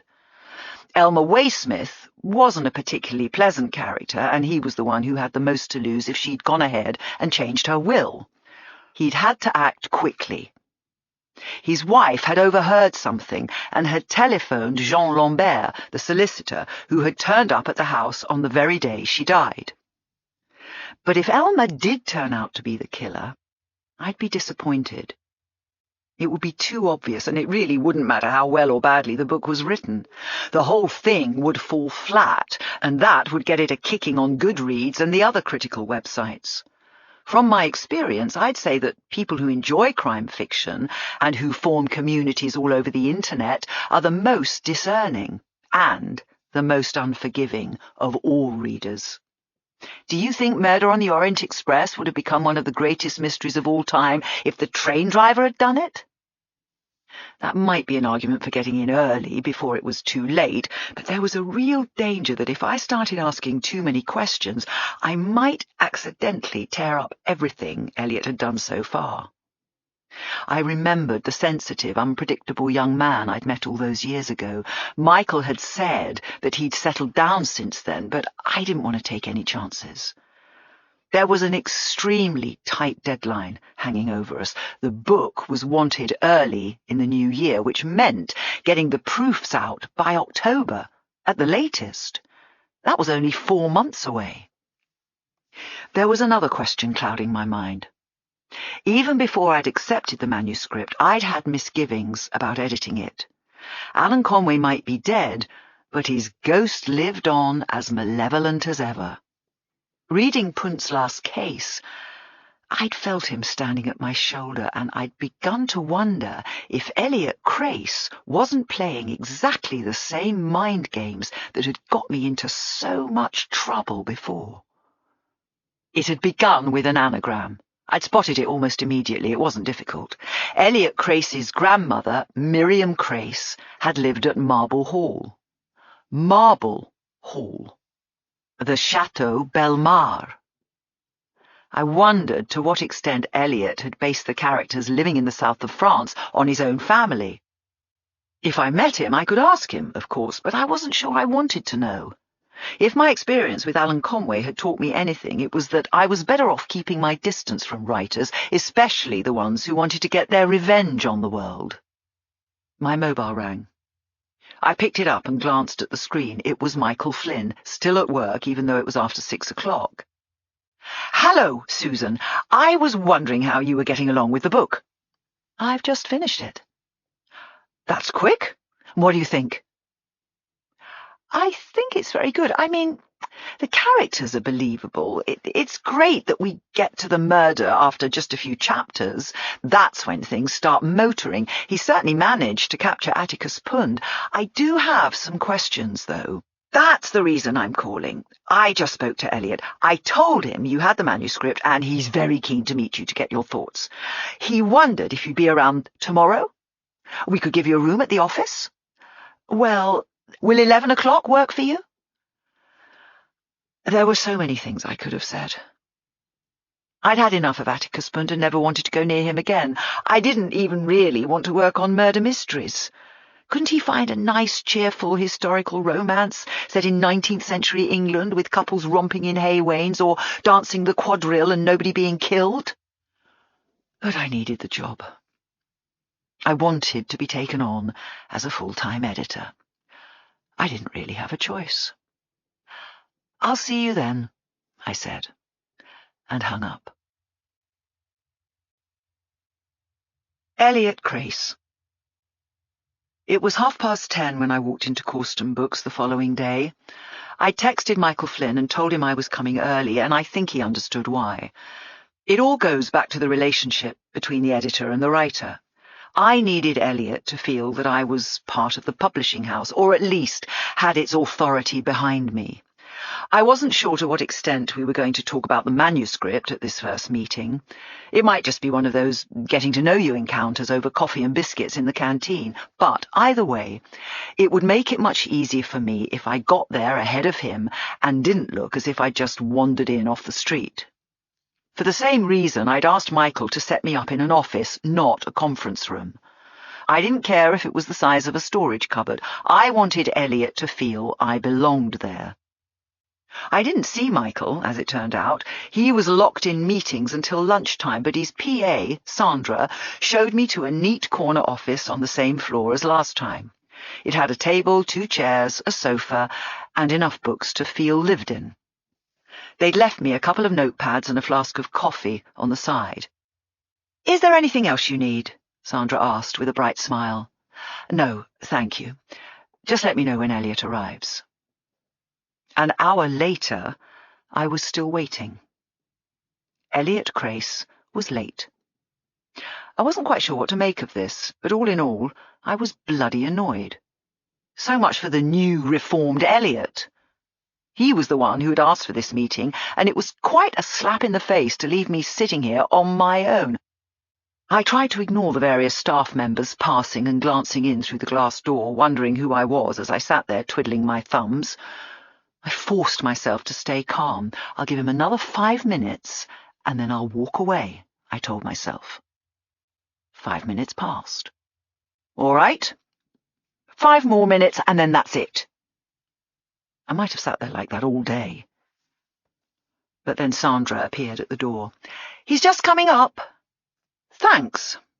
I hoped my irritation didn't show. The lift doors opened, and suddenly he was there, moving hurriedly through the open-plan area towards me. First, his appearance. He'd been in his early 20s when I'd first met him, and now he was 32 and married. He was still a striking figure, with thick, fair hair reaching down to his collar and sculpted features, even if he had lost some of his boyish good looks. He had filled out a bit. I wouldn't have said he was fat, but he could certainly have done with a bit of time in the gym. He was wearing designer jeans and trainers, a shirt with a grandfather collar, the sleeves half rolled up. He had that mix of innocence and energy that I remembered reflected in his intense blue eyes. I had to admit it was the sort of face that would look great on a back cover. A son to any mother, a star on social media, a serious thinker for anyone looking for an intelligent read.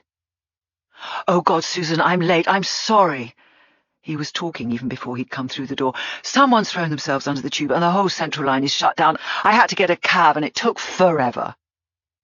A small part of me wondered if he was telling the truth. After all, I had just read the same thing in the first section of his book.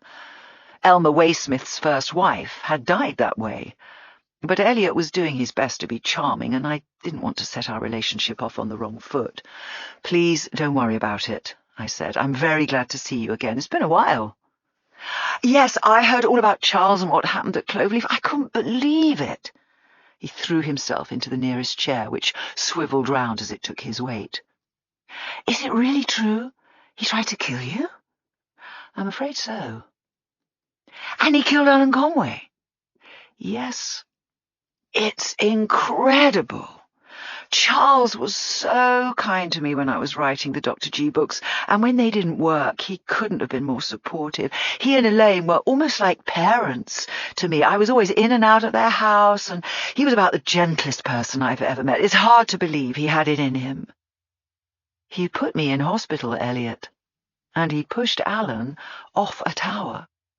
I know, I'm not doubting you, and I'm sorry, I must have been horrible for you. It's just that when you've known someone almost all your life, you think you have an idea about them, and when I heard he was going to prison, it turned my world upside down. He was already on the defensive. This wasn't at all how I'd wanted the meeting to go. I can understand that, I said. Charles was kind to me too, and I was probably as shocked as you were. I hope all this past history won't make it difficult for you and me to work together, because I really like the pages you sent. A thought struck me quite suddenly. I didn't know you'd already met Charles when we commissioned your novels. He worked with my grandmother in the last couple of years before she died. He often came to Marble Hall. That made sense. Charles had worked at Jonathan Cape, who had originally published The Little People. It was strange that he'd never mentioned knowing Eliot Crace. Perhaps he'd been worried that I would question his editorial judgment, commissioning books from someone who was effectively a friend. So you like what I've written so far? Eliot went on. I think you've done a terrific job, and I can't wait to read more. It looked as if we were about to get down to the nuts and bolts, but I wasn't ready yet. I still hadn't quite got the measure of him. Would you like some coffee? I said. Yeah, thanks. Black. How long have you been working on the story? Oh, God. I started in March. It took me ages to think up the plot. You've got it all worked out now? I know who did it, if that's what you mean. Eliot took out a vape and sucked on it, but I noticed that his fingernails were yellow, so he must smoke cigarettes too. You never really liked Alan Conway, did you? He said, changing the subject. Did Charles tell you that? Eliot nodded. I tried to like him, but Alan hated writing murder mysteries, and that made him difficult to work with. But I'd say that we got on well enough and that I helped make the books a success. You know, he sold 18 million copies. Do you think I will too? I think there's a good chance. I had poured 2 cups of coffee. I brought them over to the table and sat down opposite Eliot. My copy of his manuscript was in my bag, but I didn't bring it out. I didn't want him to see the comments and the underlining. How far have you got? I asked. I've done about another 10,000 words. Are you enjoying writing it? He gave me a peculiar smile. Very much. It shows you've got a lovely lightness of touch, and I liked some of the jokes. Fraser mistranslating things, for example. I think if Alan were alive, he'd be impressed. If Alan were alive, I wouldn't have been given the gig. That's true. I paused for a moment. You were the one who asked to see me, Eliot, and I'm very happy that we're meeting face to face. I like to get to know all my authors. Have you shown the pages to anyone else? Gillian has seen them. I looked at him inquiringly. My wife. Michael Flynn had suggested marriage had helped Eliot settle down, but there was something about the way he spoke those 2 words, the cold smile that accompanied them, that made me wonder how close the 2 of them were. She doesn't really read murder mysteries, he went on. But she said it was good. It is good, and I'm looking forward to reading the rest of it. Do you have any notes? Notes? Is there anything you want me to change? He was completely good-humoured, sitting there cradling his coffee cup, but still I wondered if he wasn't challenging me in some way. I'm not sure I really want to give you notes right now, I countered. Of course I have some thoughts, but I wouldn't want to interrupt your flow. Wouldn't you prefer to get to the end? Then we can look at everything in context. Actually, I'd like to hear them now. He paused. They'd really help. Again, there was something in that smile of his I found unsettling. It was on the edge of insolence, and remembering how long I'd been sitting there waiting for him, I was tempted to get up and walk out. But I wasn't the sort to throw in the towel, and I decided that I wasn't going to be mucked around by a writer half my age, especially one who had never written a novel that had come anywhere near success. I remembered what Michael Flynn had told me when he gave me the job. He wanted me to hold on to the reins. Like it or not, we'd already reached the defining moment in what would be our working relationship. This is where I took control. "All right," I said. "I'll give you my thoughts if you really want them, but they are only thoughts. You have to trust your instincts, Elliot. This is your book. I'm only here to support you." "Go on." "Well, let's start with the title." I felt on safe ground here. Pund's Last Case. You sure you're happy with that? He shrugged. "I don't see anything wrong with it." "I wonder if you've thought it through. You must know that Corsten have signed a 3-book deal with Alan Conway's estate. How are you going to write 2 more books if Atticus Pund dies?" "I thought he might get better." "Well, then why is this his last case?" "He thinks it's his last case. That's all that matters." "Okay, but I don't think you should break faith with your readers, and I'm sure you can come up with something better. Also," I quickly moved on, "I did find the opening chapter a little depressing, if I'm going to be honest with you. Atticus is seeing his doctor about a fatal brain tumour. He meets a woman who has a fatal heart condition. They both have weeks to live. It's not exactly a barrel of laughs." I smiled, trying to make light of it. "That's the story, Susan. It's how they meet. If you take that out, I've got nothing left." "Well, I'm not asking you to take it out, but there are plenty of other ways they could meet. You need to think of someone reading the first page in a bookshop. Do you want to depress them, or do you want them to buy the book? All that rain. You mentioned the rain 6 times in the first 2 paragraphs. This is meant to be an entertainment. It isn't Bleak House." Elliot reached into his back pocket and drew out a notebook and a biro. He laid them on the table and wrote the single word, rain. "Okay," he said. "What else?" Well, this really wasn't what I'd intended, but now that I'd started, I couldn't stop myself. "Well, this may sound like a huge note, but it isn't. It's more of a question. Are you sure about the south of France setting?" That threw him. "What's wrong with it?" "There's nothing wrong with the way you've written it. I think you've described it very well. I love the Chateau Belmar and the descriptions of Nice and Cap Ferrat. But I do wonder if you aren't creating problems for yourself. For example, it doesn't make a lot of sense for Margaret Chalfont to use a French solicitor to draw up her will rather than someone living in London or Norfolk. Elmer Waysmith, dividing his time between art galleries in Nice and London, doesn't feel completely realistic either.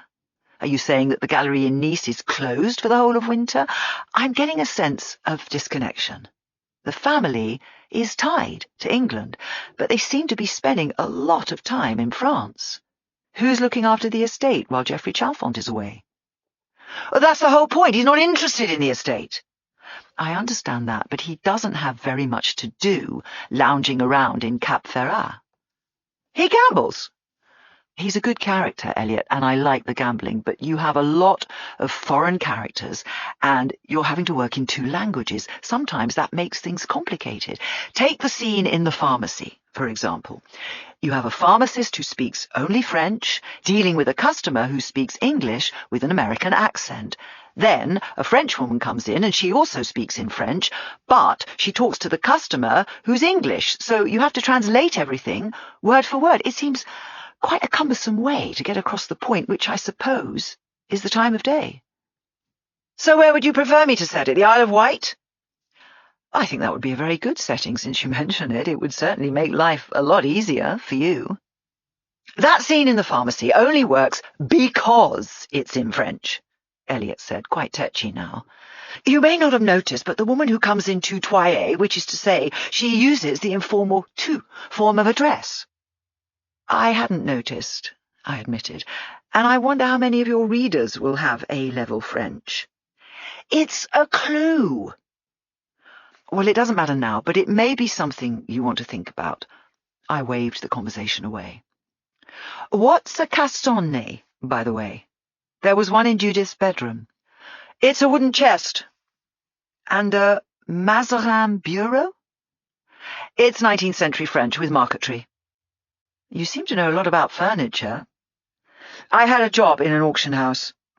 Well, they're nice details, but, again, they could be a bit confusing. There's absolutely nothing wrong with using foreign words, but it's a bit like when Margaret Chalfont quotes in German on page 4. Adding a translation as a footnote is a bit of a distraction. Eliot added a second word to his notes. Goethe. Anything else? I'd said enough.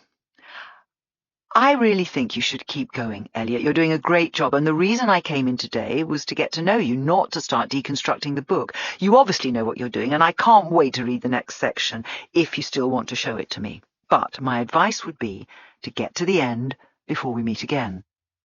I stopped as one other thought occurred to me. There is something else I wanted to ask you, though, I said. What's that? I noticed the name of the house in Cap Ferrat, the Chateau Bellemare. I waited for him to speak, but when he said nothing, I filled in the blank. It's an anagram of marble. He smiled at that, but not in a pleasant way. It was rapidly dawning on me that Eliot Crace, young, good-looking, talented, laid-back, wealthy, was, as I expected, trouble. I see you've picked up a few tricks from Alan Conway, I went on. Is there anything else hidden in the novel that I should know about? I don't know what you mean. Well, your grandmother lived in Marble Hall. I was wondering if you've partly based Margaret Chalfont on her. What makes you think that? Your Miriam Crace died of a heart attack, and Margaret Chalfont has a heart condition. They also have the same initials. It's none of my business, and I don't want to dig into your family history, but I'm sure you'll understand that after my experiences with Alan Conway, I'm not too keen on literary secrets. Alan used anagrams. And acrostics. I hate to mention it again, but that's why Charles pushed him off that tower. Are you going to push me off a tower, Susan? He smiled, as if to reassure me that he was only joking. I leaned forward and looked him straight in the eye. You're a very good writer, Eliot, and I like the first part of your book, but I'm not prepared to go through all that again. If you're keeping secrets from me and from your readers, if there are nasty messages hidden between the lines, then I'm afraid you're going to have to find another editor. Life's too short. Michael Flynn says you're the best. That's very kind of him. He says that you were the one who made Alan Conway successful. Alan Conway made Alan Conway successful, but it's true that I helped. I want you to work on the book. I mean, I'll be very grateful if you'll help me, and I'll think about what you've said. Are you writing about your family? I asked. He reached for his vape and sucked in the steam and the nicotine. I saw the light glow between his fingers. I grew up in Marble Hall, he said eventually. I hated it there. Yes, Lady Chalfont is inspired a little by my grandmother, and my father is in there too. You could say that Cedric is me, but doesn't every author base some of their characters on people they know in real life? A few of them do, but not out of a sense of malice or because they want revenge. Are you talking about me or Alan Conway? I hope I'm just talking about Alan Conway. If you're using this book as a weapon, you're the one who could end up getting hurt. Eliot glanced at his watch. Do you mind if we talk about this another time? He asked. I don't feel completely comfortable doing it here, and I'm meeting someone for lunch. Fine, I said. But I'll admit I was a little thrown. He'd cut short the time we had together by arriving so late, and now he was on his way out.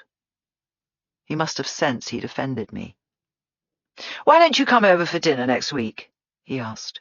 You should meet Gillian, and if you're really interested, I can show you some stuff about the family. I'd like that, Eliot. Are you leaving now? Yes, I've got nothing more to do here. Well, then we can go down together, he said. We left the room and walked over to the lift. You needed an electronic pass to go up, but we pressed the button for the ground floor and the doors slid shut. You're right about France, he said as we travelled down. I have no idea what the Grand Hotel looked like in 1955, although my mother once told me there was a funicular railway going down to the pool. I don't know what they'd have served for breakfast. I've looked up Nice on Google Earth, but I'm sure it's completely different now. I've made half of it up. Do you think I need to get someone to do the research? Let's leave that until the book is finished, I said. A copy editor will spot any major errors further down the line, but you really have done a good job. Just keep going. That pleased him. We were both slightly more at ease with each other by the time we reached the ground floor. But then we walked through the security barriers. There was a woman waiting for him on the other side, sitting on a sofa. She stood up as we approached, and we recognized each other instantly. I stared at her, then glanced at Elliot, furious with him, knowing that for his own dark Alan Conway reasons, he had done this on purpose. He had set me up. The woman was Elaine Clover. It was her husband, Charles, who had tried to kill me and was now in prison because of me. Elliot smiled. I think you two know each other, he said. Old friends. Yes, we're old friends, Elaine said, also smiling. How are you, Susan? I was wondering when I'd see you again. Standing there in the reception area of Corston Books, with Jeanette in the background and people passing in and out on their way to lunch or whatever, I was feeling so many conflicting emotions that I wasn't sure how to react. First and foremost, I was furious with Elliot. It was obvious that he had led me quite deliberately into a trap. He had suggested I come down with him in the lift. Why? He knew about my history with Elaine. Did he want to humiliate me, or was this his way of putting me in my place? I was forced to reevaluate everything I'd thought about him in our meeting. He'd had an edge to him, that much was sure, but I hadn't thought of him as deliberately malicious. This scene that he'd set up was something that would have delighted Alan Conway. And then there was Elaine herself. She must have known that I was on my way, because she hadn't shown any surprise. So the two of them had planned this together. Again, I had to ask myself, why? I'd seen Elaine many times when Charles and I were working together. I'd been to dinner at her house. The last time we'd been together, though, had been at the Old Bailey in London when I had been the star witness in her husband's trial. At that time, we had studiously avoided each other's eyes. The last few years must have been traumatic, and I could see it now in the heavy makeup she was wearing, which didn't quite disguise the lines that had insinuated themselves around her eyes and mouth. She had aged, certainly. Otherwise, she was much as I remembered her, smartly dressed, with a designer handbag on her arm, expensive jewellery, and immaculate silver hair, although it had been light brown at the time of the trial. She was about 10 years older than me, with two daughters who must be in their early 30s by now. I wondered how they had reacted to everything that had happened. It hadn't been my fault, but the truth was that I had destroyed this family, and I was waiting for her to scream at me, to slap me, even to pull out a knife and stab me. If she had, I wouldn't have entirely blamed her. She surprised me. Before I could say anything, she reached forward with both hands and took hold of my arms. "Please don't be cross with Elliot," she said. "I asked him not to tell you I was meeting him here." "Why?" "Because I knew you wouldn't want to see me." Her grip tightened, and to my astonishment, I saw tears in her eyes. "I'm so sorry about what happened, Susan. I feel so ashamed. When they told me what Charles had done, at first I refused to believe it. You have no idea what this has done to the family. His parents, the girls, me." "You don't blame me for what happened?" "You were the victim in all this. He nearly killed you." Elaine took a deep breath. "I saw you that day in court, but Charles's lawyers said I couldn't talk to you. Afterwards, I wanted to write to you, but You'd already left Crouch End and gone to Crete, and I wasn't sure you'd want to hear from me." At the edge of my vision, I saw Elliot glance at his watch. It was a vintage Rolex on a leather strap, perhaps inherited and certainly valuable. I didn't think he cared about the time. It was a signal that he wanted to leave. Elaine saw it too. "I can't talk now," she said. "Will you come to the house, Susan? Do you still have your old MG?" "Yes, I never got rid of it." "Well, then you could drive over. I feel we have so much to talk about. We were friends once, and maybe we can be again. Or, if you felt uncomfortable coming there, we could meet in a bar or a restaurant in town." "Are you still at the same address?" I asked. Elaine was still holding on to me as if she was afraid I would run away. "Oh, yes," she said. "I thought about moving. All the fuss. Reporters on the doorstep. Everyone in the street knows what Charles did, and they'll never forget. But it's the family home. The girls grew up there, and they didn't want me to leave." Finally, she released me. "Can I text you? Maybe later today? You've never been out of my thoughts, Susan. It was terrible, what he did to you." "Of course you can contact me," I said, although I wasn't exactly happy about the idea. Did I want to be dragged back into a past I'd spent the last few years trying to forget? But perhaps she was right. Perhaps together we could put everything behind us. "You know how much I liked Charles," I went on. "I never wanted any of it to happen." "We should go," Elliot said. "Yes." Elaine looked at me one last time, her expression somewhere between gratitude and dismay. Then she let go of me, and they left together. I took the tube home, and all the way there, rattling through the tunnels, I thought about what had happened. Elliot first. You might think that I'd been a little hard on him, questioning the first chapter and suggesting a complete change of location, but in fact, I'd been very careful with my criticisms, effectively testing the water. I'd had other, quite serious issues that I haven't mentioned. The whole business of the will, for example, struck me as unoriginal. Agatha Christie must have used the device at least a dozen times, and it had been done to death in pretty much every TV detective series I'd ever seen. The scene of the reading of the will was as much a standby of crime fiction as a final chapter with all the suspects gathered in the library. It was just one of the things I'd kept to myself. There had been plenty of others, but that was hardly surprising. I've been doing my job so long that I find it almost impossible to read any manuscript without visualizing the circles and crosses, the asterisks, the underlines, the carets and the brackets that are among the tools of the editor's trade. So, for example, I'd have crossed out the reference to the Nazi concentration camp on page 2. I'm not sure a Whodunit is the right place for a casual mention of the Holocaust, and even Atticus Pund generally preferred not to talk about it. I wasn't sure about the Nazca lines either. They just seemed wildly out of place. I was concerned by the characterizations of both Judith Littleton and Alice Carling, the first stouter than her mother and the second plain.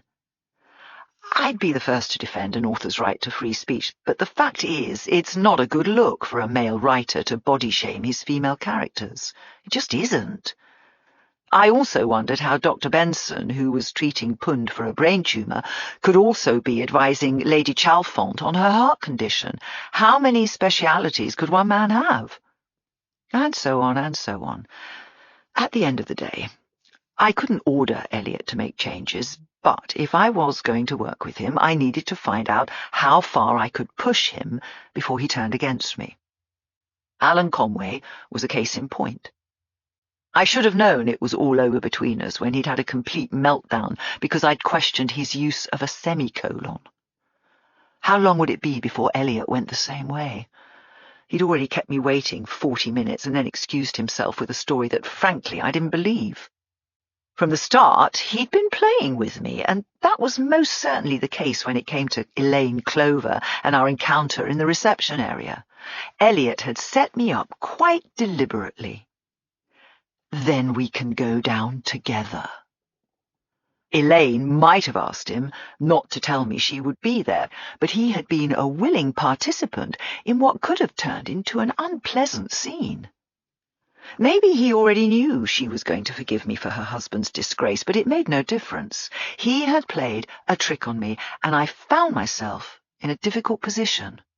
What with the two of them acting in concert, plus Atticus Pund and Alan Conway watching from the wings, I wondered if there weren't too many shadows from my past closing in on me.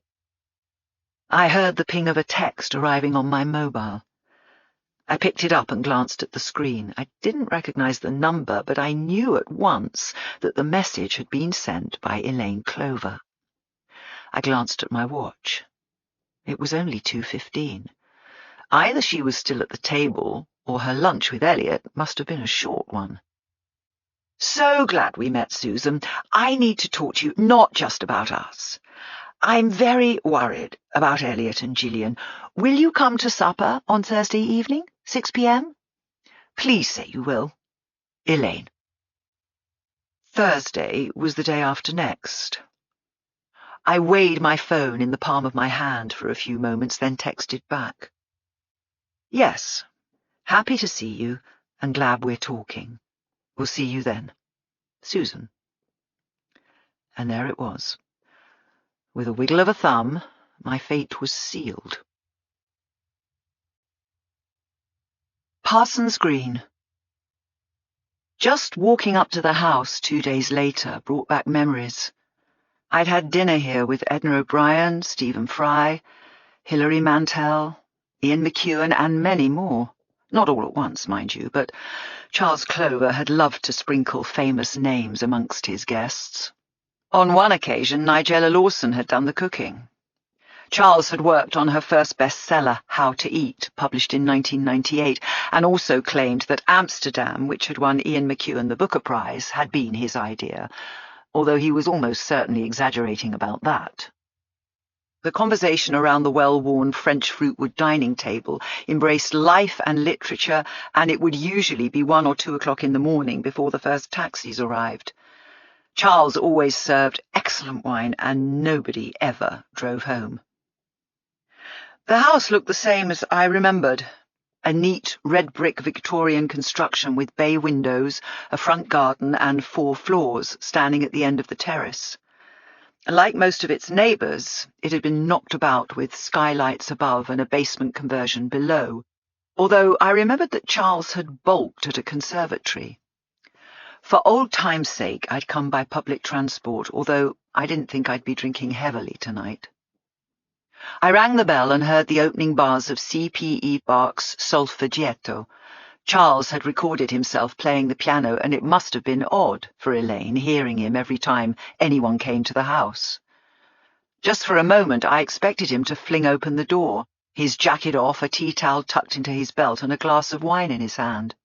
He liked to cook, unless he happened to have a celebrity chef on the guest list, and the meals he prepared were first class.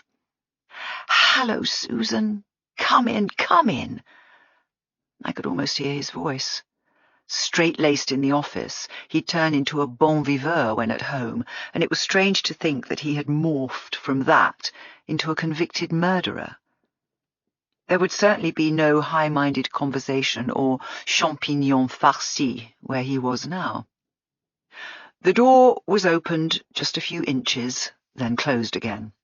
I heard the security chain slide, and then it opened fully to reveal Elaine, now dressed in black trousers and T-shirt with a single gold chain round her neck. I was glad that I hadn't put on anything too fancy myself. I'd gone through all the new clothes I'd bought when I'd got back from Crete, but what do you wear for dinner with a woman whose life you've managed to destroy? I still felt uncomfortable about coming here, and although Charles had always forbidden his guests to bring anything to his dinner parties, I'd decided that I couldn't come empty-handed. I held out a bouquet of flowers and a decent bottle of wine. Elaine took them with a smile. "That's very kind of you, Susan, although there was absolutely no need." She was less nervous than she had been at the office, perhaps because this was her home turf, but the fact that she wouldn't open the door until she knew who was on the other side told me a lot about her state of mind. "Do come in," she said. Nothing had changed. The house was elegant, almost obsessively so.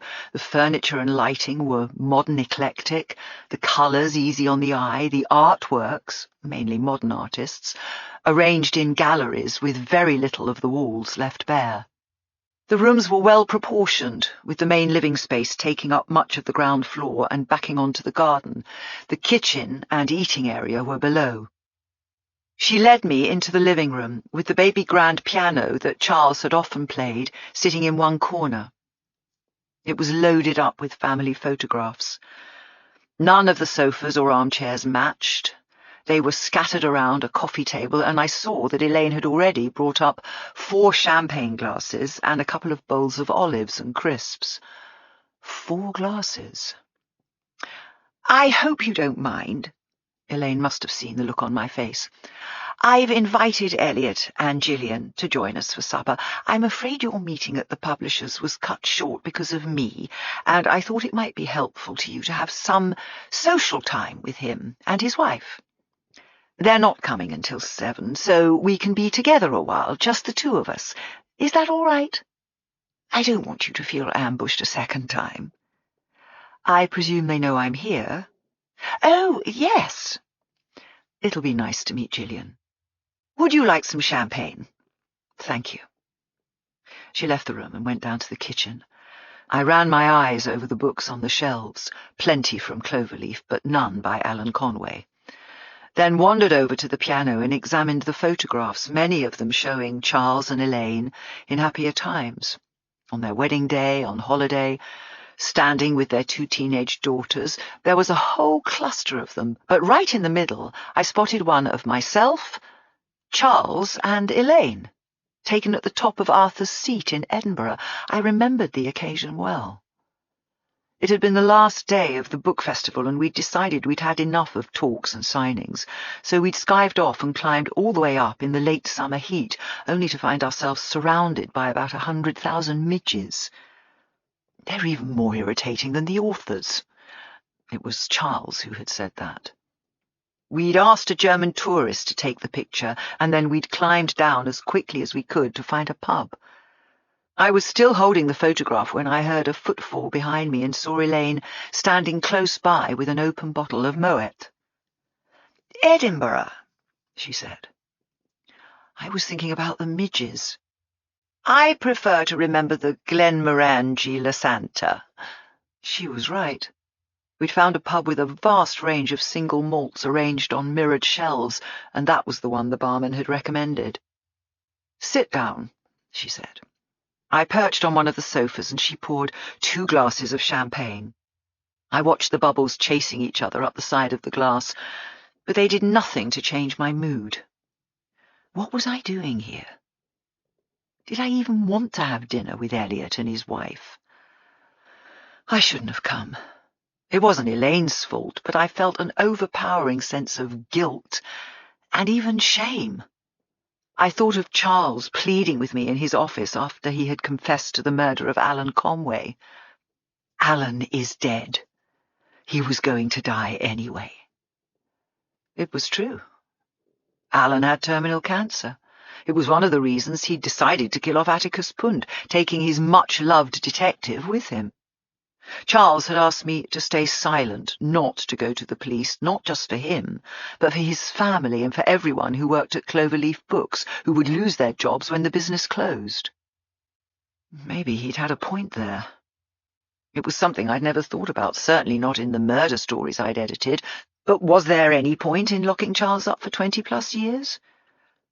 It wasn't as if he was a career criminal. In a moment of fury, seeing his whole life's work threatened, he had pushed Alan Conway off the tower of his house, and if I'd been in his shoes, it's just possible that I might have done the same. He hadn't planned what he was going to do, and you could hardly call him a danger to society. It was extremely unlikely that he would ever have killed anyone else. Would it have made such a difference to the world at large if I had stayed silent?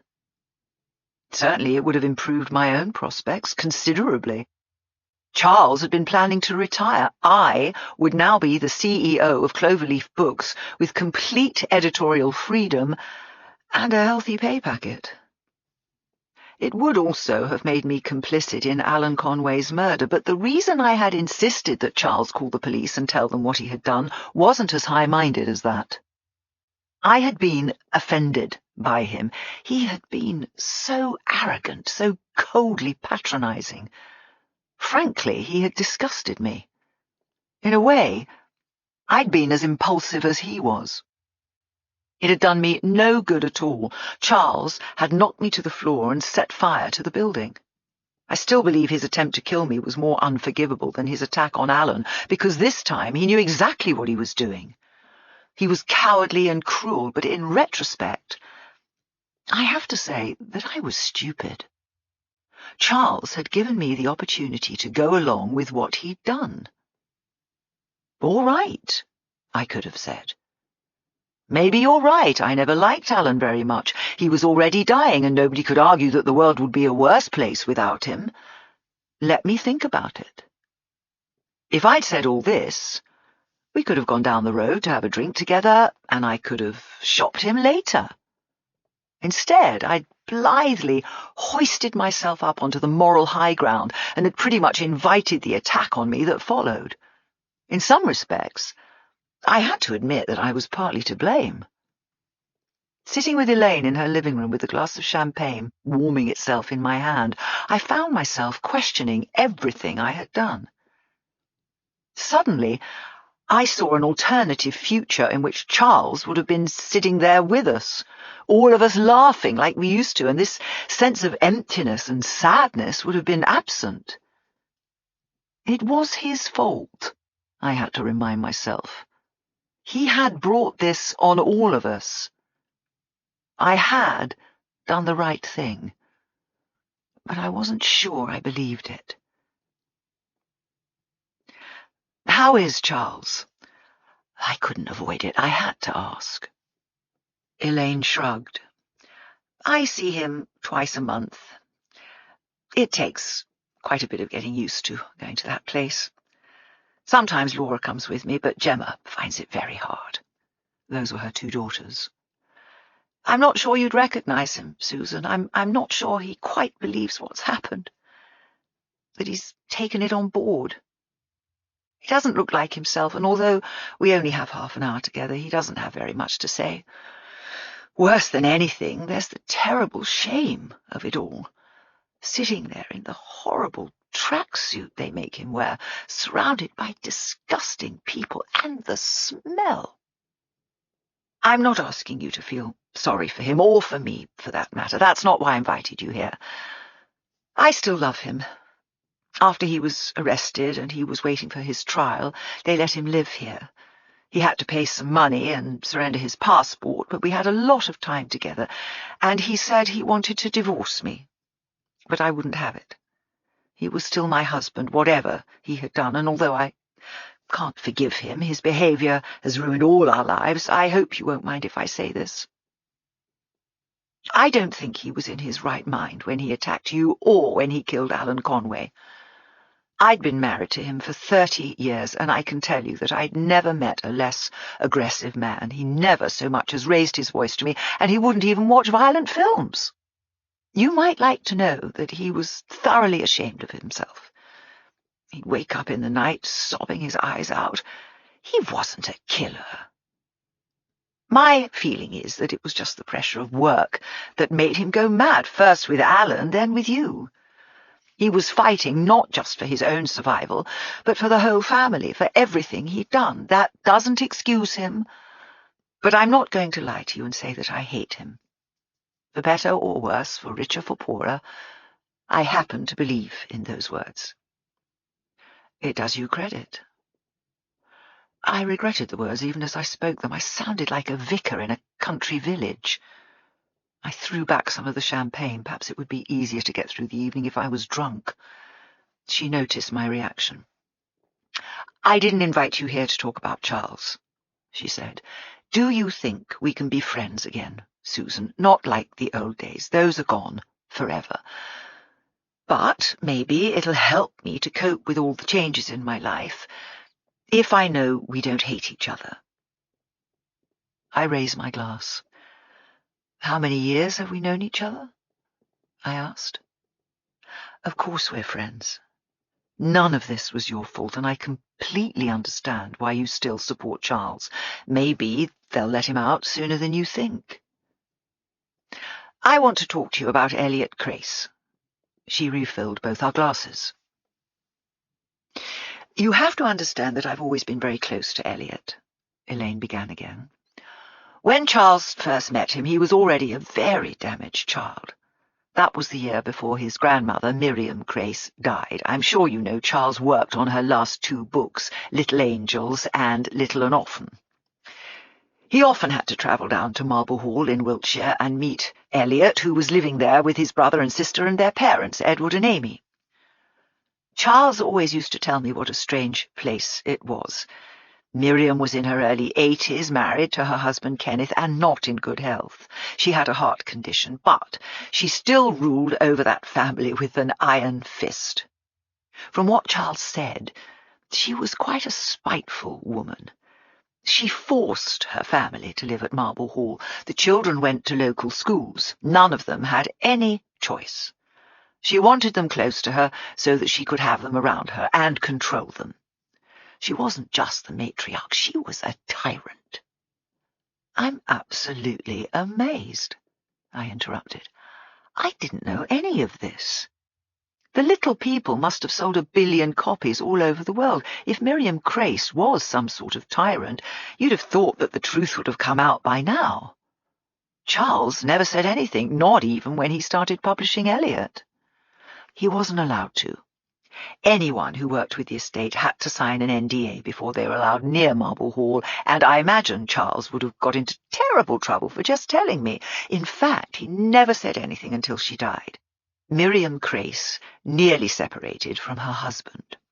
She dominated her children, bullied the grandchildren, and gave everyone who knew her a bad time. But the family was forced to hide the truth for the same reason they gave in to her demands. They needed the money. You probably know better than I do how much the Little People was worth, but if any of them had gone to the press and blabbed about how much they disliked Granny, they'd have been cutting off their nose to spite their face. What impact did this have on Elliot? I asked. I'm coming to that now. Edward was her younger son, and he and his wife Amy had 3 children. In the year 2003, when Miriam died, Roland was 17, Julia was 15, and Elliot was 12. The older brother, Jonathan, and his wife Layla had 1 child, a girl called Jasmine. Later, sadly, there was an accident and she died in her 20s. Elliot doesn't like talking about his life at Marble Hall, but I do know that he worshipped his older brother and was very close to his sister. The 3 of them were like a gang or a fellowship. As soon as Miriam Crace died, the family went its separate ways. Charles said they couldn't wait to get out. They had properties all over the country, so Edward and Amy moved with their children to a house in Notting Hill Gate. They sent Elliot to a local prep school and then to the City of London school near St. Paul's, which was when things began to go wrong. It wasn't the school's fault. Elliot fell in with the wrong crowd.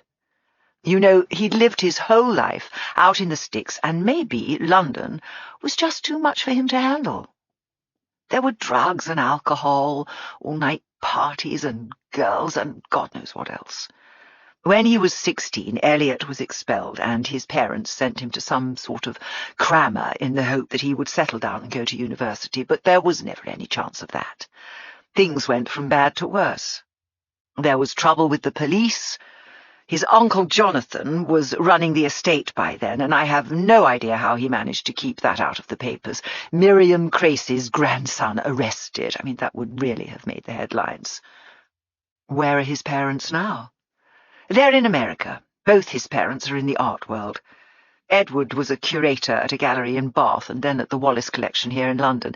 His wife was quite a well-respected portrait painter. They didn't really know how to handle Elliot.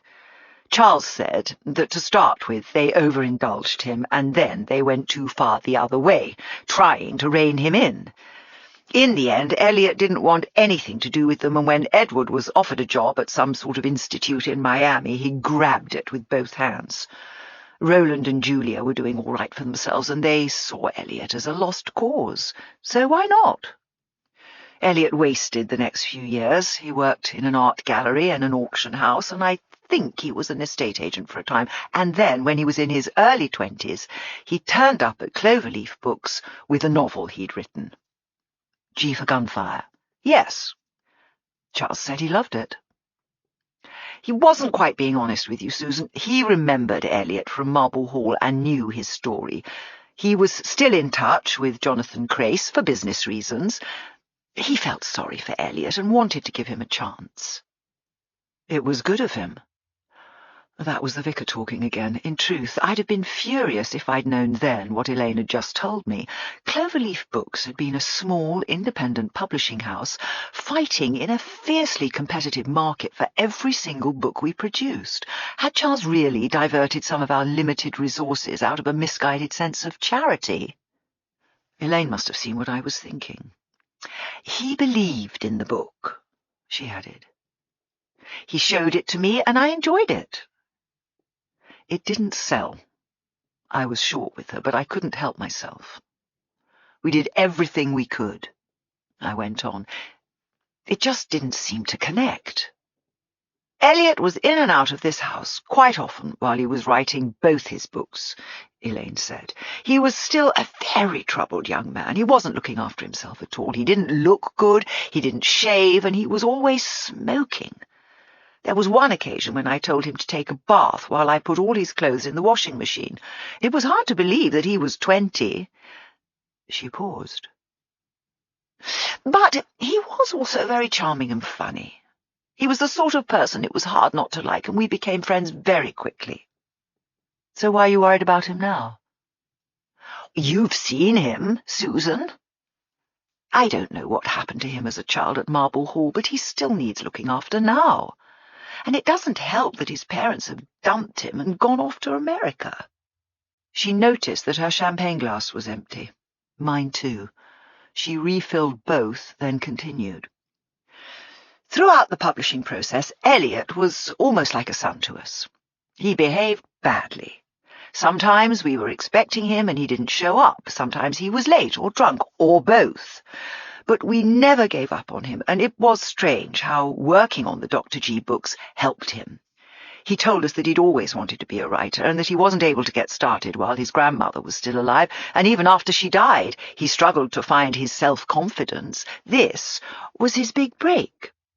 When the books failed, we were terrified he would go off the rails again, but by that time he was going out with Gillian, and she gave him the one thing he'd never had in his life, stability. I'll tell you how they met, but you must pretend that you don't know. Elliot took an overdose and ended up in hospital. Gillian was a nurse on the ward. She's the angel who saved his life in more ways than one. They started going out together, and then they got married. Just the two of them and a couple of witnesses at Chelsea Registry Office. His brother Roland was the best man. From that moment he seemed to change completely. Off the booze, off the drugs, really trying to hold himself together. I was thrilled when I heard that he'd been asked to write 3 more books about Atticus Punt. Maybe Dr. G was a bad idea, but Elliot's a good writer, and I'm sure you'll agree that this time he has a real chance of success. I've read the first 30,000 words, and I think it's very promising, I said. I know, he told me. She paused. I'm just worried that this could be make or break for him. The last couple of times I've seen him, he hasn't been quite himself, or rather, he's been a bit too much like his old self. He's smoking again, for one thing. I don't know about the rest of it, but Gillian is as worried as I am, she's told me. I'm sorry, Elaine, but what's this got to do with me? I didn't commission him. I'm only his editor. But you worked with the great Alan Conway. You made him into a star, and you put Atticus Punt on the map. Elaine lowered her glass. Somehow the two of us had managed to polish off 3/4 of a bottle of Moet.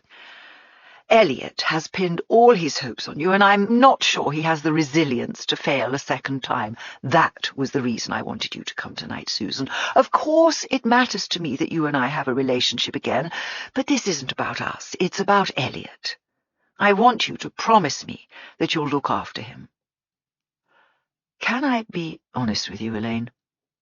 I knew she was asking me to commit myself, but I wanted her to understand. It's not my job to look after my writers. I admire them, I try to like them, but I'm not their therapist. I may not be able to help him in the way you want. You don't have other writers like Elliot. If Charles were here, he could tell you so much more than I can. It was the mention of Charles that did it. Whatever my feelings about the past, I felt that I owed her something. I couldn't refuse.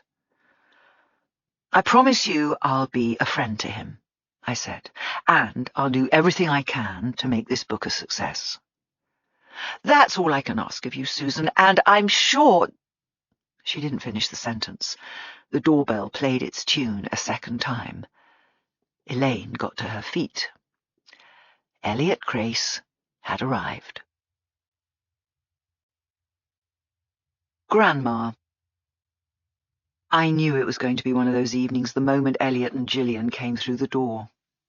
They had been arguing. It was obvious from their body language, the distance between them, and the tears still visible in Gillian's eyes. It was sad because at first sight they made such an attractive couple, so young, so good-looking, smartly dressed, Elliot carrying a bottle of wine for Elaine, or perhaps for himself. He had been drinking, I could see that too. He wasn't quite drunk, but he was swaying on his feet, making every effort to keep himself steady. "Hello again," he said, a little too loudly. He was wearing jeans and a velvet jacket with an open-neck white shirt. "Hello, Elliot. Have you been here long?" "About an hour." "Have you been talking about me?" "Of course, Elliot. What else is there to talk about?" He gave me a crooked smile. "This is my wife, Gillian. Gillian, this is Susan Ryland, my editor." My first impression of Gillian Crace was that she was a strikingly attractive woman, a little younger than Elliot, maybe 28 or 29, and she could have been born to be a nurse. She had sandy-coloured hair, neatly parted in the middle, blue eyes, and freckles. When she smiled, she radiated calm and kindness. "It's lovely to meet you," I said. "Elliot has told me a lot about you." "We hardly know each other." "Well, he knows all about you.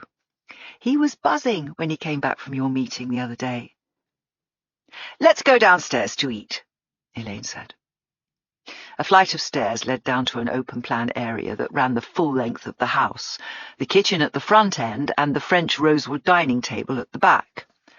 The 12 chairs that surrounded it were a sad memory of former times. Tonight there would be just 4 of us to occupy them, and looking at the empty spaces, I was reminded of what life must be like for Elaine now that Charles was away.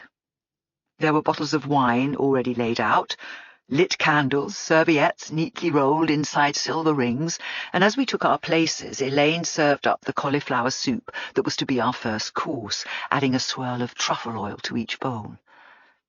There was something about the ritual, the formality of it all that made me feel uneasy. It was like having dinner in a leper's colony where nobody was allowed to mention the disease. I had been placed opposite Elliot. Gillian was next to me, with Elaine making up the square on the other side. Elliot poured wine into his glass, not stopping until it had almost reached the brim. We started off talking about Pun's last case. That was what connected us, and it was what mattered most. If Elaine was to be believed, Elliot had invested his entire future in its success, and now that I thought about it, the same was true for me too. Michael Flynn had hired me to make the book a bestseller. If it failed, I could kiss goodbye to any long-term employment at Corsten Books. "Elliot told me you liked the book," Gillian said nervously.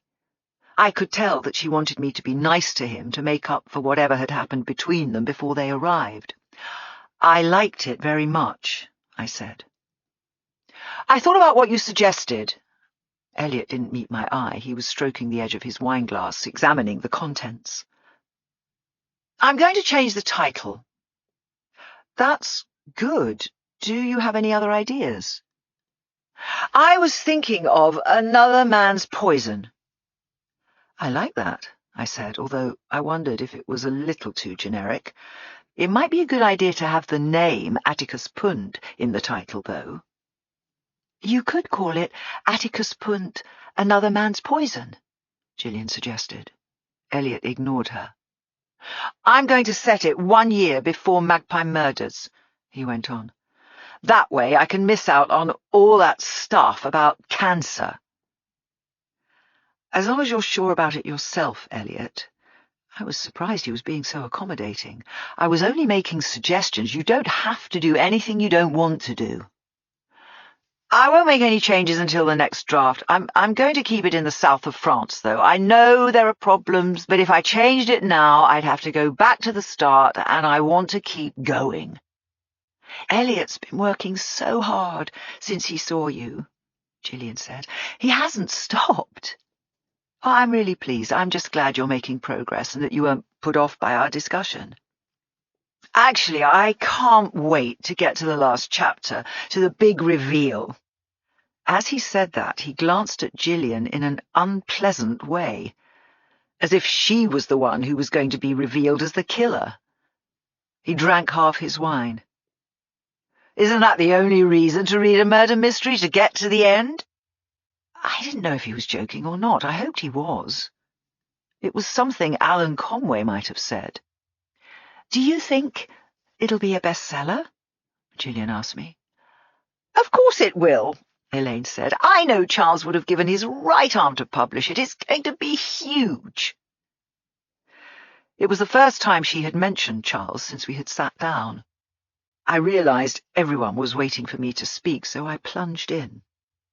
If there's one thing that's certain in publishing, it's that you can't predict anything, I began. Harry Potter was turned down by a dozen publishers, and when it was finally accepted, they only printed 500 copies. That's how many they thought they could sell. Stephen King wrote a novel, Carrie, that was rejected 30 times. It's insane. When we published the first Atticus Punt novel back in 1995, we had no idea it was going to do so well. 28 weeks on the Sunday Times bestseller list. It sold more copies than Nick Hornby or Barack Obama, who were both huge that year.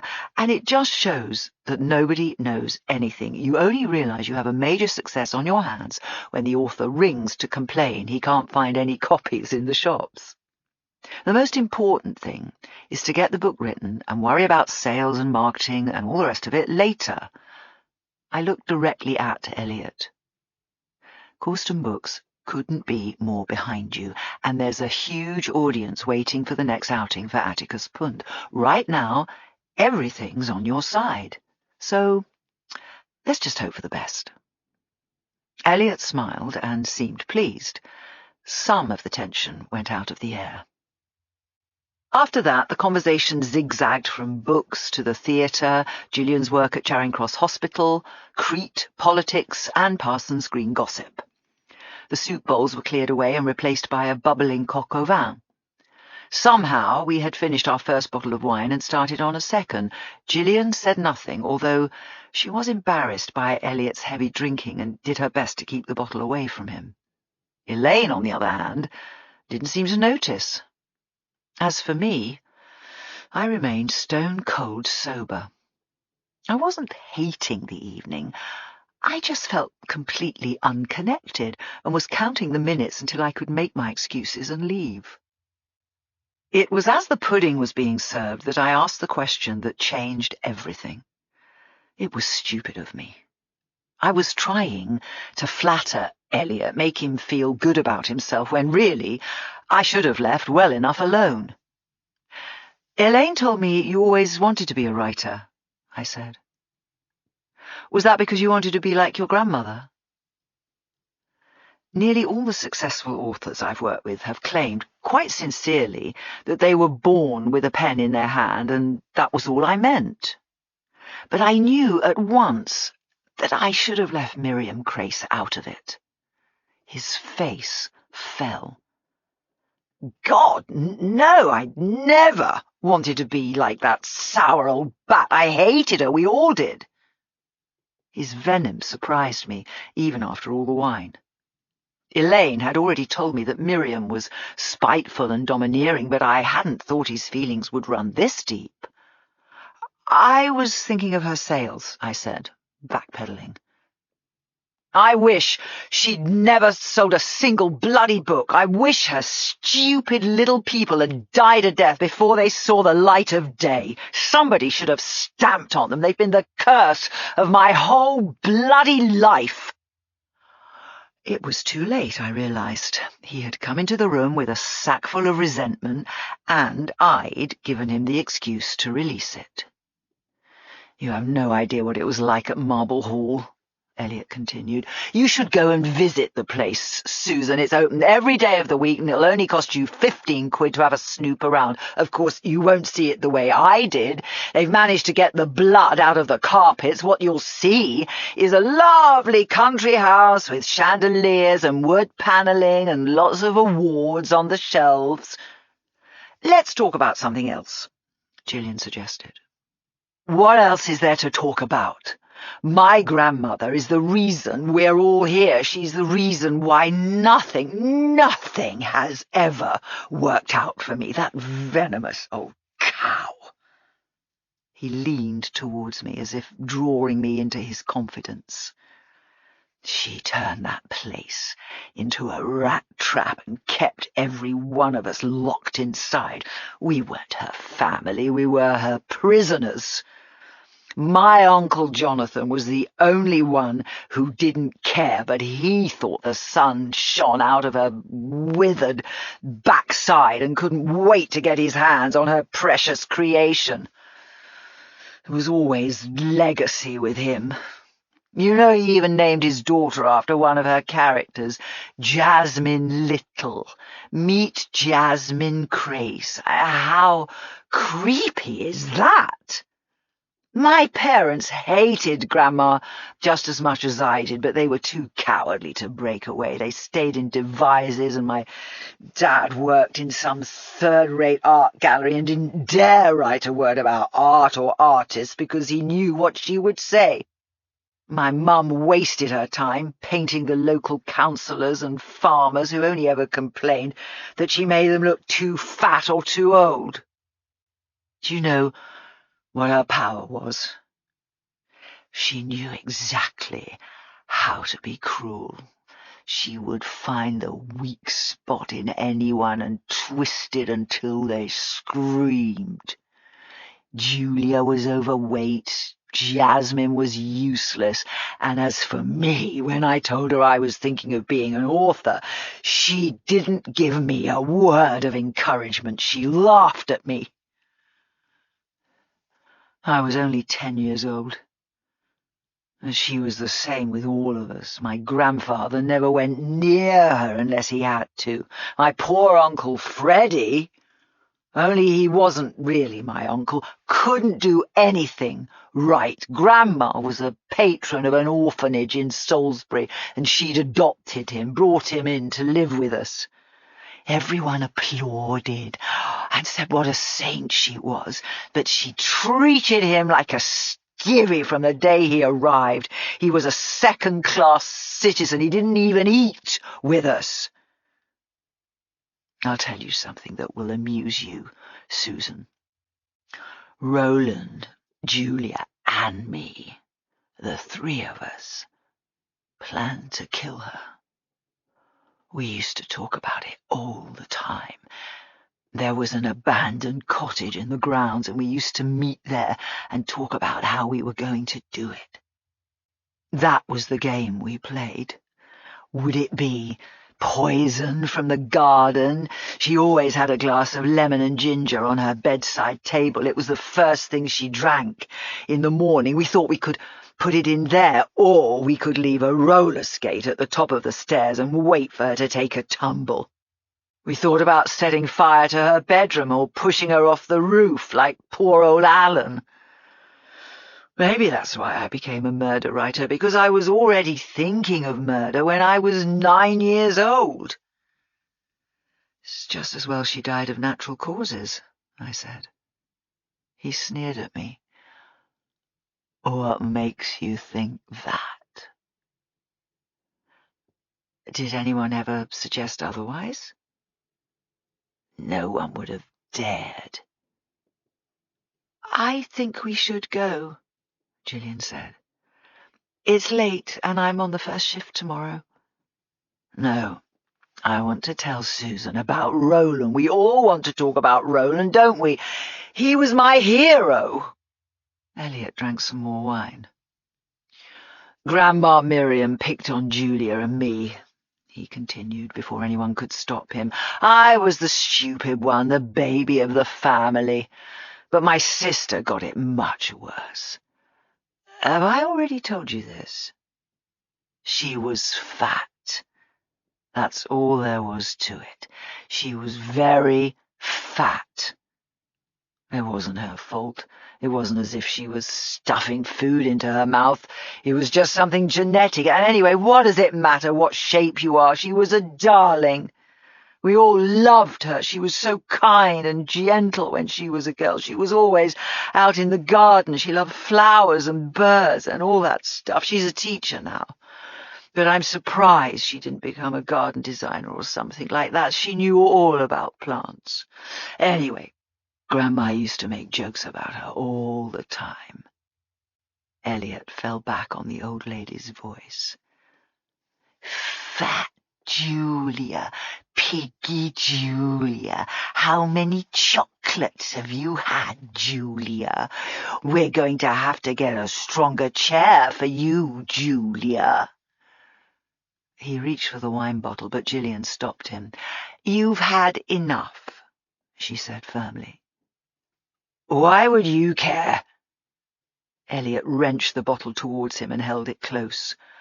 Roland protected us, he said. Roland was the only one who stood up to her. He was only 17 years old, but he was the bravest person in the house. Jasmine adored him. And for Julia and me, he was our knight in shining armor. Grandma was afraid of him. When he was with us, she never did any of her teasing. Where is he now? I asked. I don't know. London, I think. I haven't seen him for a while. Gillian stood up. I have to go, she insisted. You can stay if you want to, Elliot, but I want to go to bed. I'll call an Uber, if you like. I came to her rescue. I ought to be on my way too, I said. It's been a lovely meal, Elaine. Thank you for inviting me. I turned to Elliot. Maybe you should write about your grandmother, now that she's dead, I said. He gave me a queer look, half smiling, half warning me. Maybe I already have, he said. Marble Hall.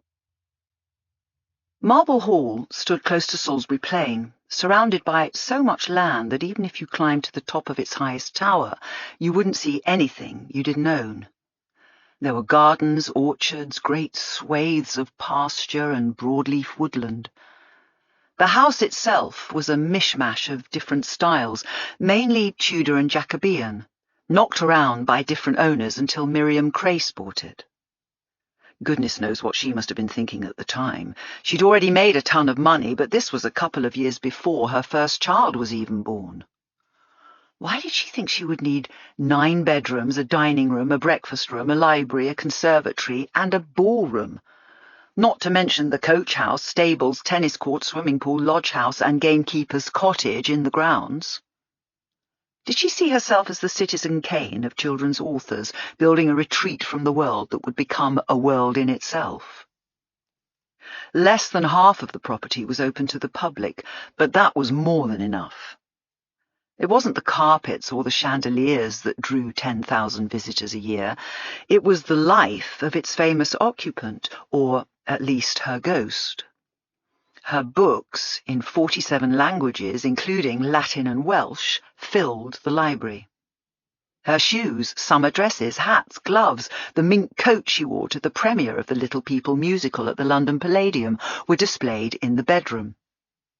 The 23 left-handed fountain pens she'd had specially made for her were laid out on the desk in her office, along with notebooks and manuscripts covered with her almost illegible handwriting. Here was her CBE, resting on the grand piano she played for an hour every morning. Here was her favourite egg cup and a silver spoon, one of the dozen she had been given for her wedding by Lord Mountbatten, a huge fan of her books. And everywhere you looked there were the little people themselves. Models, photographs, cartoons, toys, framed newspapers and magazines, chocolate bars, dolls, games, jigsaws, keyrings, cushions, beer mats, and playing cards. After an hour or so, even the most ardent fan must have felt exhausted. I was lucky then that the stables had been converted into a cafe where you could enjoy Grandma Little's cream tea or a glass of Grandpa Little's ginger beer. I had driven down from London a few days after my dinner with Elaine, although there were plenty of other things I could have been doing. Michael Flynn had surprised me by sending me a second manuscript to edit. Another piece of Nordic noir. It was wanted by the end of the month, but it had been horribly translated, and almost every line needed work. I couldn't focus on any of it. My thoughts were all over the place. It looked as if I was stuck as Eliot's editor, whether I liked it or not, certainly if I was to have any hope of continuing my career at Corsten Books. I had also promised Elaine that I would be a friend to him, which went against all my professional instincts. But she'd persuaded me that I owed it to her, and, much to my annoyance, I decided she was right. And then there was Eliot himself. Every word he had said at the dinner table had come as a hammer blow, smashing all my preconceptions about his famous grandmother. Could Miriam really have been the horror he had described? How could she possibly have created the world's most lovable family when she'd been so hateful to her own? I couldn't walk away, although I was tempted to do exactly that. I was already too committed. It was as if I'd tumbled into a web only to discover that I was, in fact, the spider. If I was going to hold everything together, I had to be strong, which meant learning as much as I could about the house, the family, Eliot's childhood, and, above all, Miriam Crace herself. I think Elaine was hoping that I would protect him, but in reality I was simply protecting myself.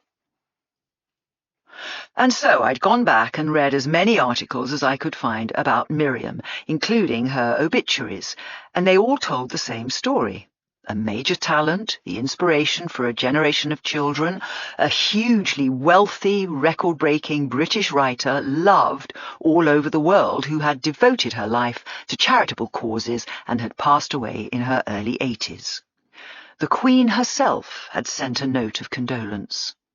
I scoured the internet, but there wasn't so much as a whisper that there had been anything suspicious about her death. It had been the inevitable conclusion of many years of declining health. It's just as well she died of natural causes. What makes you think that? It would have been easy enough to dismiss Eliot's insinuations. He was drunk. He'd just argued with his wife, but when I was lying in bed trying to get to sleep, that last exchange had echoed over and over in my head. Eliot knew exactly what he was doing. He had spent the first 12 years of his life at Marble Hall, and he had weaponized that experience. I knew now that Pun's Last Case wasn't just a book. It was an act of revenge. Marble Hall and the Chateau Belmar. 2 old women, both with the initials MC, both with a heart condition, had died. At least one of them had been poisoned, and there were plenty of other parallels.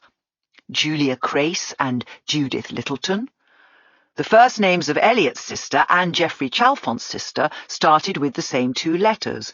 Both had an issue with weight, and from schoolteacher to postgraduate doctor wasn't too far a stretch. Jonathan Crace, married to Layla, must find a reflection in Geoffrey, married to Lola. Eliot had told me that he had based the character of Cedric on himself, and it seemed to me that Elmer Waysmith, who treated his son with such contempt, might well have been inspired by Eliot's own father. Even the lemon and ginger tonic that Miriam drank every morning had its counterpart in the lemon and ginger tea that had killed Margaret Chalfont. Was that what Eliot was saying? Was that how he believed his grandmother had died? I wasn't sure if I should be editing the book or persuading Eliot not to write it. I knew I was going to have to confront him about all this, and it wasn't going to be pleasant, but when I woke up on a bright Sunday morning, it was clear to me what I had to do. Marble Hall was real. Marble Hall was 2.5 hours away. Before I made any decision, I had to see it for myself.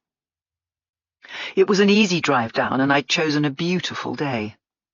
It gave me a chance to put my old MG through its paces, and once I'd come off the M4, I put the roof down and enjoyed the rushing green and the glorious, fresh air of the Wiltshire countryside, Adele blasting out of the sound system. The main car park was already close to full when I pulled in shortly before midday. I walked through the gardens up to the main entrance, looking out for a Michelangelo-inspired fountain and a Corinthian gazebo, and I was glad they weren't there. Architecturally, the very English house had nothing in common with Chateau Belmar. It was darker, with smaller rooms and more of them, connected by creaking corridors or tucked away in hidden annexes. Miriam Crace had bought the hall in 1955, and over the next 40-odd years, it had opened its arms, or perhaps its tentacles, to embrace 3 generations. First, there had been Miriam and Kenneth, still married, but definitely not together. Jonathan and Edward had been born and grew up there. When they were married, their wives, Layla and Amy, had moved in too. Then there had been 4 grandchildren, Jasmine, Roland, Julia, and Eliot, arriving in that order, and, let's not forget, Frederick Turner, adopted in 1961. How had he fitted into all this? That was what I was asking myself as I joined the tourists and their children, some of whom were dressed up as their favourite characters from the books, following the arrows from one clutter-filled room to another. What would life have been like for the children here, rubbing shoulders with your uncles and your cousins, always kowtowing to whatever Grandma might demand? At some stage, Jonathan had moved his wife and daughter into a separate building in the grounds. But which had been Eliot's? Where had his parents slept? Only Miriam's bedroom was labelled with a red cord across the doorway to stop people from entering. I spent a long time looking at the bed with its 2 cabinets, one on each side. I was fixated by them. I could almost see the servant or a housekeeper placing a glass of lemon and ginger on one of them for Miriam to drink, the bright yellow liquid shimmering like something out of a Hitchcock film. From what Eliot had told me, his parents couldn't wait to get out of Marble Hall and had left the moment Miriam died, taking their 3 children with them. After just 1 hour in the place, I knew exactly how they felt. There was something incredibly oppressive about the place. So many doors and staircases, so little natural light. And then there were the stuffed animals. Crows, foxes, rabbits, owls, just about every form of wildlife watched me with their incurious glass eyes as I strolled past. I was particularly struck by a kingfisher locked away in a glass cabinet, the glorious colours of its plumage somehow obscene, given that it had been dead for perhaps 100 years. Kenneth's workshop in one of the towers was open to the public. It was like Frankenstein's castle. Shelves lined with flasks and old bottles, bits of bone and feather, wooden work surfaces still stained with decades-old dried blood. Seen through the eyes of an imaginative 10-year-old, it would have been like living in a bad dream. And there would have been no escape.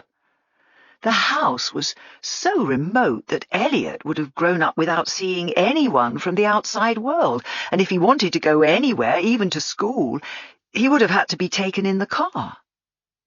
I had paid £17.50 to get in. I could imagine that he would have paid 1,000 times that to get out. I bought a history of Marble Hall in the gift shop mainly because there was a black and white photograph of Miriam Crace on the cover, and I thought it would be useful to have it with me. Although born in 1920, she had the look of a character out of Sherlock Holmes. The black and white photography did her no favours, I thought, and there was something truly ghost-like about her. Her head tilted to one side, her hair floating like clouds above her face, her eyes staring at something over the photographer's shoulder.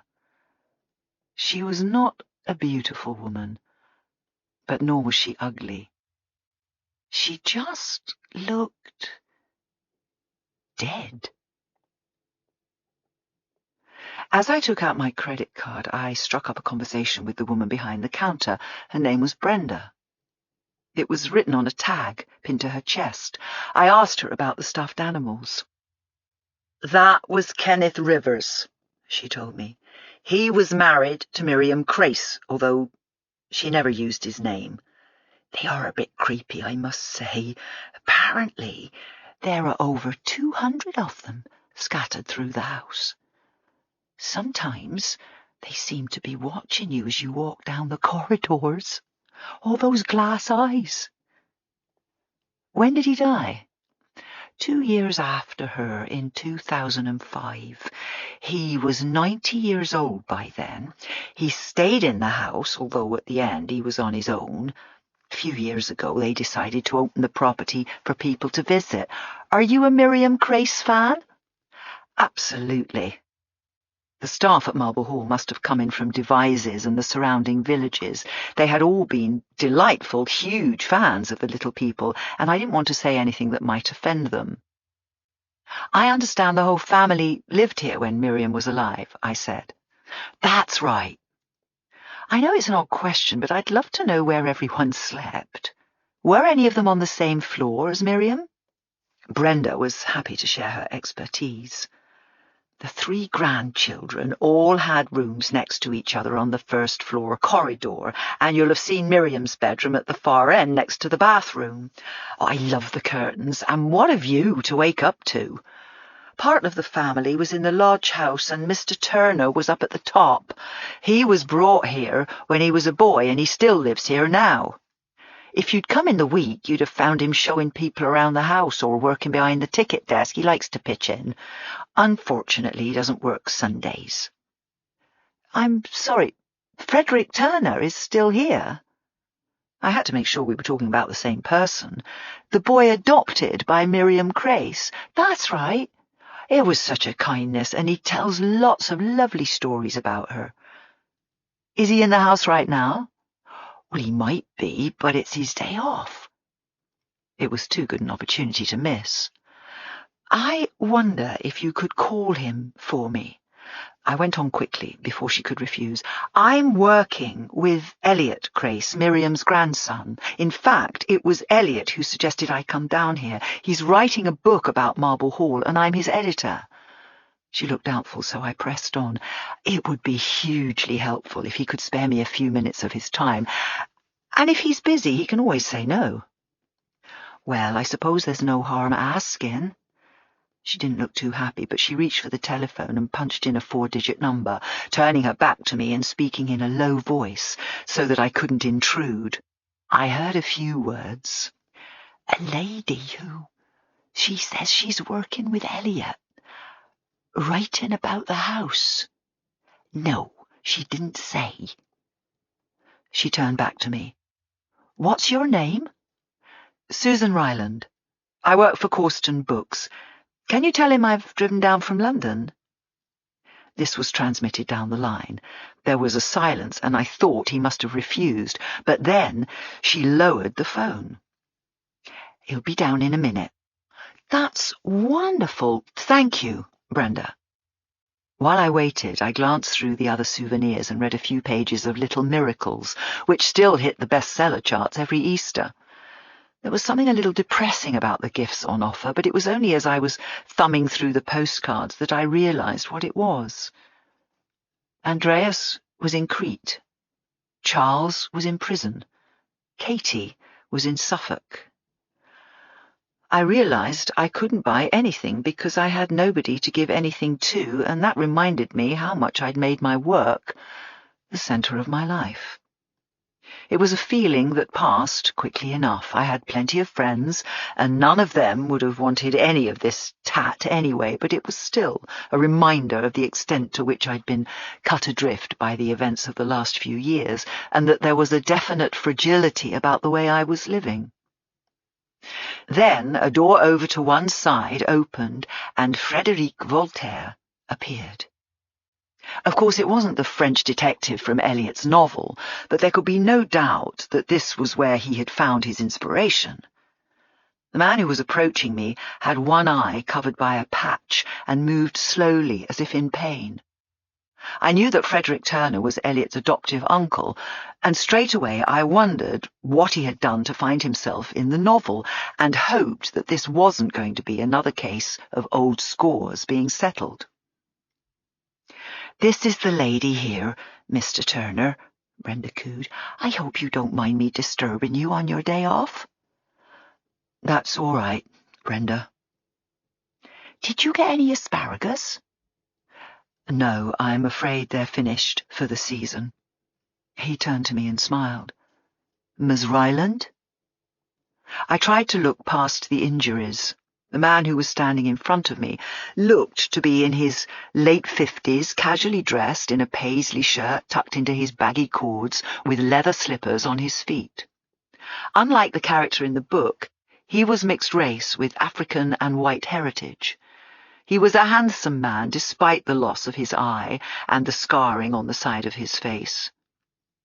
He had a quiet intelligence and a gentleness I found endearing. He spoke softly, as if afraid of giving offence. "Susan, please," I said. "I'm Frederick Turner." "Thank you for coming down. I'm working with Eliot." "Yes, I know who you are. Would you like a coffee? We have quite a good tea room here, the little parlour. The ladies make all their own cakes." We set off together, leaving the house and heading for the stables. Frederick walked with a limp. "You'll have to forgive my appearance," he said. "I have an allotment at the back of the house, and I just finished lifting the early potatoes and was just about to jump into the shower when Brenda rang. We had a marvellous crop of asparagus this year, by the way, but sadly the season is all too short." "You manage Marble Hall?"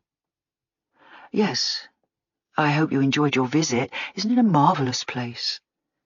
He pointed to a line of casement windows on the second floor. "I have a suite of rooms up there. It's funny to find myself back where I began, but I love living here, and there's absolutely no way I could do this job remotely. I've been here so long that probably one day I'll be part of the guided tour. I might even come back and haunt the place." He smiled at his own joke. The room was crowded, but we found a table, and after I had declined both lemon drizzle cake and French fancies, he ordered tea and biscuits. The waitress was called Daphne, and she fussed over him as if he was a schoolboy being given a special treat. In that respect, she was just like Brenda in the gift shop. Both were obviously fond of him, perhaps because of his injuries. "Who told you about me?" I asked. I assumed it must have been Eliot. Nobody else in the Crace family knew I was working on the book. "I met Charles Clover a few times," he explained. "He came down here when he was working on the last books written by Miriam Crace, and we stayed in touch after he set up Cloverleaf. He often mentioned you." He spoke very highly of you. I wasn't sure if this was a compliment or a rebuke. Frederick must have been aware of what had happened to Charles and his company, but he didn't make any reference to it, so I decided I wouldn't either. I'm freelance now, was all I said. I'd heard Eliot was writing a book. Is it set here at Marble Hall? I wasn't sure how to answer that. I knew I'd struck lucky. Frederick Turner could give me a lot of the background details I needed about Miriam Crace, Marble Hall, and the families who had lived here, but it might be difficult to draw information out of him if I said that Eliot was using the family as the template for a murder mystery set in the south of France in 1955. At the same time, he seemed like a nice enough man, and I didn't want to lie to him. He's writing a mystery story, I said, keeping things vague. It's a work of fiction, but it's partly inspired by his childhood here. He smiled. I always thought Eliot would become a writer. He was an odd little boy, always living in his imagination. He paused. Am I in it? I've only read a few chapters. He won't be delivering until later in the year. Both statements were true, but didn't answer the question. I understand you were adopted by Miriam Crace. That's right. He paused while the waitress brought over one of those silver pots that make such a business, dribbling out a measure of tea, and two gingerbread men on a plate, both based on characters from Miriam's books, their names, Harry and Rose, written in icing sugar. I first came to Marble Hall in 1961 when I was almost 6 years old. I did a quick calculation. He'd been born in 1955, which made him 68 now, much older than I'd thought. If Eliot's writing a mystery novel, he should start with me. I never knew either of my parents. My mother died giving birth to me. We knew very little about her. We think my father was an agricultural worker, and she may have been a traveller. Mary Turner was the name she gave at the Trowbridge Community Hospital, which is where I was born. Apparently, she said that she wanted me to be called Frederick if I was a boy, and it makes me sad to think she never found out that it happened. I ended up at the St. Ambrose Orphanage and Children's Home. In Salisbury? That's the one. When no relatives stepped forward to claim me, I was put up for adoption, but that didn't happen. It may have been my ethnicity. Back then, in the 50s, down here in the West Country, attitudes were different. Anyway, I was the lucky one. Mrs. Crace was a patron of the orphanage. I'm sure you're aware she did an enormous amount for children throughout her life, and we all knew her. The Little People was the first book that I ever read, and the second, and the third, and the fourth.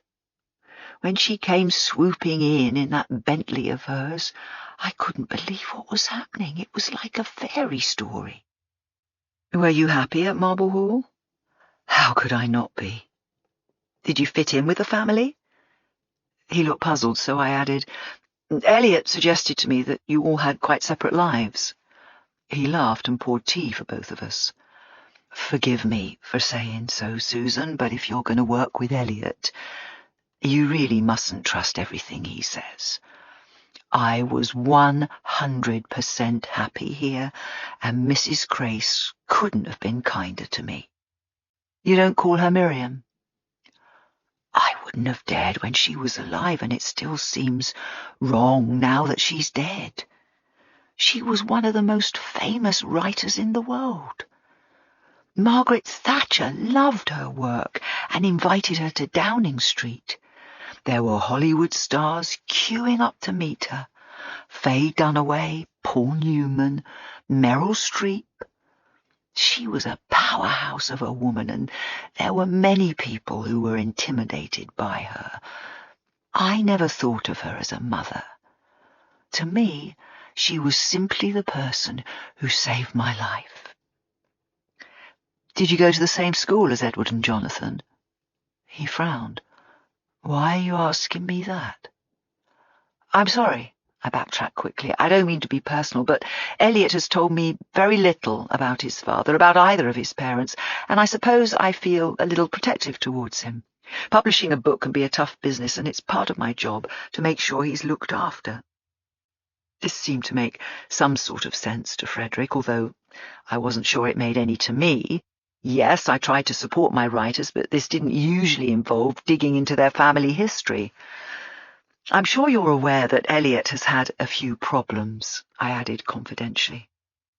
I haven't really spoken to Edward since he went to America, Frederick said, and since you ask, Susan, I did not go to the same school as Edward or Jonathan. They were educated privately, and I went to a comprehensive in Devizes. That was fine as far as I was concerned. Mrs. Grace had done enough for me. Why should she and Kenneth have to pay for my education? Maybe that's what Elliot meant by separate lives. All three of us were very different. Edward was the quiet one, interested in art and art history. Jonathan couldn't wait to take over the estate and build on what his mother had created. He's the one who employs me now. I was the oldest of the three of us, but of course things were different for me. I kept myself to myself. I moved to London in my 20s and qualified as an accountant. Mrs. Grace paid for everything. I was thinking of going to America, but then I had my accident. I'm sorry, what happened? It was entirely my fault. I was driving to the airport. I had a bad cold and I wasn't concentrating, and I drove through a red light and my car was hit by a truck. He paused and drank tea.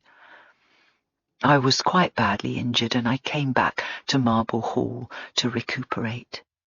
Jonathan was extremely helpful.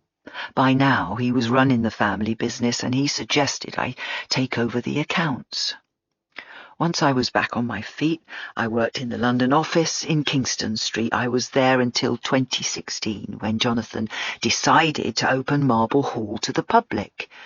He asked me if I'd like to manage the house, and I leapt at the opportunity. He glanced down at his leg, stretched out beside the table. At least, insofar as I was able. So, as far as you were concerned, it was all one big happy family. I'd done my best not to sound sarcastic, but I could see that Frederick was becoming impatient with me. Mrs. Grace certainly liked having her children and grandchildren around her, he said. There was plenty of space. Jonathan and Layla were in the lodge house with their daughter Jasmine. You can see it as you drive out of here. It's set back among the trees past the old swimming pool on the left. Edward and Amy had a whole suite of rooms at the back of the house. That included a living room and a kitchen. And you? I was up in the eaves. I loved it there. The roof sloped down over my bed, and lying on my back before I went to sleep, I could see the moon and all the stars. There was an owl in the rafters, and sometimes I could hear it hooting. I presume you visited the rooms occupied by Mr. Rivers and Mrs. Grace on the first and second floors? They didn't sleep together. I'm amazed you're asking that. I didn't mean to be intrusive, Frederick. Elliot told me they weren't close. Well, it's none of my business and certainly none of yours, so I'm not going to make any comment, but I will say this. He sighed. Elliot wasn't completely happy at Marble Hall, but that was his problem. It may be that he resented his grandmother for making him live here, but the truth of the matter is that once he left Marble Hall, his life fell apart. I'm not sure I should be telling you this, but I'm going to take you at your word that you've got his interests at heart. Elliot was trouble pretty much from the day he was born. Neither of his parents could control him. He and his father used to have shouting matches when they were here, but once they moved to London, it only got worse. They were at each other's throats 24/7, and, according to Jonathan, Elliot was the main reason Edward Grace and his wife packed their bags and headed off to America. They'd both had enough. Drugs, alcohol, self-harm, theft, vandalism. Elliot even set fire to the house once. It all ended with a big blow-up one Christmas, and a few weeks later they left, just like that. Roland tried to sort things out. He was always the peacemaker, the decent soul, but the decision had been made. I'm sorry, Susan. I really hope he manages to find himself with this book of his. Maybe it will act as some sort of therapy, but whatever he tells you about Marble Hall, I think you should take it all with a pinch of salt. He suggested there might have been something unusual about his grandmother's death. I'm sorry? He suggested, I began, but I could see I had gone too far. Frederick Turner was looking angry and upset, annoyed with himself for inviting me into the little parlour with its triangular sandwiches and smiling gingerbread men. I don't know what you're implying, but it's complete nonsense, he said. I was in the house the night Mrs. Crace was taken ill. Actually, it was 6 o'clock in the morning. She had an alert necklace which she wore all the time, and that was when she pressed it. There was a housekeeper living in, and she summoned me. You were the last person to see her alive? No. We entered her room together. Mrs. Crace was lying in bed, clearly in a bad way. She was barely conscious and breathing with difficulty. Mrs. Rodwell, the housekeeper, called Dr. Lambert. He was her personal physician and lived nearby. He set off immediately, but unfortunately she died before he arrived. He was the one who examined her and pronounced the cause of death, a heart attack. We'd all been expecting it, so it was hardly a surprise. Was there an autopsy? There didn't need to be. I can assure you, Susan, there were no suspicious circumstances surrounding her death. None at all, and I really think you should have a word with Elliot if he's going to suggest otherwise. Could I talk to Dr. Lambert? It hadn't escaped me that despite the English pronunciation, Miriam's doctor and Margaret Chalfont's lawyer had the same name.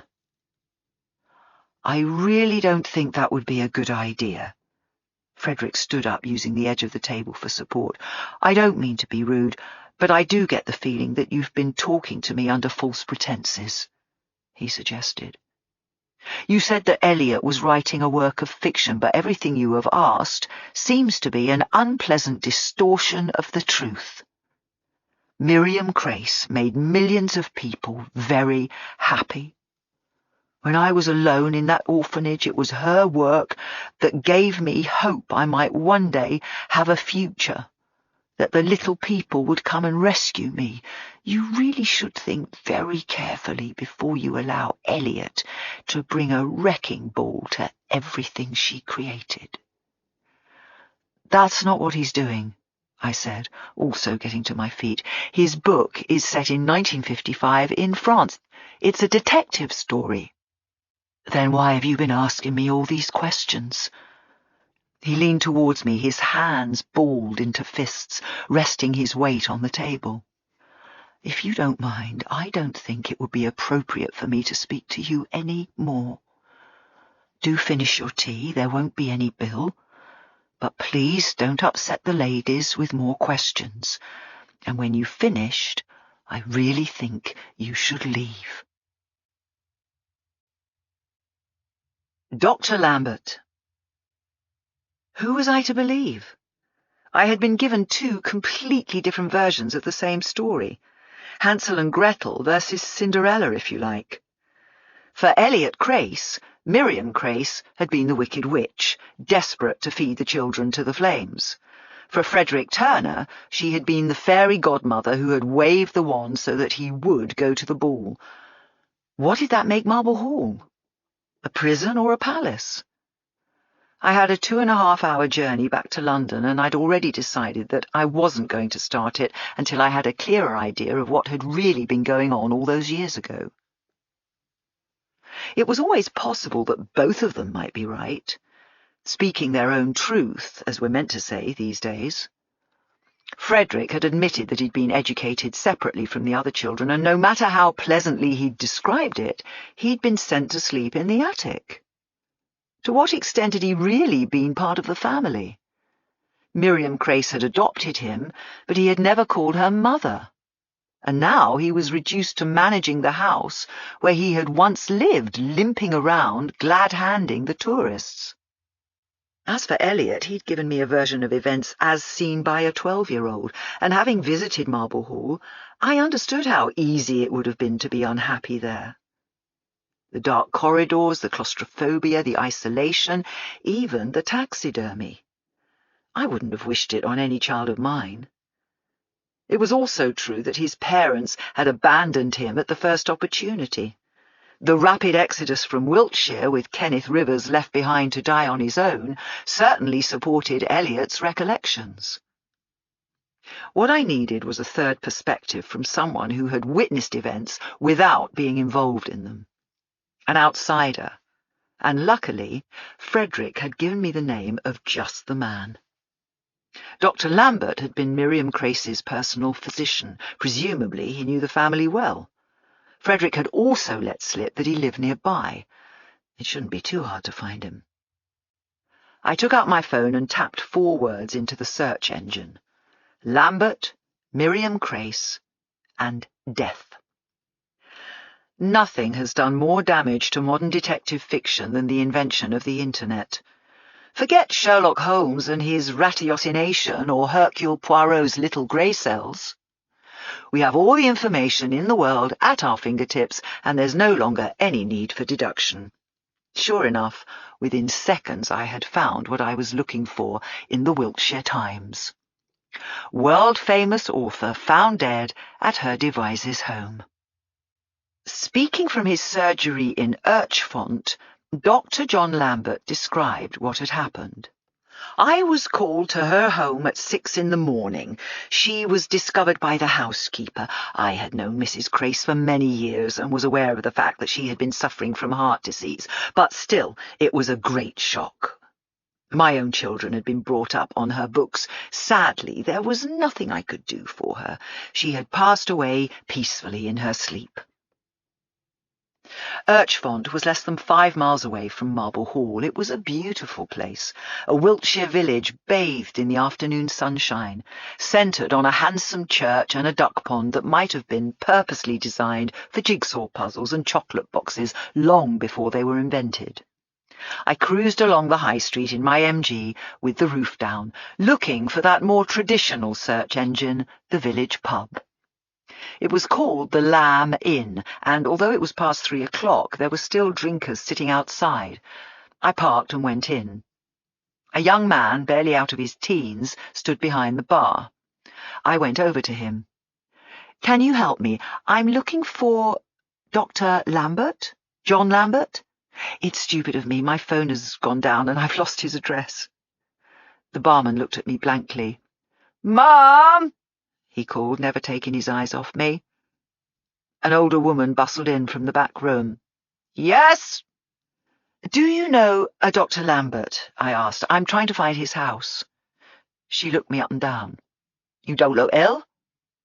"Well, I'm not. He's a family friend." "Well, I don't know where he lives." "He's at Pinsent House, on the green." The voice came from the other side of the room. A man in a flat cap, playing dominoes, had taken pity on me. "That's 2 minutes from here. He's not a doctor anymore, though. She says she's not ill," the man playing against him said.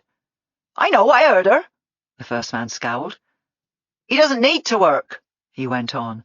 "Him and his wife, they're doing all right for themselves." Around the pub, a few heads nodded in agreement. I got the sense that Dr. Lambert and his wife weren't the most popular members of the community. Even the barman's mother seemed to have taken against him. The village green was triangular with 3 roads leading off. Pinsent House was a handsome brick building with 3 chimneys and a thatched roof, partly concealed by shrubbery. There was a classic car parked in the street outside, a Jaguar convertible with dark green panelwork and gleaming chrome. It really was a museum piece, and although it was an unworthy thought, I wondered how Dr. Lambert had managed to afford it. Somehow it didn't quite fit with the image of a retired country doctor. There wasn't anywhere to park on the green, so I drove round the corner and found a spot nearby. Then I walked back and rang the bell. The door was opened by a man in his 70s. He was still in good shape, but his thinning hair, drooping moustache and weathered skin gave away his age. If that was his car, he had spent too many hours with the roof down and the wind rushing into his face. He was wearing a cardigan despite the warmth of the afternoon. He examined me with the sort of look he might have reserved for a door-to-door salesman or a Jehovah's Witness. "Yes?" "Dr. Lambert?" "Yes?" "My name is Susan Ryland. I'm a friend of Elliot Crace, Miriam Crace's grandson. I wonder if I might talk to you for a moment." "What is this about?" "It's a bit difficult to explain, but I'm quite worried about him. He's writing a book that contains some allegations about his family, and obviously I don't want anything to come out in print that may be damaging to him or to anyone else. As the family doctor and the man who was there the morning Miriam Crace died, I'm hoping you can help." He blinked at me. "You'd better come in." I'd stretched the truth when I was talking to Frederick, but this time I'd turned it on its head. My meeting in the tea room had taught me a simple lesson. If I introduced myself as Elliot's editor, I'd be implying that I was on his side. I'm not suggesting that Frederick or Dr. Lambert, for that matter, had anything they wanted to conceal, but a great deal of secrecy had always surrounded Miriam Crace and her life at Marble Hall, and anyone asking questions was bound to be seen as an interloper. I'd decided that Dr. Lambert was more likely to talk to me if he thought I was preventing a book from coming out rather than publishing it.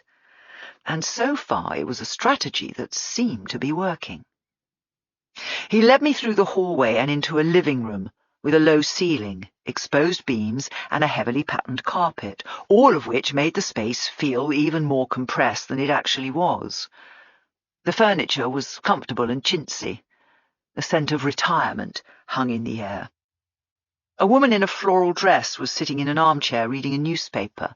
She was the same age as him, very countrified, with a mauve tint to her hair and glasses on a cord running behind her ears. She seemed put out by my appearance. "This is Susan Ryland, dear," Dr. Lambert said. "She's a friend of Elliot Crace. We haven't seen Elliot Crace for a very long time." This was her only observation. She returned to the article she had been reading, making no secret of the fact that she was annoyed to have been interrupted. "You say you're working with Elliot?"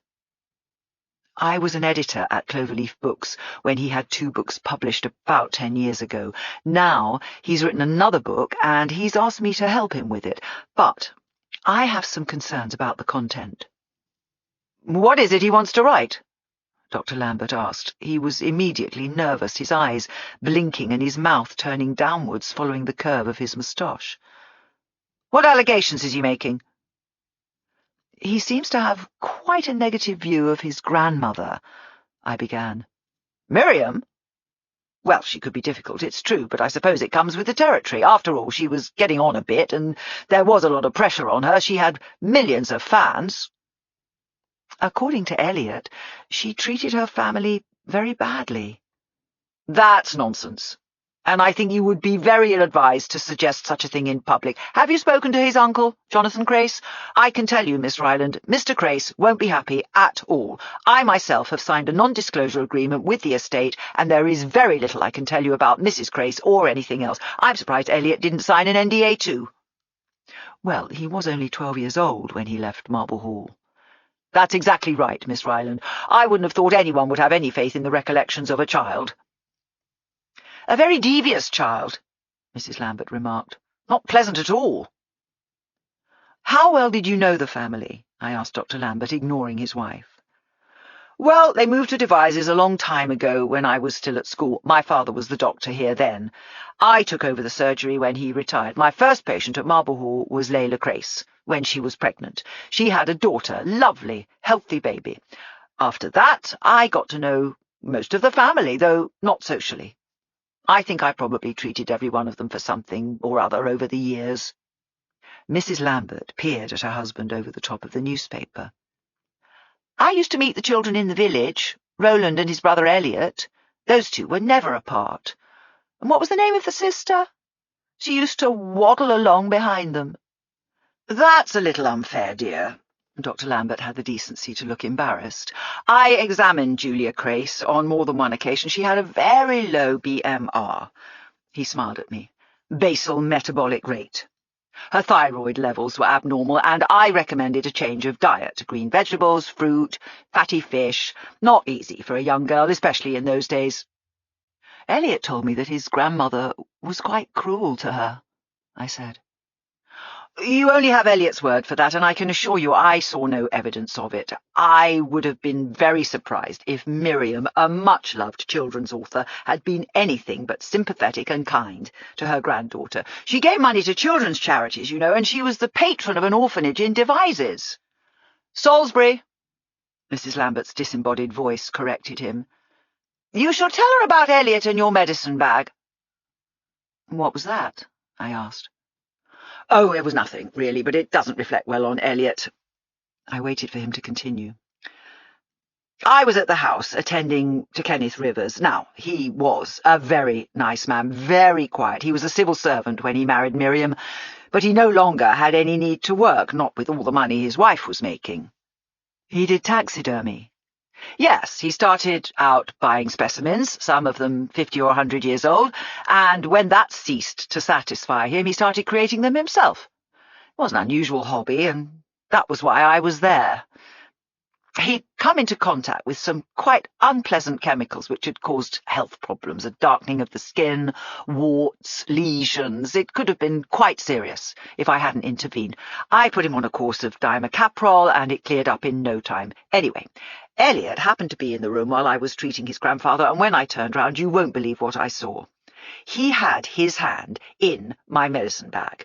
He was rummaging through the different medicines, and before I could stop him, he'd snatched one of my bottles and run out of the room. Little thief, Mrs. Lambert exclaimed. That's true, dear. But I checked what was missing, and it was only a bottle of liquifruta, a cough medicine. It wasn't poisonous or anything like that. Of course, I had to tell his parents, and I must say I was very disappointed by their response. One of the children had a birthday that week, and they didn't want to make a big thing of it. I insisted that they talk to Elliot, though. You can't have children rummaging around in medicine bags. And stealing, Mrs. Lambert added. In the end, his father gave him a good talking to.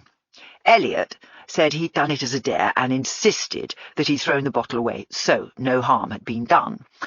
I would have given him a good hiding, but whatever Elliot may be saying about them now, his parents weren't like that, and he got off scot-free. When was this? The 25th of June, 2003. Dr. Lambert was pleased he could remember the date. It was exactly 2 days later that Mrs. Crace died. He realized the implications of what he had just said and went on hurriedly. Before you make any false connections, let me assure you that she could have drunk a whole bottle of liquifruta with no effect whatsoever. It was a herbal remedy, nothing more. Miriam Crace was suffering from heart disease, I reminded him. Yes, she had mitral stenosis, a narrowing of the mitral valve controlling the flow of blood to the heart. That's correct. He was impressed by my medical knowledge, but all I was doing was repeating what Elliot had written about Lady Chalfont. The two women had the same disease. Was that the reason she had to take 6 months off? I asked. This was something I had read in Miriam's biography. She went to a clinic in Lausanne, I added. Oh, no, that was a long time ago, before she even bought Marble Hall. It was in the medical notes I inherited from my father, but it was nothing to do with her heart. She was worn out. Stress caused by overwork. And you're certain it was the mitral stenosis that killed her?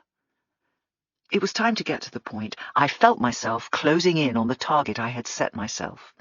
You see, that's what worries me, Dr. Lambert. Elliot is saying something very different. I paused, as if afraid to put my thoughts into words. He's suggesting that his grandmother might not have died from natural causes. He said that?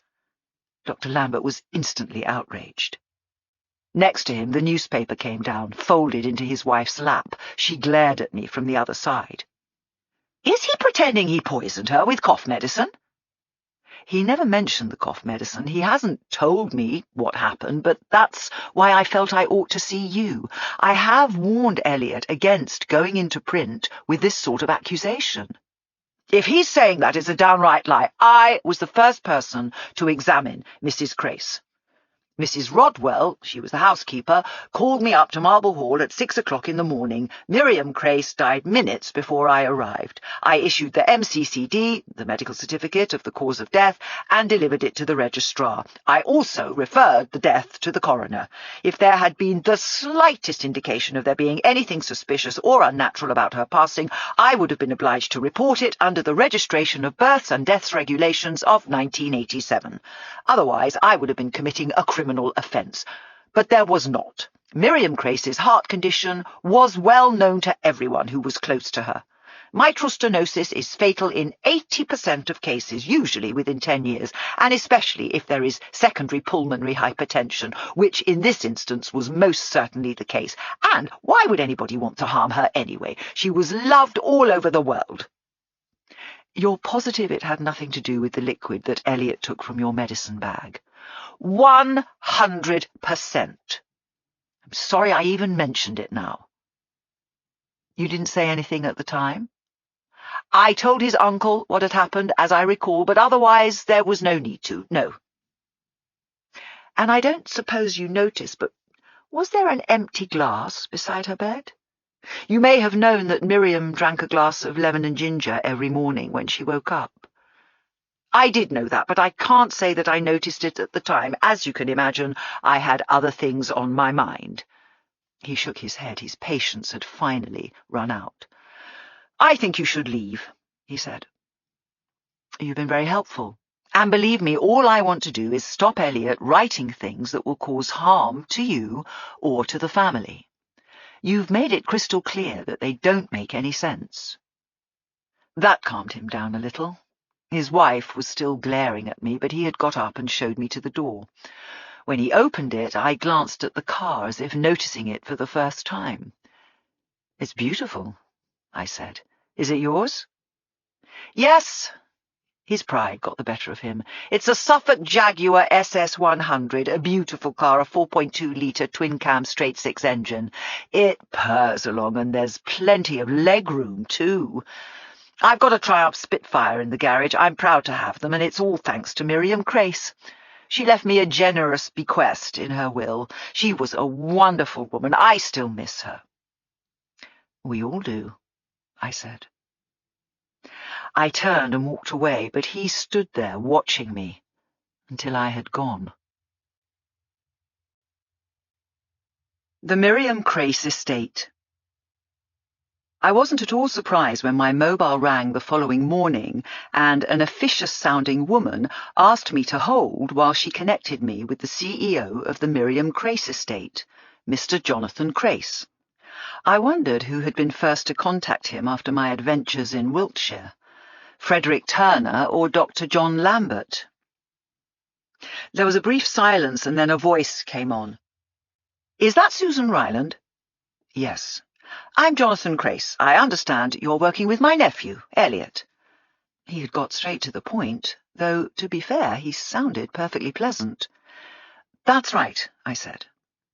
"I'm sure you're very busy, but I was wondering if we might have a chat about this book he's writing." "On the phone?" "Actually, if you had time, I'd be grateful if you could look into the office." "And where is that?" He gave me an address in Kingston Street, which he said was close to Trafalgar Square. "Would 11 o'clock suit you?" he asked. "Elliot's brother Roland works with me, so it'll be a chance for you to meet him too." "That would be fine." 11 o'clock, then." He rang off. I had a feeling that my reception wasn't going to be quite as amicable as the call had suggested, but I didn't hesitate. This was a chance to meet 2 more members of the family and perhaps to unpick whatever it was that was going on in Eliot's mind. Anyway, I was in no mood to tackle the Nordic noir manuscript Michael Flynn had sent me, and apart from that, I had nothing else to do. At 5 to 11, I found myself outside the office where Frederick Turner had once worked. It was one of those solid Georgian buildings with white pillars and ornate railings from which the war might have once been planned and won. It was a perfect location for the Miriam Crace estate. Expensive, but still anonymous, right in the middle of London, but in a long, quiet street, keeping its distance from restaurants and shops. Mr. Banks, the banker in Mary Poppins, would have enjoyed working here. It would have suited his briefcase and bowler hat. I rang the doorbell and heard its echoing clang. The door buzzed open and I went into a reception area that had Miriam Crace all over it. Books, posters, photographs, and awards that had spilled over from Marble Hall. I introduced myself and was given an ID sticker and directions to the 3rd floor. A smartly dressed young woman, perhaps the one who had called me, was waiting when the lift door opened. She smiled pleasantly but said very little, and I wondered if she had been warned not to give anything away. This was, after all, the land of the NDA. Perhaps I might be asked to sign one. I was shown into a conference room with an oval table, 8 pens, 8 notepads, 8 glasses, and 8 chairs. Sitting in one of them, the CEO of the Miriam Crace estate was thumbing away at his mobile, writing what had to be a very important text, but might have been timed for my arrival. He pressed send and stood up. "Susan, thank you for coming in." "Jonathan, it's a pleasure to meet you." "Please sit down. Would you like a coffee?" "Thank you. White, no sugar." "Can you see to that, Olivia? And tell Roland that Susan is here." The assistant slipped out quietly, and Jonathan Crace turned his attention to me. His ginger hair was the first thing I noticed, although it wasn't as wild or as fiery as that of his alter ego Geoffrey Chalfont. It was cut straight across his forehead, drawing a parallel line with his rectangular spectacles, which sat like 2 television screens in front of eyes brimming, not exactly with hostility, but with a warning to keep your distance. He was wearing suit trousers but no jacket, as if to better display his monogrammed cuffs. A chunky gold ring, something else he shared with Geoffrey, weighed heavily on one hand. "Good of you to come round at such short notice, Susan," he barked, in a way that told me he'd expected nothing less. At the same time, he ushered me to a chair about halfway along the table. "I understand you've been living in Crete." "Until recently," I said. "My wife and I were there last year. We stayed in Hania."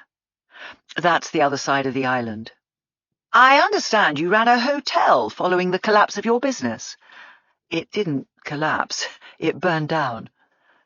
"And now you're working with Eliot." His smile was brief and businesslike, informing me that the small talk was over. "I knew your name, of course, because I worked with your boss, Charles Clover. He helped us with my mother's last books, and he did a pretty good job." I never thought of him as my boss. We were partners. "I was sorry to hear about what happened." I waited for what was coming next, and Jonathan didn't disappoint me. "I find it quite hard to believe the accusations that were made against him." "They weren't accusations, Jonathan. Charles killed Alan Conway and tried to kill me. He left me unconscious in his office, which he then set on fire. I'm lucky to be alive." "Nothing like the man I knew. I'm lost for words." "I'm glad he helped with the books, though," I said. We were interrupted at exactly the right time by the return of Olivia with a tray and a porcelain cup of coffee. She had also brought a plate with 2 iced gingerbread figures that must have come from the same tin as the ones served at Marble Hall. These ones were both cut in the shape of little biscuits, the dog. "So how is Eliot?" Jonathan asked after the assistant had left. He already sounded wary, as if the very mention of Eliot's name was enough to spoil his day. "When did you last see him?" I countered. I don't see him as often as I would like, although I'm hoping he'll be at the party next week, Tuesday the 27th. The date obviously meant something, but it was lost on me. It's the anniversary of my mother's death. We have a tradition. The whole family gets together, or as many of us as are in the country. We also invite business partners and friends. This anniversary is important because it's been exactly 20 years. I'll ask my assistant to send you an invitation. Thank you. I kicked myself for missing the significance. I'll be glad to catch up with Elliot, he went on. As you can imagine, I have quite a full-time job here, keeping things afloat, and he never lifts a finger to help the family. I did, of course, know about this book he was writing. I feared the worst from the start. He paused. Why did you lie to Frederick Turner? He had spoken in a way that was quite matter-of-fact, but he could hardly have been more provocative. An invitation one minute, this the next. It was the good cop, bad cop routine, but played by the same person. I took a sip of my coffee. Was he the one who called you? I asked. I've spoken to Frederick and to Dr. Lambert. It seems that you deceived both of them. You said you were trying to protect Elliot when all you were doing was digging for dirt. As for Elliot, I've reached out to him, but he's not returning my messages. I'm sure it won't surprise you, Susan, that I take this matter extremely seriously. You come blundering into this family, repeating the most ludicrous and unsubstantiated accusations made by a young man with a history of mental illness and substance abuse. If you had any sense of propriety, you would have come straight to me so that we could discuss all this civilly, instead of which you go sneaking into Marble Hall. Marble Hall is open to the public, I reminded him. I had every right to go there. To visit, yes, but not to go in undercover like a spy. You tell Fred one thing and Lambert another, but the bottom line is that you seem to think there was something suspicious about my mother's death. And what's all this business about a stolen bottle of cough medicine? Are you seriously suggesting that Elliot was involved in some sort of conspiracy to commit murder? He was 12 years old, for heaven's sake.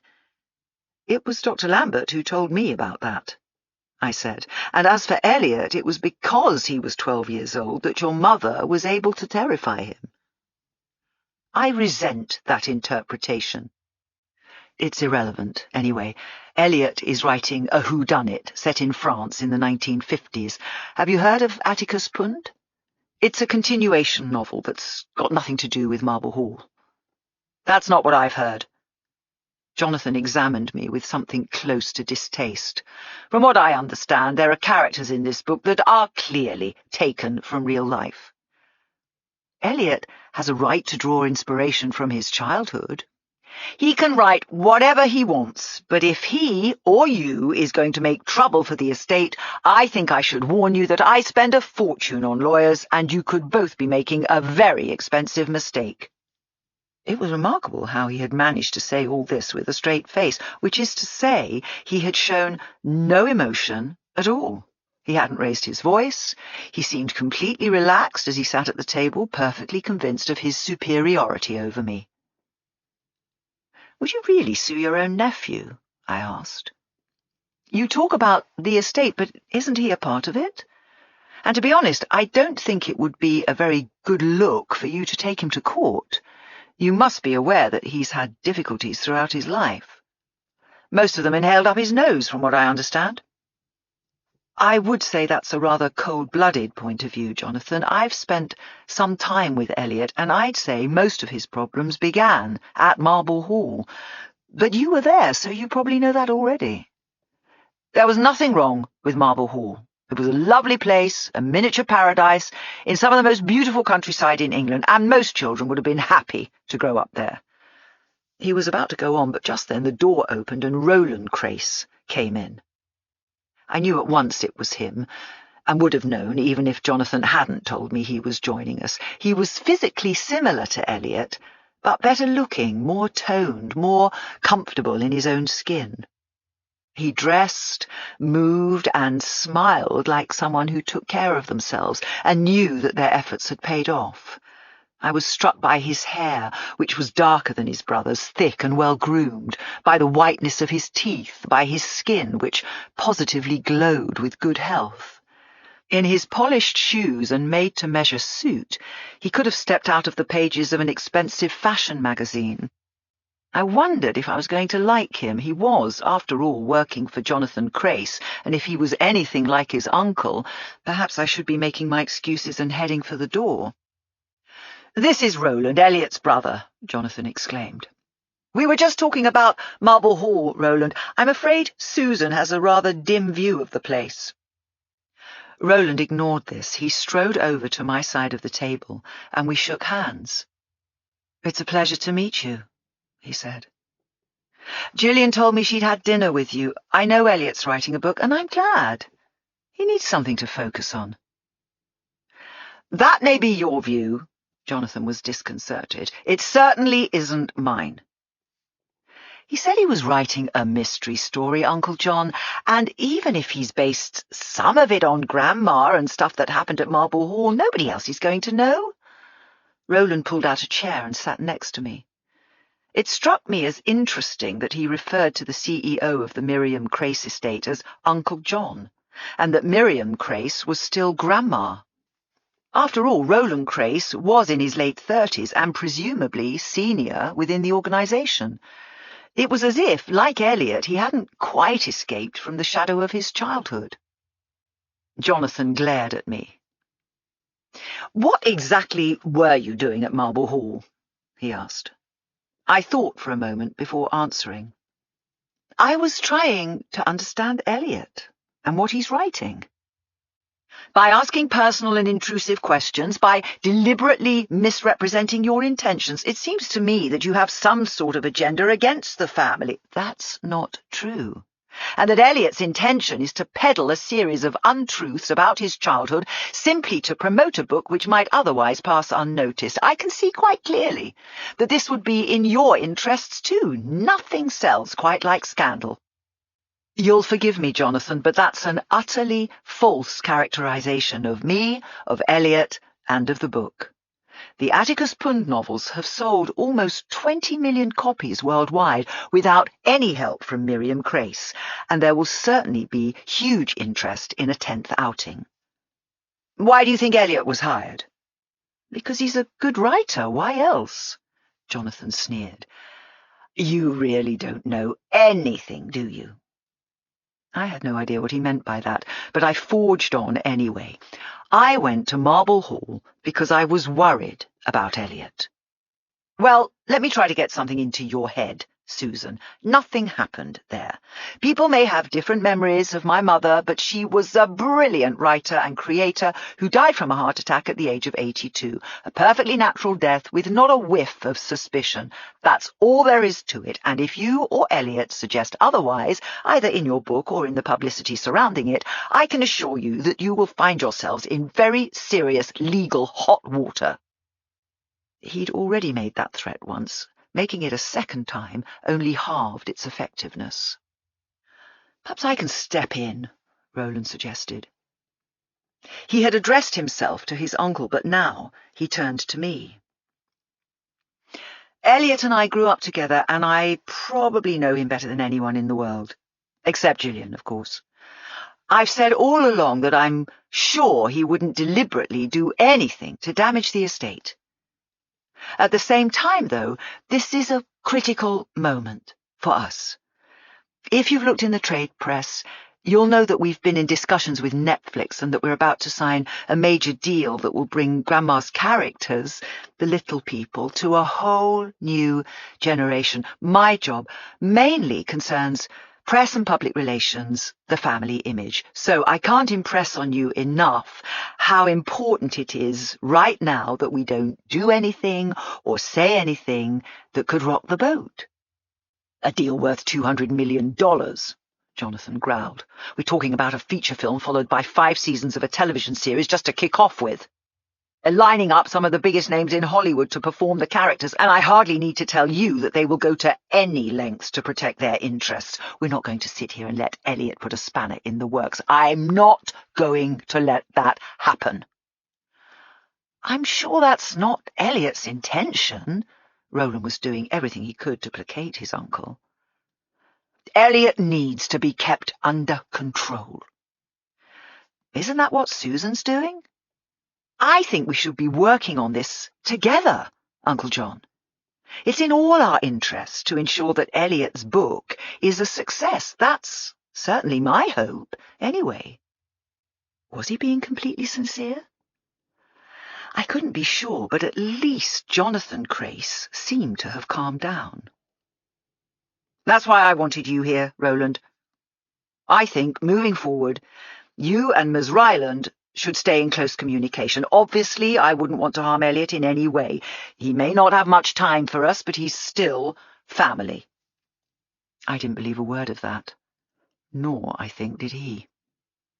Eliot has been commissioned to write a book, and maybe, if we'd heard about that earlier, we could have done something about it, but it's too late now. Jonathan's eyes, in their rectangular frames, settled on me. But now that you know the stakes, Susan, I'm sure we can rely on you to keep him in line. I'll do what I can, I promised him. Shall I show you out? Roland said. The two of them stood up, and just like that, the meeting was over. Roland Crace. Neither Roland nor I said anything as we took the lift back down to the ground floor. We stood there, rather stiffly, avoiding each other's eyes, and I was glad nobody held us up on the way. I felt like a prisoner being escorted to the main gate by a junior warder after serving a long sentence, and I couldn't wait to be out. But as we stepped into the reception area, Roland surprised me. "Would you like a coffee before you go?" he asked. Maybe there was an attractive side to him after all. "Thank you. There's a room we can use. It has a coffee machine, not a bad one." The room was on the other side of the reception desk, with windows but no view. There was a capsule coffee machine, a fridge, 2 sofas, shaped like an L. Roland pressed the right buttons and made 2 cappuccinos. "I wanted to say I'm sorry if Uncle John came over as a bit aggressive," he began. "Not a bit," I said. "Very. If we're all going to work together with Eliot, I think you should know that his bark is much worse than his bite. The thing is, he's been involved with the little people ever since he was my age. He was pretty much running the estate while Grandma was still alive, and he oversaw the opening of Marble Hall. He was the one who suggested the new characters. He was a producer on the musical, and he worked on the ITV television series. It nearly killed him when Grandma told him she was planning to sell the IP to an outside company. He took it as a personal betrayal. Her creations mean everything to him, and so he's always quite nervous when someone like you comes along. It's nothing personal, I assure you." "Why did she want to sell the IP rights?" I asked. "I never asked her. I was 17 when she died. From what Uncle John has always said, she just hated the idea of losing control. She didn't trust anyone, and I suppose if she was going to say goodbye to little Jack and little Harry and all the rest of them, it was easier to pass them on to a complete stranger in return for potloads of money. Jonathan would still have been rich if the sale had gone through. That wasn't enough. You've got to understand, he really does love those characters. He grew up with them. They're like little friends." He smiled in a way that was both amused and mournful at the same time.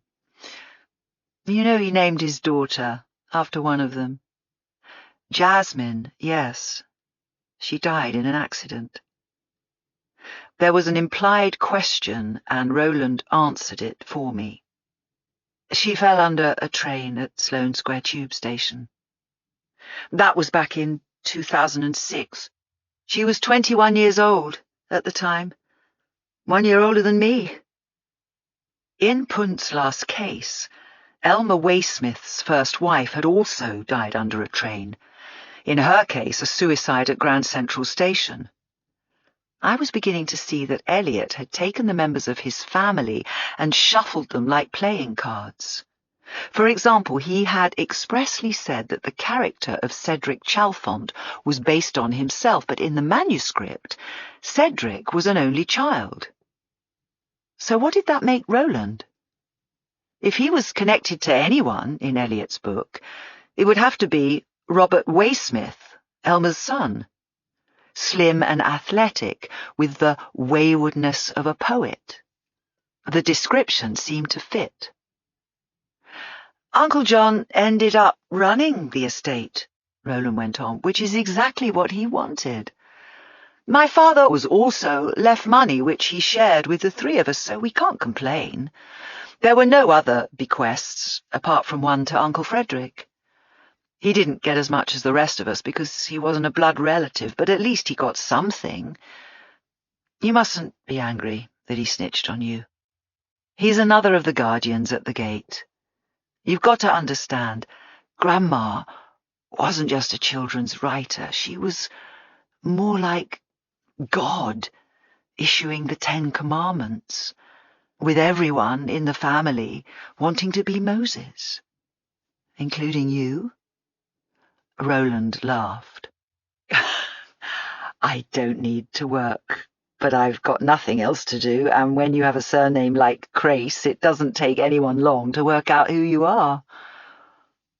Uncle John offered me a job, and I decided I might as well roll over and accept it. My parents weren't too pleased. Why not? Dad hated everything to do with the little people. He wanted his own life. He wasn't comfortable growing up in Marble Hall, and after Grandma died, he moved to a house in Notting Hill Gate. That's where Eliot lives now. Are you telling me you didn't dislike your grandmother too? Before he could answer, I went on. That's what Eliot told me. He said that the three of you, your sister and him, hated her so much that you wanted to kill her. I know you were only children, but it still sounds as if life at Marble Hall was miserable for all of you. Roland thought for a minute. He glanced around as if checking we were alone in the room. Finally he spoke. All right, Susan. I can see you're on Eliot's side, and I'm glad about that. I hear things aren't good between him and Gillian right now. He's drinking again, and he needs all the help he can get. So I'll tell you what you want to know, but this is just between the two of us. Is that a deal? Of course. Grandma was not a good person or a kind person. In fact, she was vile. He stopped, allowing the words to hang between us. Had this room, with its hand-finished wallpaper and soft Italian lighting, ever heard anything like them? Everything Eliot has told you about her is true. She was cruel. She was racist. We turned a blind eye to her failings and did what she wanted because she made it clear that if we complained, she'd cut us off without a penny. Quite honestly, she wouldn't have cared if we starved. I often wonder how she managed to create these characters who are so sweet and kind, and who have given pleasure to millions. I meet kids in cancer wards who have the little people beside their bed. You should see the letters we get sent, even in the age of emails. My parents are always arguing, can Grandma Little come and talk to them? I'm being bullied at school, please ask Harry Little to sort them out. My mum won't let me have a dog, can Little Biscuits come and stay? My job is to lie to them. I spend every day of the week keeping alive the big lie that Miriam Crace was an angel, when in fact she made all our lives a misery. And by that I mean Grandpa, my parents, everyone who came close to her, with the single exception of my Uncle Jonathan, who always had his eye on the main prize and blinded himself to the truth. Wow, I said. The word slipped out of my lips. I couldn't quite believe what I was hearing.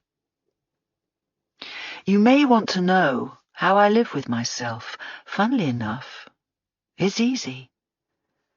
There have been a lot of famous artists who have behaved badly. Look at how Charles Dickens treated his wife. Tolstoy, the same.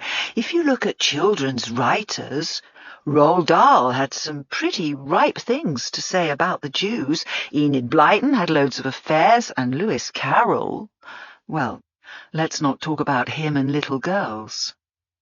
The same could be said for 100 musicians, artists, filmmakers. You have to divorce their personal lives from their works, or you're going to end up with nothing on TV, nothing on your walls, nothing on your shelves.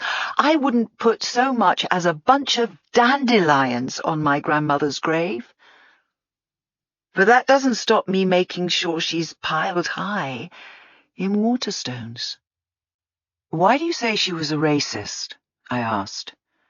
She adopted Frederick Turner, and when I spoke to him, he didn't make any complaints. That's because he can't. He was left very little money in the will, even if he was her adopted son. He depends 100% on the estate and Uncle Jonathan for his lifestyle, and after his car accident, he wasn't exactly marketable. He paused. I'm sorry, that sounds a bit heartless. All I'm saying is, he toes the line because he can't afford not to. But when he was at Marble Hall, he was always the underdog. Unlike the rest of us, he was sent to the local comprehensive, and then he was pushed into accountancy school so that he could become an unpaid bookkeeper for the estate. He didn't even eat with the family half the time. As much as I hated hearing it, what Roland was saying chimed with what I already knew or suspected. I remembered Frederick talking about Miriam Crace. I never thought of her as a mother. Odd words to come from an adopted son. And there's more to it than that, Roland continued. Grandma never got on with my Aunt Layla, Jonathan's wife. She's Egyptian. She and Jonathan met on a Nile cruise, and Grandma was always making jokes about her being a belly dancer or a handmaiden or things like that. She got off more lightly than poor Freddie because she was whiter than him and because her family had money. But if you're talking about racism, there's something else you ought to know. It was the real reason why she fell out with Uncle Jonathan and almost sold the entire estate. Because he married an Egyptian? No, because he was the one who persuaded her to add ethnically diverse characters to the Little People. Njinga and Karim in particular. She hated doing it, but he assured her that the books wouldn't survive in the 21st century if they didn't reflect modern times. She went along with it, but she never forgave him. It's the reason why, at the end of her life, she was thinking of selling the rights. I took a breath. Why are you telling me all this? I asked. Because if you want to help Elliot, you need to know about my family. Why have you and Elliot fallen out? We haven't. He told me he hadn't seen you for a while. We've both been busy, Roland sighed. All right. He never really forgave me for joining the estate. He thinks of it as treason. I've tried to explain that there was no harm in it, but he won't listen to me. I wasn't sure Roland was telling the whole story, but I let that go for the moment. Is it true that you wanted to kill your grandmother when you were children? I asked. I'll tell you about that, Susan, but first you need to believe me when I say that there is absolutely no truth in the suggestion that Grandma died an unnatural death. Uncle Jonathan is right about that, and if that's what you're hearing from Elliot, it's rubbish. Yes, we talked about killing her. I've already told you we hated her, but we were children. We were growing up with R.L. Stein and Agatha Christie on TV. It wasn't some sort of dark conspiracy. It was all in our heads, and for what it's worth, Elliot was the most imaginative of the three of us. Here's the thing. I've already told you how horrible Grandma was to Fred and to Aunt Layla, but she was much, much worse to my sister Julia. You've spoken to Dr. Lambert. Did he tell you that she had a thyroid problem? She was large. For some reason, my grandmother took this as a personal insult, that someone in the family should have a shape that didn't conform. God knows how she managed to keep all these prejudices out of her books, but maybe that was down to her editors. At any event, she made snide remarks and teased Julia at every opportunity, and Elliot and I both hated her for it. That was why we talked about pushing her under a bus or poisoning her. I was 17 when Grandma died. Julia was 15. Elliot was only 12. Do you seriously think we had it in us to become murderers? But Elliot did steal medicine from Dr. Lambert's medicine bag. Cough medicine, yes, but it wasn't poison. It was something called licufruta. Roland gave a sniff of laughter. Elliot thought he could concoct something with it. Toothpaste, shoe polish, chili sauce, and cough medicine. You get the general idea. We were just kids. What did we know? Roland glanced at his watch. We had been in the room for 10 minutes or more. He had to go back to work. Thank you, I said. You've been very helpful. Would it be possible to speak to your sister, Julia? He reached into his top pocket and took out his business card. She teaches geography at a school in Lincoln. If you text me your number, I'll ask her to call you.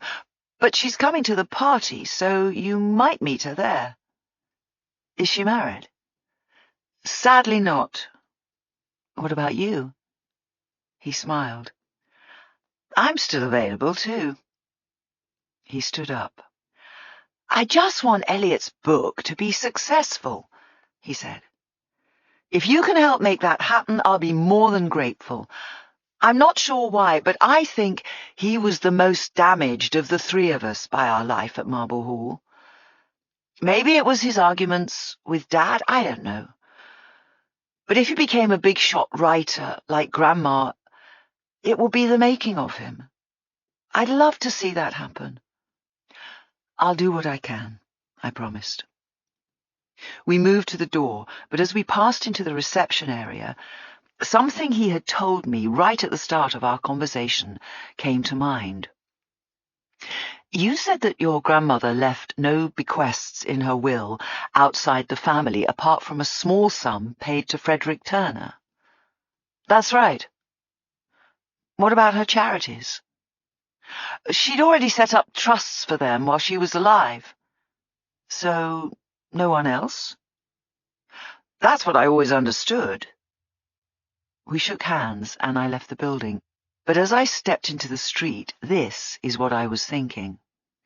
Dr. Lambert had boasted to me that his 2 expensive classic cars had been paid for by money left to him by Miriam Crace. Roland had just told me that wasn't true.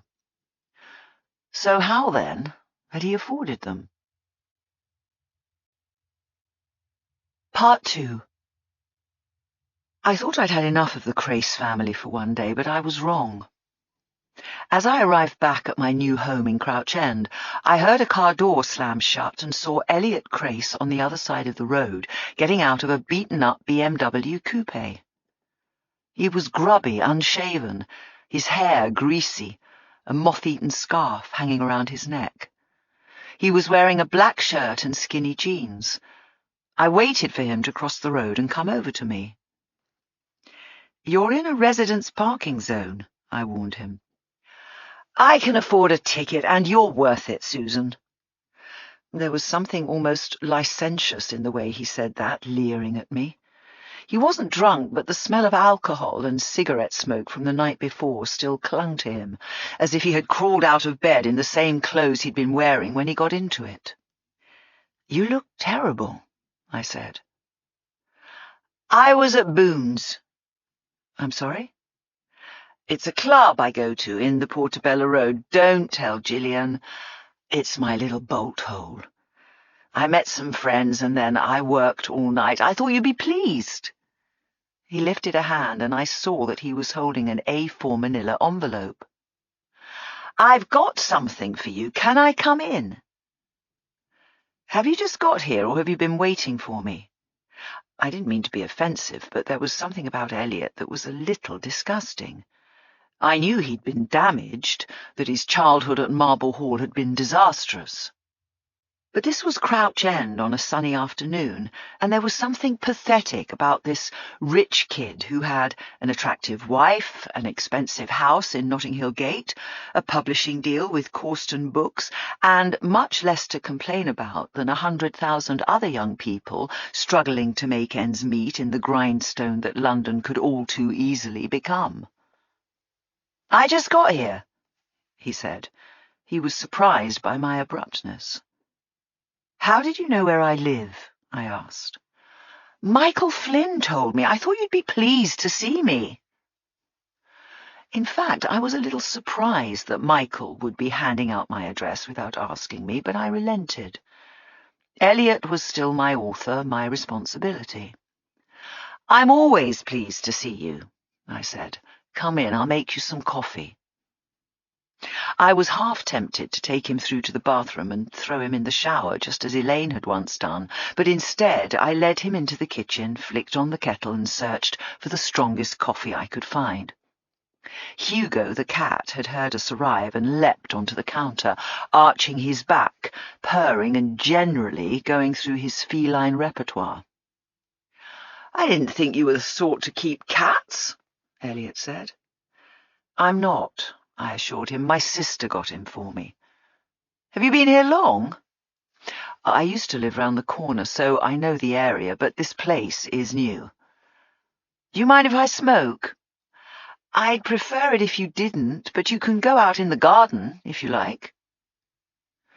Whenever I'd visited my sister Katie, she'd also made me go out into the garden to keep the smell of cigarette smoke out of the house. It reminded me that she'd always thought of me as the wild one, racing around town in my red MG, married to my work, to launch parties, to drinking sessions that stretched into the small hours. What right did I have to make any judgment about Elliot? Here I was, well into my second half-century. What sort of person was I becoming?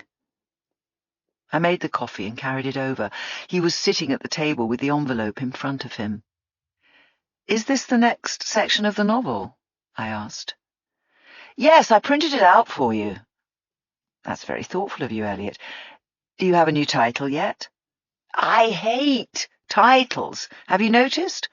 All murder mysteries are the same. It's death this or murder that. It's like there are only half a dozen words in the English language you can use." He counted them off on his fingers.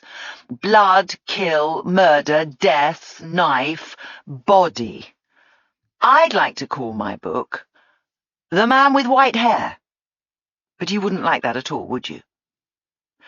"Actually, I do quite like it," I said. "Although it might give too much away."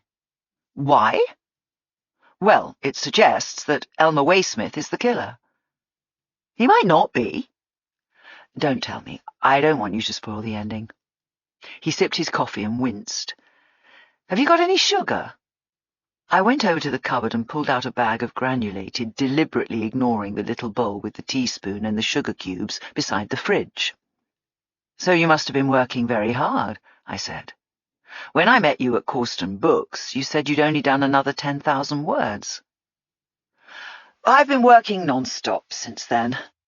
He smiled at me, and I remembered the wild child I'd met all those years ago and always liked. "You must have inspired me." "I'm glad to hear it." "I haven't made any changes to the first bit, not yet. I just want to get to the end before I go back to the beginning." "I think that's sensible. And you're sure you want me to keep reading?" "I've put my phone numbers on the envelope. I'll be interested to know what you think." "I'll call you." I took the envelope. Just from the weight, I knew that Part 2 was quite a bit shorter than the section I'd already read, around 25,000 words. There was an editor I once worked with who could tell the length of a manuscript to the nearest 500 words just by holding it in her hand. "By the way, I took your advice and went to Marble Hall," I said. "Oh!" He looked alarmed. "What did you think?" "I found it hard to imagine you living there when you were young. All those things you said at Elaine's, you obviously had a horrible time, but I thought it was a nice enough house and the grounds were beautiful. It's sad, really. Lots of children would have loved growing up there." "Not if they had a horrible old crone watching over them." "I bumped into the manager, Frederick Turner." "You've been very naughty, Elliot, turning him into a French detective." "You don't think he'll be amused?" "He might be offended, going on about his injuries." Elliot said nothing, so I asked, "Is that how your character lost an eye? Careless driving?" "Frederic Voltaire got blown up in the war. You'll read about that in the new pages. And as for Uncle Fred, it wasn't careless driving." "So what was it, really?" "He was drunk or something. I don't know. I remember when it happened. Fred said he wasn't concentrating, but the police asked him a lot of questions. Layla, my aunt, said he was breathalyzed." "Did he lose his license?" "No, but he never talks about it. He was different after the accident. He was angry. He wasn't much fun to have around." Well, that was hardly surprising. Frederick Turner had lost an eye and he was still in pain. "Why did you put him in the book?" I asked. Elliot shrugged. "No reason, just having a bit of fun." In other words, he wasn't going to tell me. I was tempted to ask him about his father, how Edward Crace had become Elmer Waysmith, but this wasn't the right time. I wanted Elliot to finish the book before we had our inevitable set to. "Frederick mentioned that you once set fire to the house," I said. Elliot smiled. "That was in Notting Hill. It was no big deal. I fell asleep with a cigarette and it burned a hole in the carpet. It set off the smoke alarms, though. My dad hit the roof, but then everything I did seemed to annoy him." "Are you going to the party?" He looked blank. "Next Tuesday. It's the 20th anniversary of your grandmother's death." "Oh, that," he shrugged. "I might. What else did Fred tell you about me?" "He didn't say anything bad about you, if that's what you're asking." Once again, I was tiptoeing around the truth. I seemed to have done nothing else since I'd been introduced to the Craces. "He told me you were very imaginative and he hoped the book would be a success." I had already decided I wasn't going to say anything about my meeting with Dr. Lambert, nor did I tell him that I had just come back from the office in Kingston Street, where I'd met both his brother and his uncle. I didn't want Elliot to think that I was snooping around, asking questions about him behind his back. He looked worn out. I was keen to get him out of the house so that I could read the new pages, and perhaps he sensed this. He drank some more of the coffee, yawned, and stood up.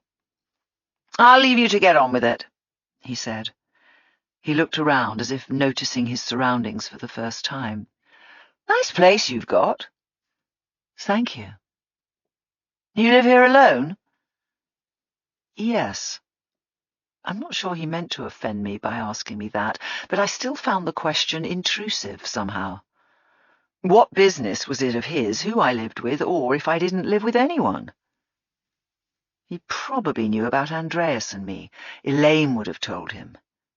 Not for the first time, I got the sense that I was being drawn into something more than the editing of a continuation novel.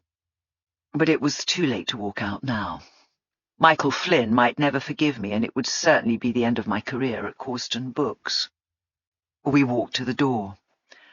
By the way, he said, I've had an invitation to go on Front Row. On the BBC? Front Row was a magazine programme broadcast on Radio 4. It covered books, films, TV, everything to do with the arts.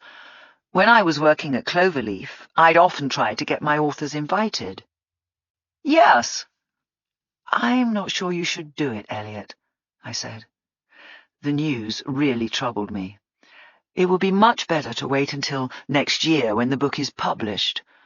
Why talk about the book now when we haven't got any copies to sell? They don't want me to talk about my book. They don't even know I'm writing it. You reminded me just now when you mentioned the anniversary, 20 years since her death. They want me to talk about my grandmother. He breathed out, and once again I smelled cigarette smoke and the dregs of old white wine, now mixed with coffee. It was an unpleasant combination. I've got a few stories I could tell that might surprise them, he added. I recommend you don't do that, Eliot. It occurred to me that I was doing exactly what Jonathan wanted, but it wasn't the estate I was protecting. It was Eliot. If you say bad things about your grandmother, it won't help you. Quite the opposite. When we come to publicize your book, it'll really help that you're her grandson. Whatever you may think of her, she still sells millions, and if only 1% of her readers decide to give you a go, that'll push you into the bestseller lists. You don't think the book is good enough on its own? That's not what I'm saying. I told you, I love what you're writing, and I can't wait to start the next section. But it's too soon to go on Front Row. If people think you're being negative, that's simply going to turn them away from you. Please, promise me you'll reconsider and that you won't do it. I haven't given them an answer yet. Would you like me to call them for you? I'll be happy to talk to them, and we can ask them to have you later in the year. Please, take my advice. I don't think a radio appearance right now will do you any good at all, and that would be a shame after all your hard work. He stood there, clearly wondering whether to be annoyed. Then he relaxed. All right, Susan, he said with a lopsided grin. You don't need to worry. I'll call them. I didn't want to do it anyway. He reached towards me, and I thought he was going to kiss me goodbye, but instead he patted me clumsily on the shoulder. Fishing out his car keys, he disappeared through the door, and with a sense of relief, I closed it. Should I call Jonathan? Or Michael Flynn? When it comes to media appearances, you always have to be careful. What can look like a marvelous piece of publicity can all too easily turn into a trap. 20 years ago, I'd published a book about a Sinhalese detective, and I still remember sitting outside the studio, listening in horror as the discussion turned into a barrage of accusations about cultural appropriation, with the author completely out of her depth. It was a series that had extended to exactly one book. These days, publishers are much more in tune with what is and what is not acceptable, but we all know that a single step over a line that's so ill-defined as to be practically invisible can cause all sorts of problems, and that there are any number of ambitious young journalists out there keen to make headlines. I picked up my mobile phone, and my thumb hovered over the speed dial, but in the end, I didn't make the call. And I'm afraid that was a mistake I would soon come to regret. Elliot would never have forgiven me if I'd shopped him to his uncle, and I still thought there was a chance he would take my advice and ignore Front Row until there was a reason to go on it. I persuaded myself that I was acting in his best interests, and I put the phone down. Instead, I opened the manuscript and began to read. 12. We have found the pharmacy. Frederick Voltaire was pleased with himself and didn't try to conceal it. He had been waiting in the reception area of the Grand Hotel when Pund and Fraser came out from breakfast, sitting beside the main door smoking a cigarette. From the way he told them the news, it was as if outsmarting the famous Atticus Pund mattered to him more than making a breakthrough in the investigation. "So where is it?" Fraser asked. "In Nice, the Rue Lafayette. We interviewed more than 50 pharmacists in the area. To begin with, this fellow is reluctant to admit that he had provided the poison which killed Lady Chalfont, and with good reason. He may lose his license." The Rue Lafayette. Pund might have ignored everything else the detective had said. "That name is familiar to me. It is a small street, only a short distance from the Galerie Vernauet-Smith." "That is certainly interesting. Have you spoken to the pharmacist?"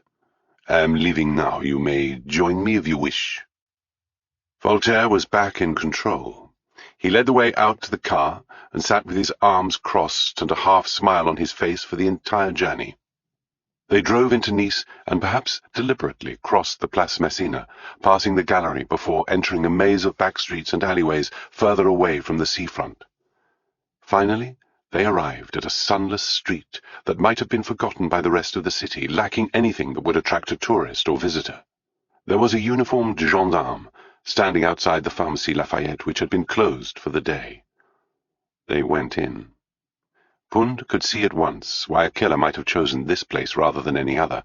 It was 20 years out of date, with bottles and boxes stretching out along wooden shelves that had warped with age, a pair of scales that was positively antique, and an ugly-looking cash register that took up far too much space on the counter. The pharmacist himself was in his 60s, nervous and sullen, with bad eyesight. He had not yet spoken a word, and seemed to have no intention of doing so, afraid that he would only get himself into more trouble. Voltaire took charge of the interrogation, speaking in French. Fraser did his best to provide a translation, although part of him was still wondering if Pund might not actually speak the language better than he did. "You are Hector Brunel?" Voltaire began. "Yes, monsieur." "And you recall selling aconitine to a customer 3 days ago?" It was the same day that Lady Chalfont had died. "Yes, monsieur. He told me he was a doctor. I had already noticed he had the smell of surgical spirit on his clothes. He showed me his license." "And how carefully did you examine it?" Voltaire lifted a hand. "How many fingers am I holding up?" Brunel squinted, but it was obvious he couldn't see that far. "I need my spectacles," he admitted. "And were you wearing your spectacles when this customer came in?" Voltaire asked. "I don't remember," Brunel replied miserably. "Can you describe him for us?" Pund asked in English, then waited for Fraser to translate. "Was he French?" "No, monsieur. He spoke in French, but with an accent, English or maybe American." "What of his appearance?" "It was not easy to see him. He was wearing sunglasses and a hat made of straw with a band. I noticed that he kept his head down as if he was afraid of being recognized. When another customer came into the shop, he looked away. He was not young. He had white hair and an ebony walking stick. He told me that he had a patient who was suffering from the gout. Aconitine is a well-known antidote for this condition if used in small doses, and I sold him only 2 grams. "What else was he wearing?" Voltaire asked. "I cannot remember exactly, monsieur. I think it was a linen suit, either blue or grey. I seem to recall that it did not fit him well." "Do you have any idea what time he came into your establishment?" "I can tell you that exactly. The other customer was a lady, and she was in a hurry. She asked the time, and he told her, 12:15. "That was all?" "Je suis un peu pressé. À toute l'heure." "I'm in a bit of a hurry. What time is it?" Fraser translated. "Those were her exact words?" Pund asked. "Yes, monsieur." "What did this lady purchase?" Voltaire demanded. "She did not purchase anything. She asked for a certain shampoo, but we did not have it. She left." "And the man?" "He took his purchase, and he also went. I did not see in which direction." Hector Brunel was close to tears. "I did nothing wrong," he complained. "The man told me he was a doctor. He had a license." A thought occurred to him. His eyes brightened. "He signed his name in the register." "Let me see it." The pharmacist ducked down behind the counter and reappeared with a thick leather volume with decal-edged pages. He found his glasses and put them on, then laboriously searched through the entries. At last he found the date he was looking for. "Here," he said, but he sounded disappointed. Pund saw why. When the book was turned round, the signature was nothing more than a scribble of turquoise ink in which not a single letter was legible. The so-called doctor had not even pretended to add an address. Brunel knew immediately that he was at fault. He should have worn his glasses. He should have taken more care. "I only provided him with 2 grams of the medicine," he protested. "It was not a fatal dose." But once the 3 men were back out in the street, Voltaire took a different view. "The man is a fool," he snapped. 2 grams would have been more than enough to kill an elderly woman with a heart condition. "Will you prosecute him, Monsieur Voltaire?" Voltaire considered. "No. What good will it do? But this will be a warning for him to take more care in future." He glanced at a cafe that was just a few steps away. "I would like a coffee," he said. Perhaps it was an invitation. Pund and Fraser exchanged looks, then joined him at a table underneath the awning. The cafe was not the most charming in the city, but there was something honest and authentic about the striped canopy and the tables spread out along the pavement that put all 3 of them at ease. For a moment the murder and the friction between the investigators could be forgotten. A waiter with a long white apron appeared, and they ordered 3 coffees. Voltaire lit another cigarette. "You live in Paris?" Pund asked. "I have lived there for much of my life. I have a wife and a son in Montparnasse." "How old is your son?" "His name is Lucien, and he's 17. Voltaire smoked contentedly. "He was born 2 years before the war. During that time he and his mother moved to the south, to Hyères, which is not so very far from here. They were safer staying with relatives." "And you?" "I was a police officer, but also an army reservist. I was conscripted and sent for training in a town called Bitch in the Moselle." He glanced at Fraser. "It is perhaps fortunate that your friend has no need to translate." He paused. "I found myself serving in the Ardennes, part of the famous Maginot Line that was said to be indestructible until the moment that it was destroyed. I was in one of the petits ouvrages, as we called them, a bunker, connected to a network of tunnels. A German hand grenade ended my war on the 28th of May, 1940. It left me as you see me now." "I am sorry," Pund said. "Are you, Herr Pund?" "It does not matter now, of course, but we were on opposite sides. I was in hospital for many weeks and spent the next 5 years as a prisoner of war. Some prisoners were exchanged under the relève system, but I was not considered to have any value, and so remained in a stalag in Görlitz in the far east of Germany. At least I was spared forced labor. My injuries made that impossible. Instead, they tried to starve me to death." "You were fortunate to survive," Pund remarked. "But if you will allow me, Monsieur Voltaire, I must say that you are wrong when you state that we were on opposite sides. I was born in Germany, but I come from a family of Greek Jews. I was, like you, a police officer in the 30s, but I made the mistake of speaking out against the Nazis. As a result, I spent the war in a prison camp. Then our experiences were similar. The camp where I was held may have had a different clientele, but I imagine the living conditions were equally unpleasant. Then I apologize.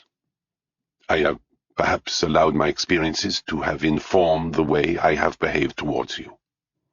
"There is no need for an apology, Monsieur Voltaire. The war has cast a long shadow. and its darkness reaches us even now. The coffee had taken a long time to arrive, but finally the waiter reappeared, balancing a silver tray with cups and saucers on the flat of his hand. Pund waited until he had gone before he began again. "What did you make of the story told by our friend le pharmacien?" he asked. "The man with the white hair." "The only man with white hair is known to me is Elmer Waysmith," Voltaire replied. "He also has an American accent," Fraser chipped in. "Indeed so. I have not, however, seen Monsieur Waysmith make use of a walking stick." "Well, perhaps he was trying to disguise himself," Fraser said. "The straw hat, the dark glasses, the way he tried to hide his face." "That is certainly one interpretation," Pund muttered. "I would ask myself, though, why Mr. Waysmith should have carried with him the scent of surgical spirit." "And then there's the question of timing," Voltaire said. "We know that he had lunch with his son on the same day that the aconitine was purchased. We are at least 15 minutes from the Place Massena, even at a brisk pace. It would be interesting to know at what time he arrived at the restaurant." "And what he was wearing," Pund added. "It is interesting, do you not think? How the finger of suspicion points directly at just one man. Monsieur Waysmith alone had the motive to kill Lady Chalfont. She had discovered something about him that might have persuaded her to change her will." "So it would appear. Why else would she have arranged to meet with Jean Lambert on the day of her death?" "And it would seem almost certain that it was he who visited the pharmacy," Pund concluded. "There's even the matter of the signature in the register." "Yes, I saw that too." "But there was no signature," Fraser exclaimed. "It was just a scribble." "You did not remark upon the colour of the ink?" Pund asked. "Turquoise," Voltaire nodded in agreement. "Exactly. The papers on the desk in Mr. Waysmith's office were written in that same colour, James. I have no doubt that the same pen was used in both cases." "So it must have been him, then?" "I do not know." Voltaire finished his coffee and stubbed out his cigarette. "There's something about this business I find disturbing." "It is not as straightforward as it might appear," Pund agreed. "I noticed a hotel at the end of this street. I would suggest that we look in and pay it a visit before we leave the area." "Why is that, Monsieur Pund?" Voltaire asked. "Because I saw its name when we were at the Chateau Bellemare. There are some would say that this is just a coincidence, but—" "Mr. Pund doesn't believe in coincidences," Fraser finished the sentence for him. "Where did you see it?" "Right here." Pund leaned forward and picked up the book of matches that Voltaire had used to light his cigarette. He turned it over, and there, in red letters, were the two words, Hotel Lafayette. "I hope you will not mind my asking where you found this, Monsieur Voltaire."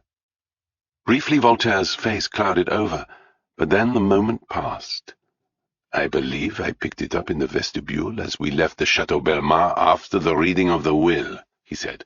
"It was lying on the table, and after the unpleasant scene we have witnessed, I had a desire to smoke a cigarette in the garden." He glanced down the narrow street towards the hotel.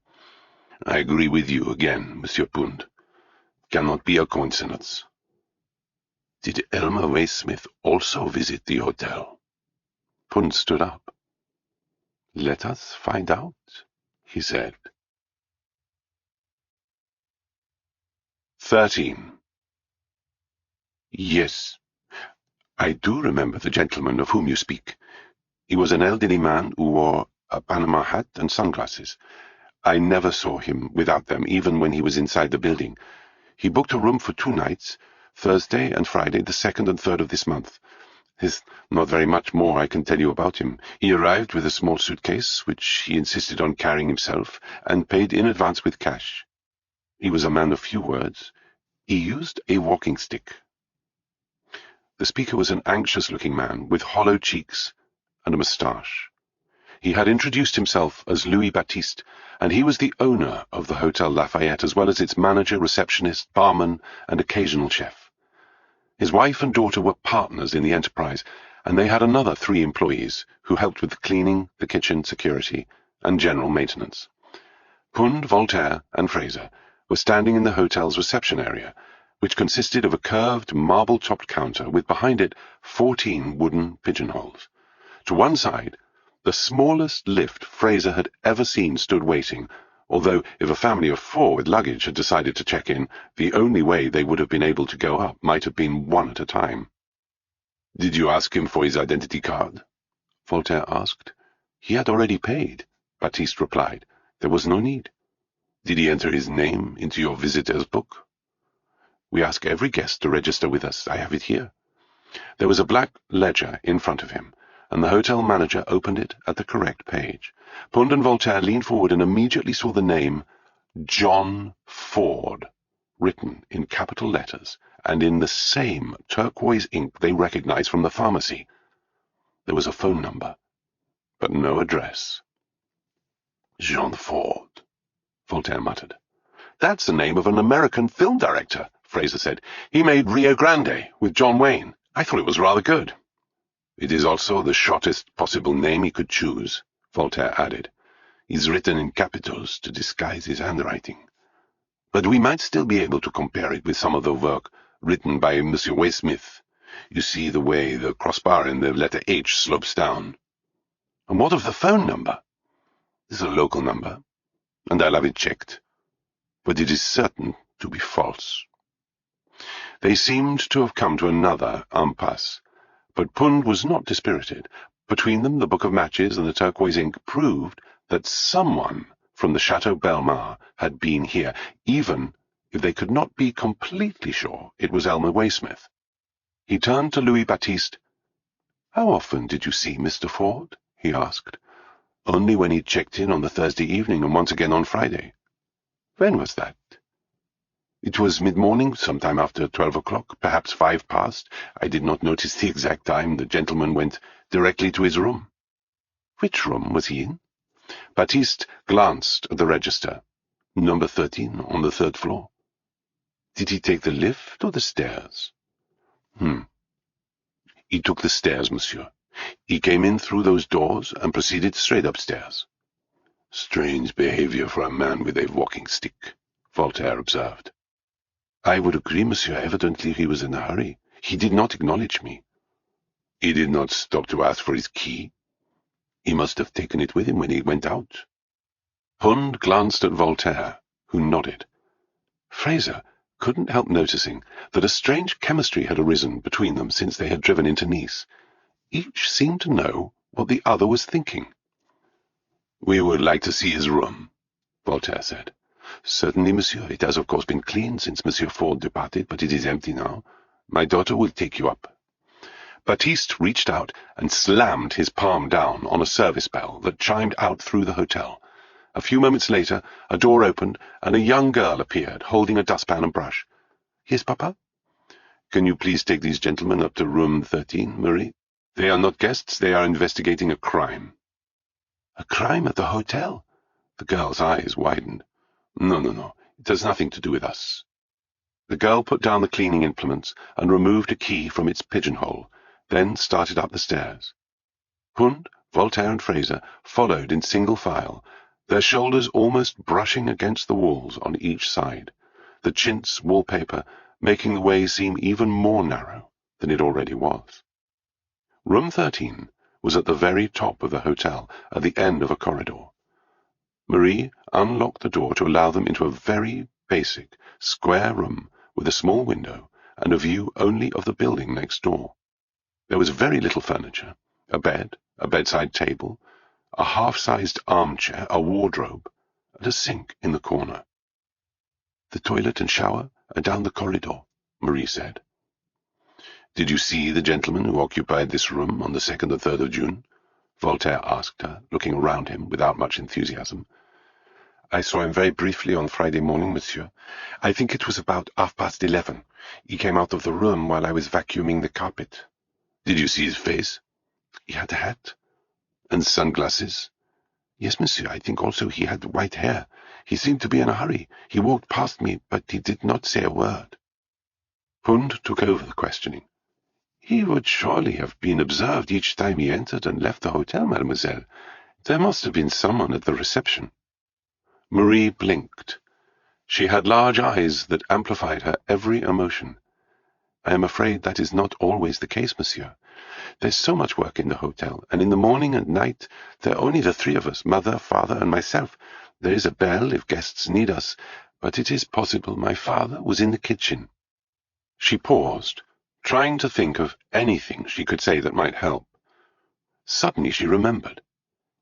I'm not sure that the gentleman slept in the room on either night, she said. Why do you say that, mademoiselle? Voltaire asked. I cleaned the room that same Friday afternoon. 2 o'clock is the time when guests are asked to check out. The covers were thrown back and the sheets were crumpled, but it felt strange. The shower had been used, but when I stripped the bed, I had no sense that it had been occupied during the night. Did you examine the wardrobe or the drawers? No, monsieur. Marie sounded offended, as if she had been accused of prying. But you cleaned the sink. There was no need. The sink had not been touched. So for what purpose do you think he had taken the room? I cannot say, monsieur. Perhaps he had business meetings nearby and needed somewhere to rest. Neither Pund nor Voltaire appeared to accept this explanation, and in truth, Marie did not sound convinced herself. Pund had noticed a waste-paper basket beside the bed. Did you also clear the rubbish from the room? He asked. Perhaps the gentleman had letters or documents that he left behind. Or was there anything else he threw away? There was a newspaper in the wastepaper basket, Marie recalled. Oh, yes, and an empty bottle of shoe polish. I can even remember the manufacturer. She screwed her eyes shut, concentrating. It was Esquire, she exclaimed. I only recall the name because it has a similarity to the Rue Esquirol where I once lived. That's an American brand, isn't it? Fraser muttered. I believe you are right, said Pund. There was another bottle also. The gentleman drank some orangina, but he did not throw it away when it was empty. He left it on the table. Marie came to a breathless halt, pleased with herself. Thank you, mademoiselle. Voltaire smiled at her. You have been most helpful. But had she? Walking back out into the Rue Lafayette, Fraser tried to piece things together, but none of it seemed to make sense to him.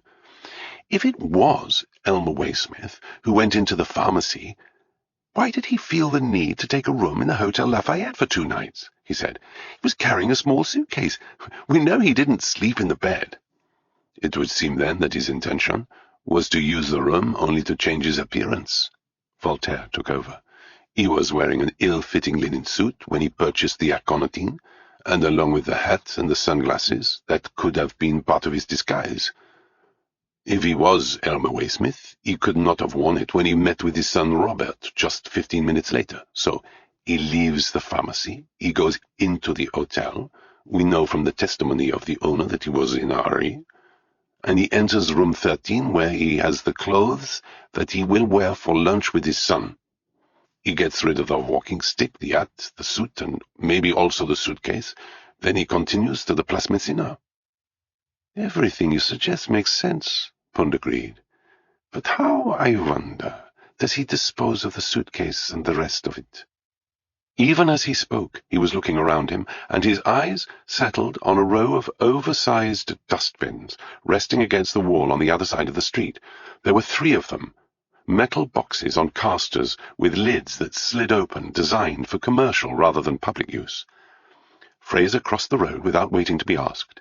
He opened the first one, and after rolling up his shirt sleeves, rummaged around in the container, trying to avoid coming into contact with anything too unpleasant. The search revealed nothing, and after a few minutes, he moved across to the next one. This time, he was more successful. "There's something here!" he exclaimed, and drew out a length of wood, which he showed to Pund and Voltaire. Fraser was holding an ebony walking stick. Now he used it to stir the contents of the bin and managed to hook a second object, a suitcase, which he lifted to the surface. He laid it down in the road and opened it, revealing a straw hat and beneath it a very creased, pale blue linen suit. Voltaire and Pund had both crossed the road. They knew they were looking at the entire disguise of the man who had booked into the Hotel Lafayette and who had also purchased the aconitine of the nearby chemist. "You should not touch anything else, Monsieur Fraser," Voltaire remarked, addressing him by name for the first time. "I will take all of this for forensic examination. The case is old, may have been purchased at a local flea market, the walking stick also. Even so, the clothes have been worn by the man we are seeking, and who knows what they may reveal." "It is curious," Pund said. "Why did our friend discard all this in a container so close to the hotel? Would it not have been wiser to carry it with him at least some distance?" "He was in a hurry," Fraser reminded him. "That is true," Pund sighed. "But even so, he's been most careless. First the lid that he forgets to replace on the teapot containing the poison, then the aconitine which he purchases, even though there are many dangerous plants that grew in the garden of the Chateau Bellemare. The choice of drug, too. Why aconitine? The question of the timing, and now this."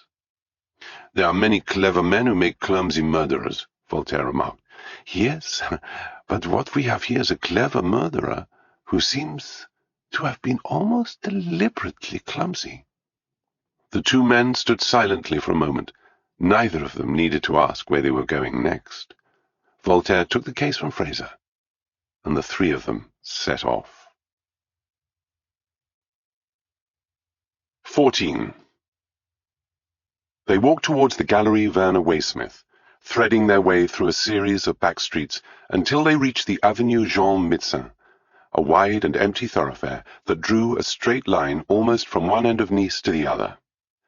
Pund was keen to examine the path that Elmer Waysmith might have followed if it had been he who had rented a room at the Hotel Lafayette, and to work out how long it would have taken him.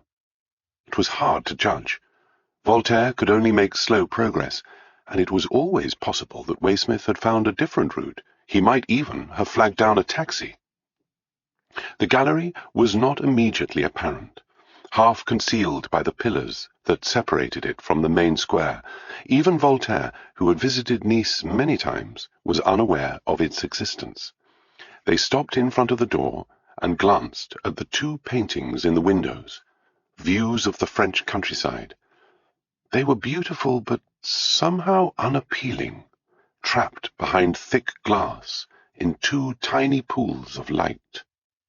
The door was locked. He rang the bell, and a moment later an unsmiling woman appeared, dressed in black. "I am a police officer," Voltaire told her. "I'm here to see Monsieur Waysmith." She didn't show any surprise. Clearly she had heard of the death at the Chateau Bellemare and the suspicious circumstances that surrounded it. "If you are referring to Monsieur Waysmith, Senior, I am afraid he is not here," she said, speaking in French. "He left a short while ago." "You are?" "My name is Estelle Dubois. I am the gallery director." "Is Monsieur Robert Waysmith here?" Pund asked. He had spoken in English, and Madame Dubois changed language effortlessly. "He is in his office, monsieur." "Then perhaps we can speak with him." "Of course." She stepped aside to let them in. They entered the sombre surroundings of the front office with its artworks hanging in frames, like so many prison windows, offering glimpses of imagined worlds. Madame Dubois moved towards her desk, intending to call the office, but Voltaire stopped her. "I wish to ask you a few questions relating to the death of Lady Chalfont, madame," he said, also switching to English for Pund's benefit. "I hardly knew Lady Chalfont, monsieur. She did not visit often." "Nonetheless, can you tell me if you were here last Friday or at around lunchtime?" "I was here all day." "You were alone?" "No, Monsieur Robert came early in the morning. He stayed for about an hour, and then he drove to see a client in Antibes. I did not see him again until his father arrived at 25 minutes past 12, and they left together shortly afterwards. I had reserved a table for them at Le Poisson d'Or at 12:30. The Senior, Monsieur Waysmith, is always very punctual." "Can you tell me what he was wearing?" Voltaire continued with the interrogation, but his questions were exactly those Pund would have asked. Madame Dubois had to think for a moment. "He was in a white suit and waistcoat," she said. "He was wearing saddle shoes in 2 colors, white and beige." "Did he seem exercised as he walked or come here by car?" "Why are you asking this?" "Please answer the question, madame." "I do not know how he had come here. He usually parks his car in the square. He was not in any way exercised. He seemed completely relaxed." "And how is Mr. Robert Waysmith today?" Pund asked. "It is a great tragedy what has occurred." "But not such a tragedy that he stayed away from work," Voltaire muttered. He glanced at Pund, who signalled that he had nothing more to add. "We will see him now," he said. Madame Dubois picked up the telephone and pressed a button. "There are 3 gentlemen to see you," she said in a low voice. The door to the inner office opened almost before she had put down the phone.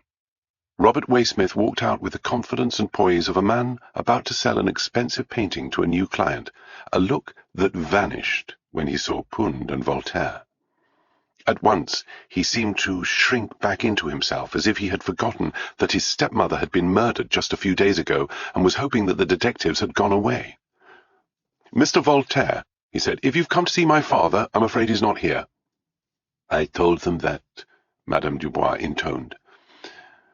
"We would have liked to have spoken to him," Voltaire admitted, "but in his absence, perhaps we could have a few words with you." "Me?" Robert was alarmed. "It's not very much I can tell you." "Please do not concern yourself," Pund smiled, reassuring him. "In a murder investigation it is necessary to speak to everyone who is involved. Often it is the case that they will remember something even they did not realize they knew." "Well, of course. Come into the office." Robert glanced briefly at the directrice, then led the way into the back room where he and his father worked. He chose not to sit in his chair. Instead, he remained half-standing, perched on the corner of his desk, while the 3 visitors sat around him. "Have you made any progress?" Robert asked. "We have made a great deal of progress," Voltaire assured him. "I would be grateful if you could inform us of your movements on the morning of last Friday, the day your stepmother died." "Starting from what time, Mr. Voltaire? Do you want to know what I had for breakfast?" There was something almost insolent in the way Robert Waysmith spoke. At the Chateau Belmar, in Elmer's study, he had seemed strangely vulnerable, younger than his 32 years and dependent on the father who had looked after him all his life. Later, just before the reading of the will, he had been apologetic, dismayed by Elmer's rudeness. But now he was on his own, and for the first time, Pund felt that Robert had stepped out of the shadows and was prepared to stand up for himself. He had inherited more than his father's good looks. Smartly dressed in a suit and tie with a gold clip, he looked very much like the owner of a successful art gallery. "This is my domain," he seemed to say. "You can ask me questions, but I refuse to be intimidated." "When did you arrive at the gallery?" Voltaire asked. "I arrived a little before 10 o'clock. I wasn't here very long. I had to deliver a canvas to a client in Antibes. I drove over and we chatted for about 30 minutes. His name is Lucas Dorfman, and Madame Dubois will provide you with his address if you want to confirm this. It took me a while to get back because of the traffic, and I was a little nervous because I didn't want to be late. In fact, I was here by 12:15. Pund had noticed the second door. He nodded towards it. "You came in that way?" he asked. "Yes, there's an alleyway that leads round to the square. I always come in through the back to avoid meeting customers." "Is meeting customers not the point of your business?" "I don't meet anyone I don't know, Mr. Pund. Do you really think I want to haggle over the price of one of the Henry Moret canvases you may have noticed in the window? I leave that to Madame Dubois." Robert stood there, his hands clasping the edge of the desk, poised for the next question. It came from Voltaire. "How was Monsieur Waysmith that day?" "I'm not sure what you mean." "His mood, his appearance?" Do you mean, did he look like someone who was planning to murder his wife? No, he didn't. And if he had somehow let slip that it was what he intended, do you think I'd tell you, Monsieur Voltaire? He's my father. You would protect the killer? I would protect my family. If it was not your father who killed Lady Chalfont, who would you think might have done so? Pund asked. I haven't got the faintest idea. Geoffrey lost money at the casino, Harry needs help with his hotel, Lola wants to go back on the stage, and Judith wants to preserve a monument in the middle of Peru. Finally, there's my nephew Cedric. He's a creepy little kid with an interest in poisons. I suppose any one of them might be a suspect, except for the fact that they all loved Margaret, and as it turns out, there would have been no point bumping her off because they hardly got anything from her will. Where's your father now? I imagine he's gone back to the chateau. He was in a bad mood this morning. Robert went behind the desk and sat down. He produced an art catalogue showing a series of blue squares and turned it round for the others to see. These are by an artist called Yves Klein, he explained. Pa was hoping to buy them. He'd been offered them at a very good price, but what with one thing and another, he was too slow putting in his offer, and he missed out. He was very annoyed. By one thing and another, you mean the death of your stepmother? Yes. I'm surprised he could think of anything else at a time like this. Then you don't know him, Monsieur Voltaire. Robert weighed his words carefully. Pa is incredibly single-minded. Buying and selling art is his life, and it always has been. It's not just the money. It's the sense of being ahead, of knowing the game, of sniffing out the new talent.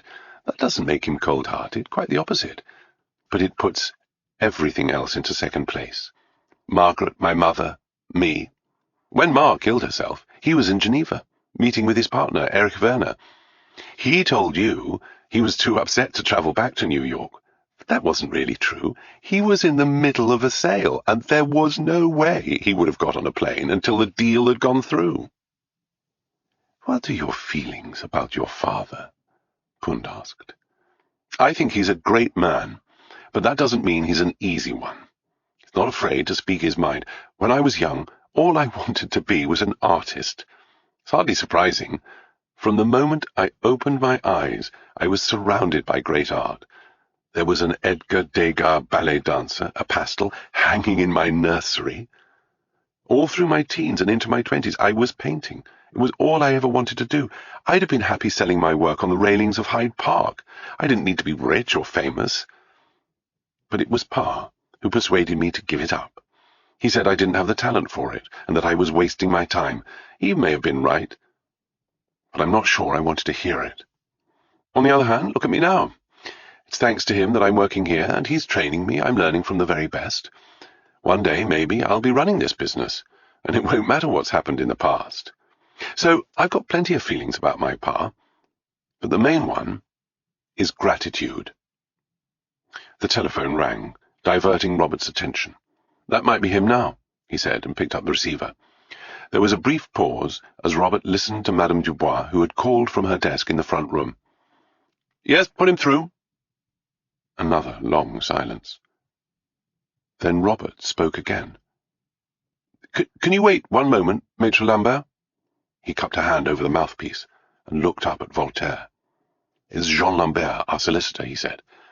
Perhaps you should speak to him. It seems that his assistant, Alice Carling, has disappeared. 15.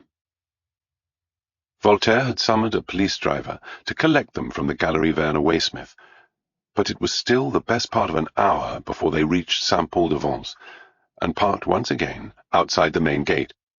Pund had been deep in thought throughout the journey, but as he climbed out of the car he looked anguished. I hope with all my heart that the young lady has returned and all is well, he said. I should have prepared for this. I should have known what might happen. This is my fault. What on earth makes you think that? Fraser asked. Did you not see her face when we came here the first time and told her that Lady Chalfont had been murdered? She was shocked. To have been shocked would be normal, understandable, but no, James. She was afraid. More than that, she was terrified. I saw that too, Voltaire said. I guessed at once that she knew something she was keeping from us, and I should have questioned her there and then. But fool that I was, I decided to interview her later. If anything has happened to her, I'm the one who is to blame. Perhaps everything will be all right, Fraser said. Maybe she'll be waiting for us in Monsieur Lambert's office. But they knew as soon as they entered the small office that Alice Carling had not come into work. The front room was unoccupied, the desk completely empty. The door to the communicating office was open, and Jean Lambert came out as soon as he heard them arrive. As always, his wardrobe and appearance were half a century out of date, as if he were play-acting the role of the provincial avocat. But the concern in his face and in the way he spoke couldn't have been anything but genuine. "Perhaps I have overreacted by calling you," he began, before his guests had even sat down, "but Mademoiselle Carling has worked for me for 4 years, and she is the soul of punctuality. Never once has she been late, and she knew that I was extremely busy today, so she would most certainly have called me if there was something wrong. In the end, I called her parents. They are as worried as I am." "Please begin at the beginning, Maître Lambert," Voltaire said. "What time does Mademoiselle Carling usually arrive?" "She comes to the office every morning at 9 o'clock, sharp. I usually arrive 30 minutes later, by which time she has made the coffee, opened the post, and generally arranged my affairs for the day. Mademoiselle Carling is extremely efficient and completely reliable. This morning I arrived at 9:30 to discover that the office was still locked. I was extremely puzzled and a little alarmed. She has not been herself the last few days." "In what way?" "She seemed nervous, unhappy. Only the other day I returned to the office unexpectedly. I had forgotten my keys. I found her sitting at her desk, and I was quite sure she had been in tears, although she assured me that it was a rhume of something." Fraser had been translating for Pund. "Rhume de foin," Voltaire explained. "A fever." "I blame this announcement of hers, that she was intending to be married. I think it is true to say that she has not been the same since then." "When did she tell you?" Pund asked. 3 weeks ago." "Was that before or after Lady Chalfont and her family arrived at Cap Ferrat?" "It was a few days after." "You don't think—" "Please continue, Maître Lambert. You say she had not arrived at 9:30.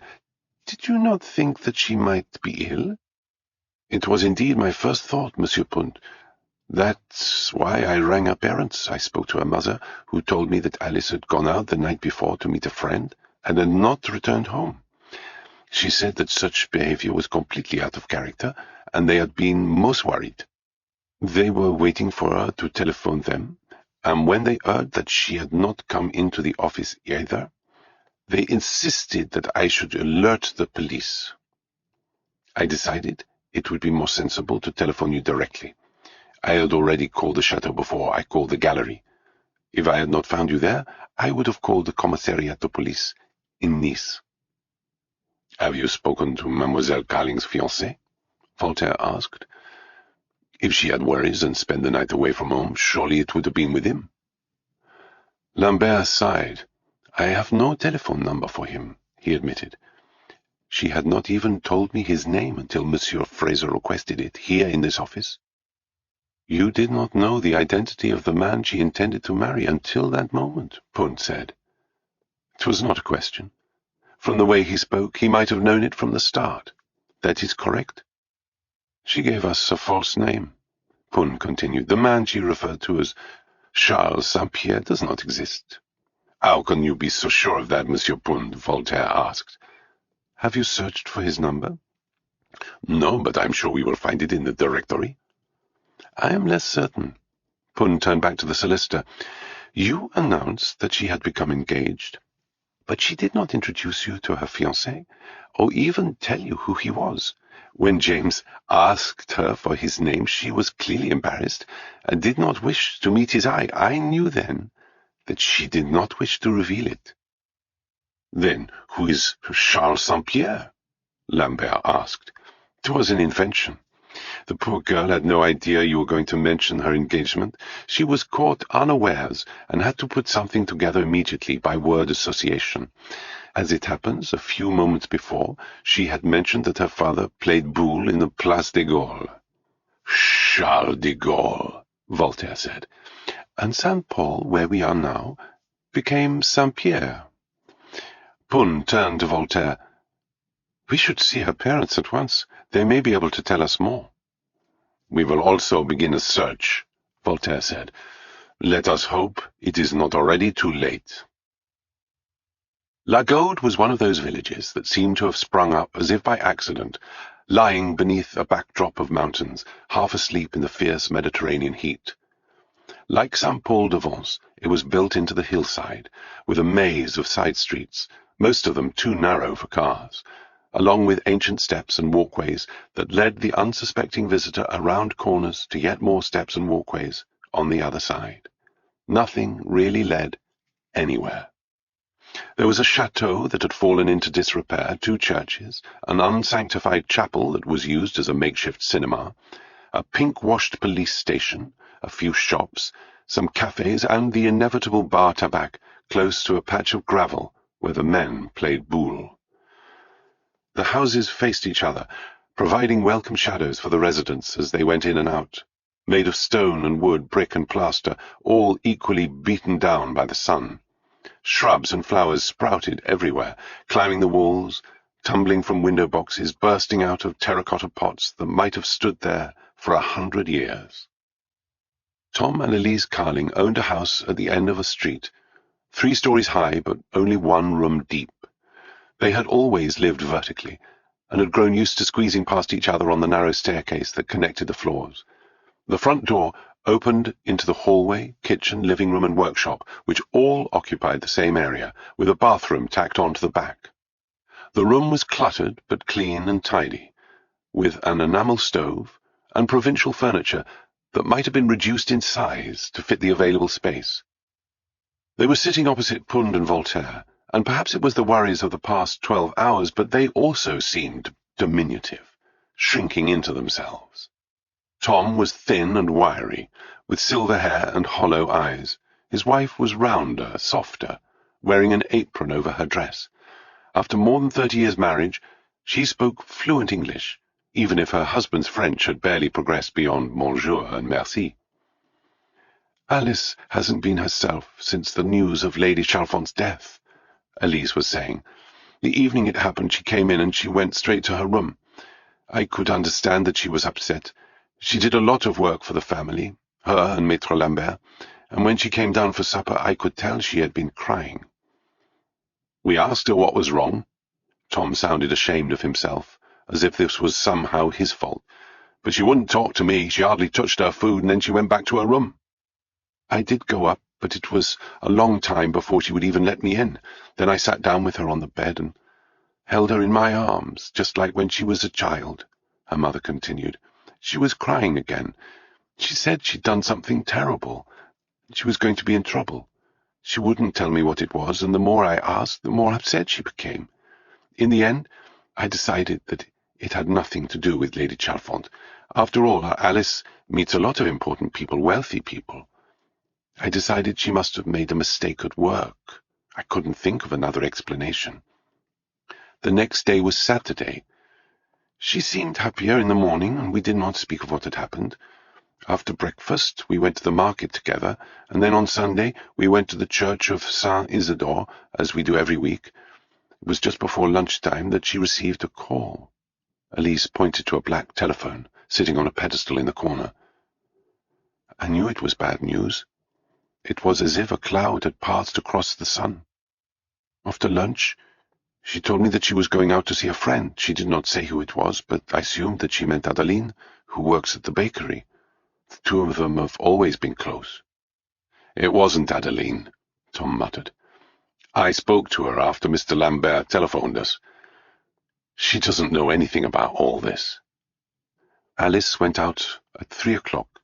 That was the last time we saw her. We went to bed early last night, and we were busy this morning. Tom helps out at La Petite Ferme, outside the village. I had my housework.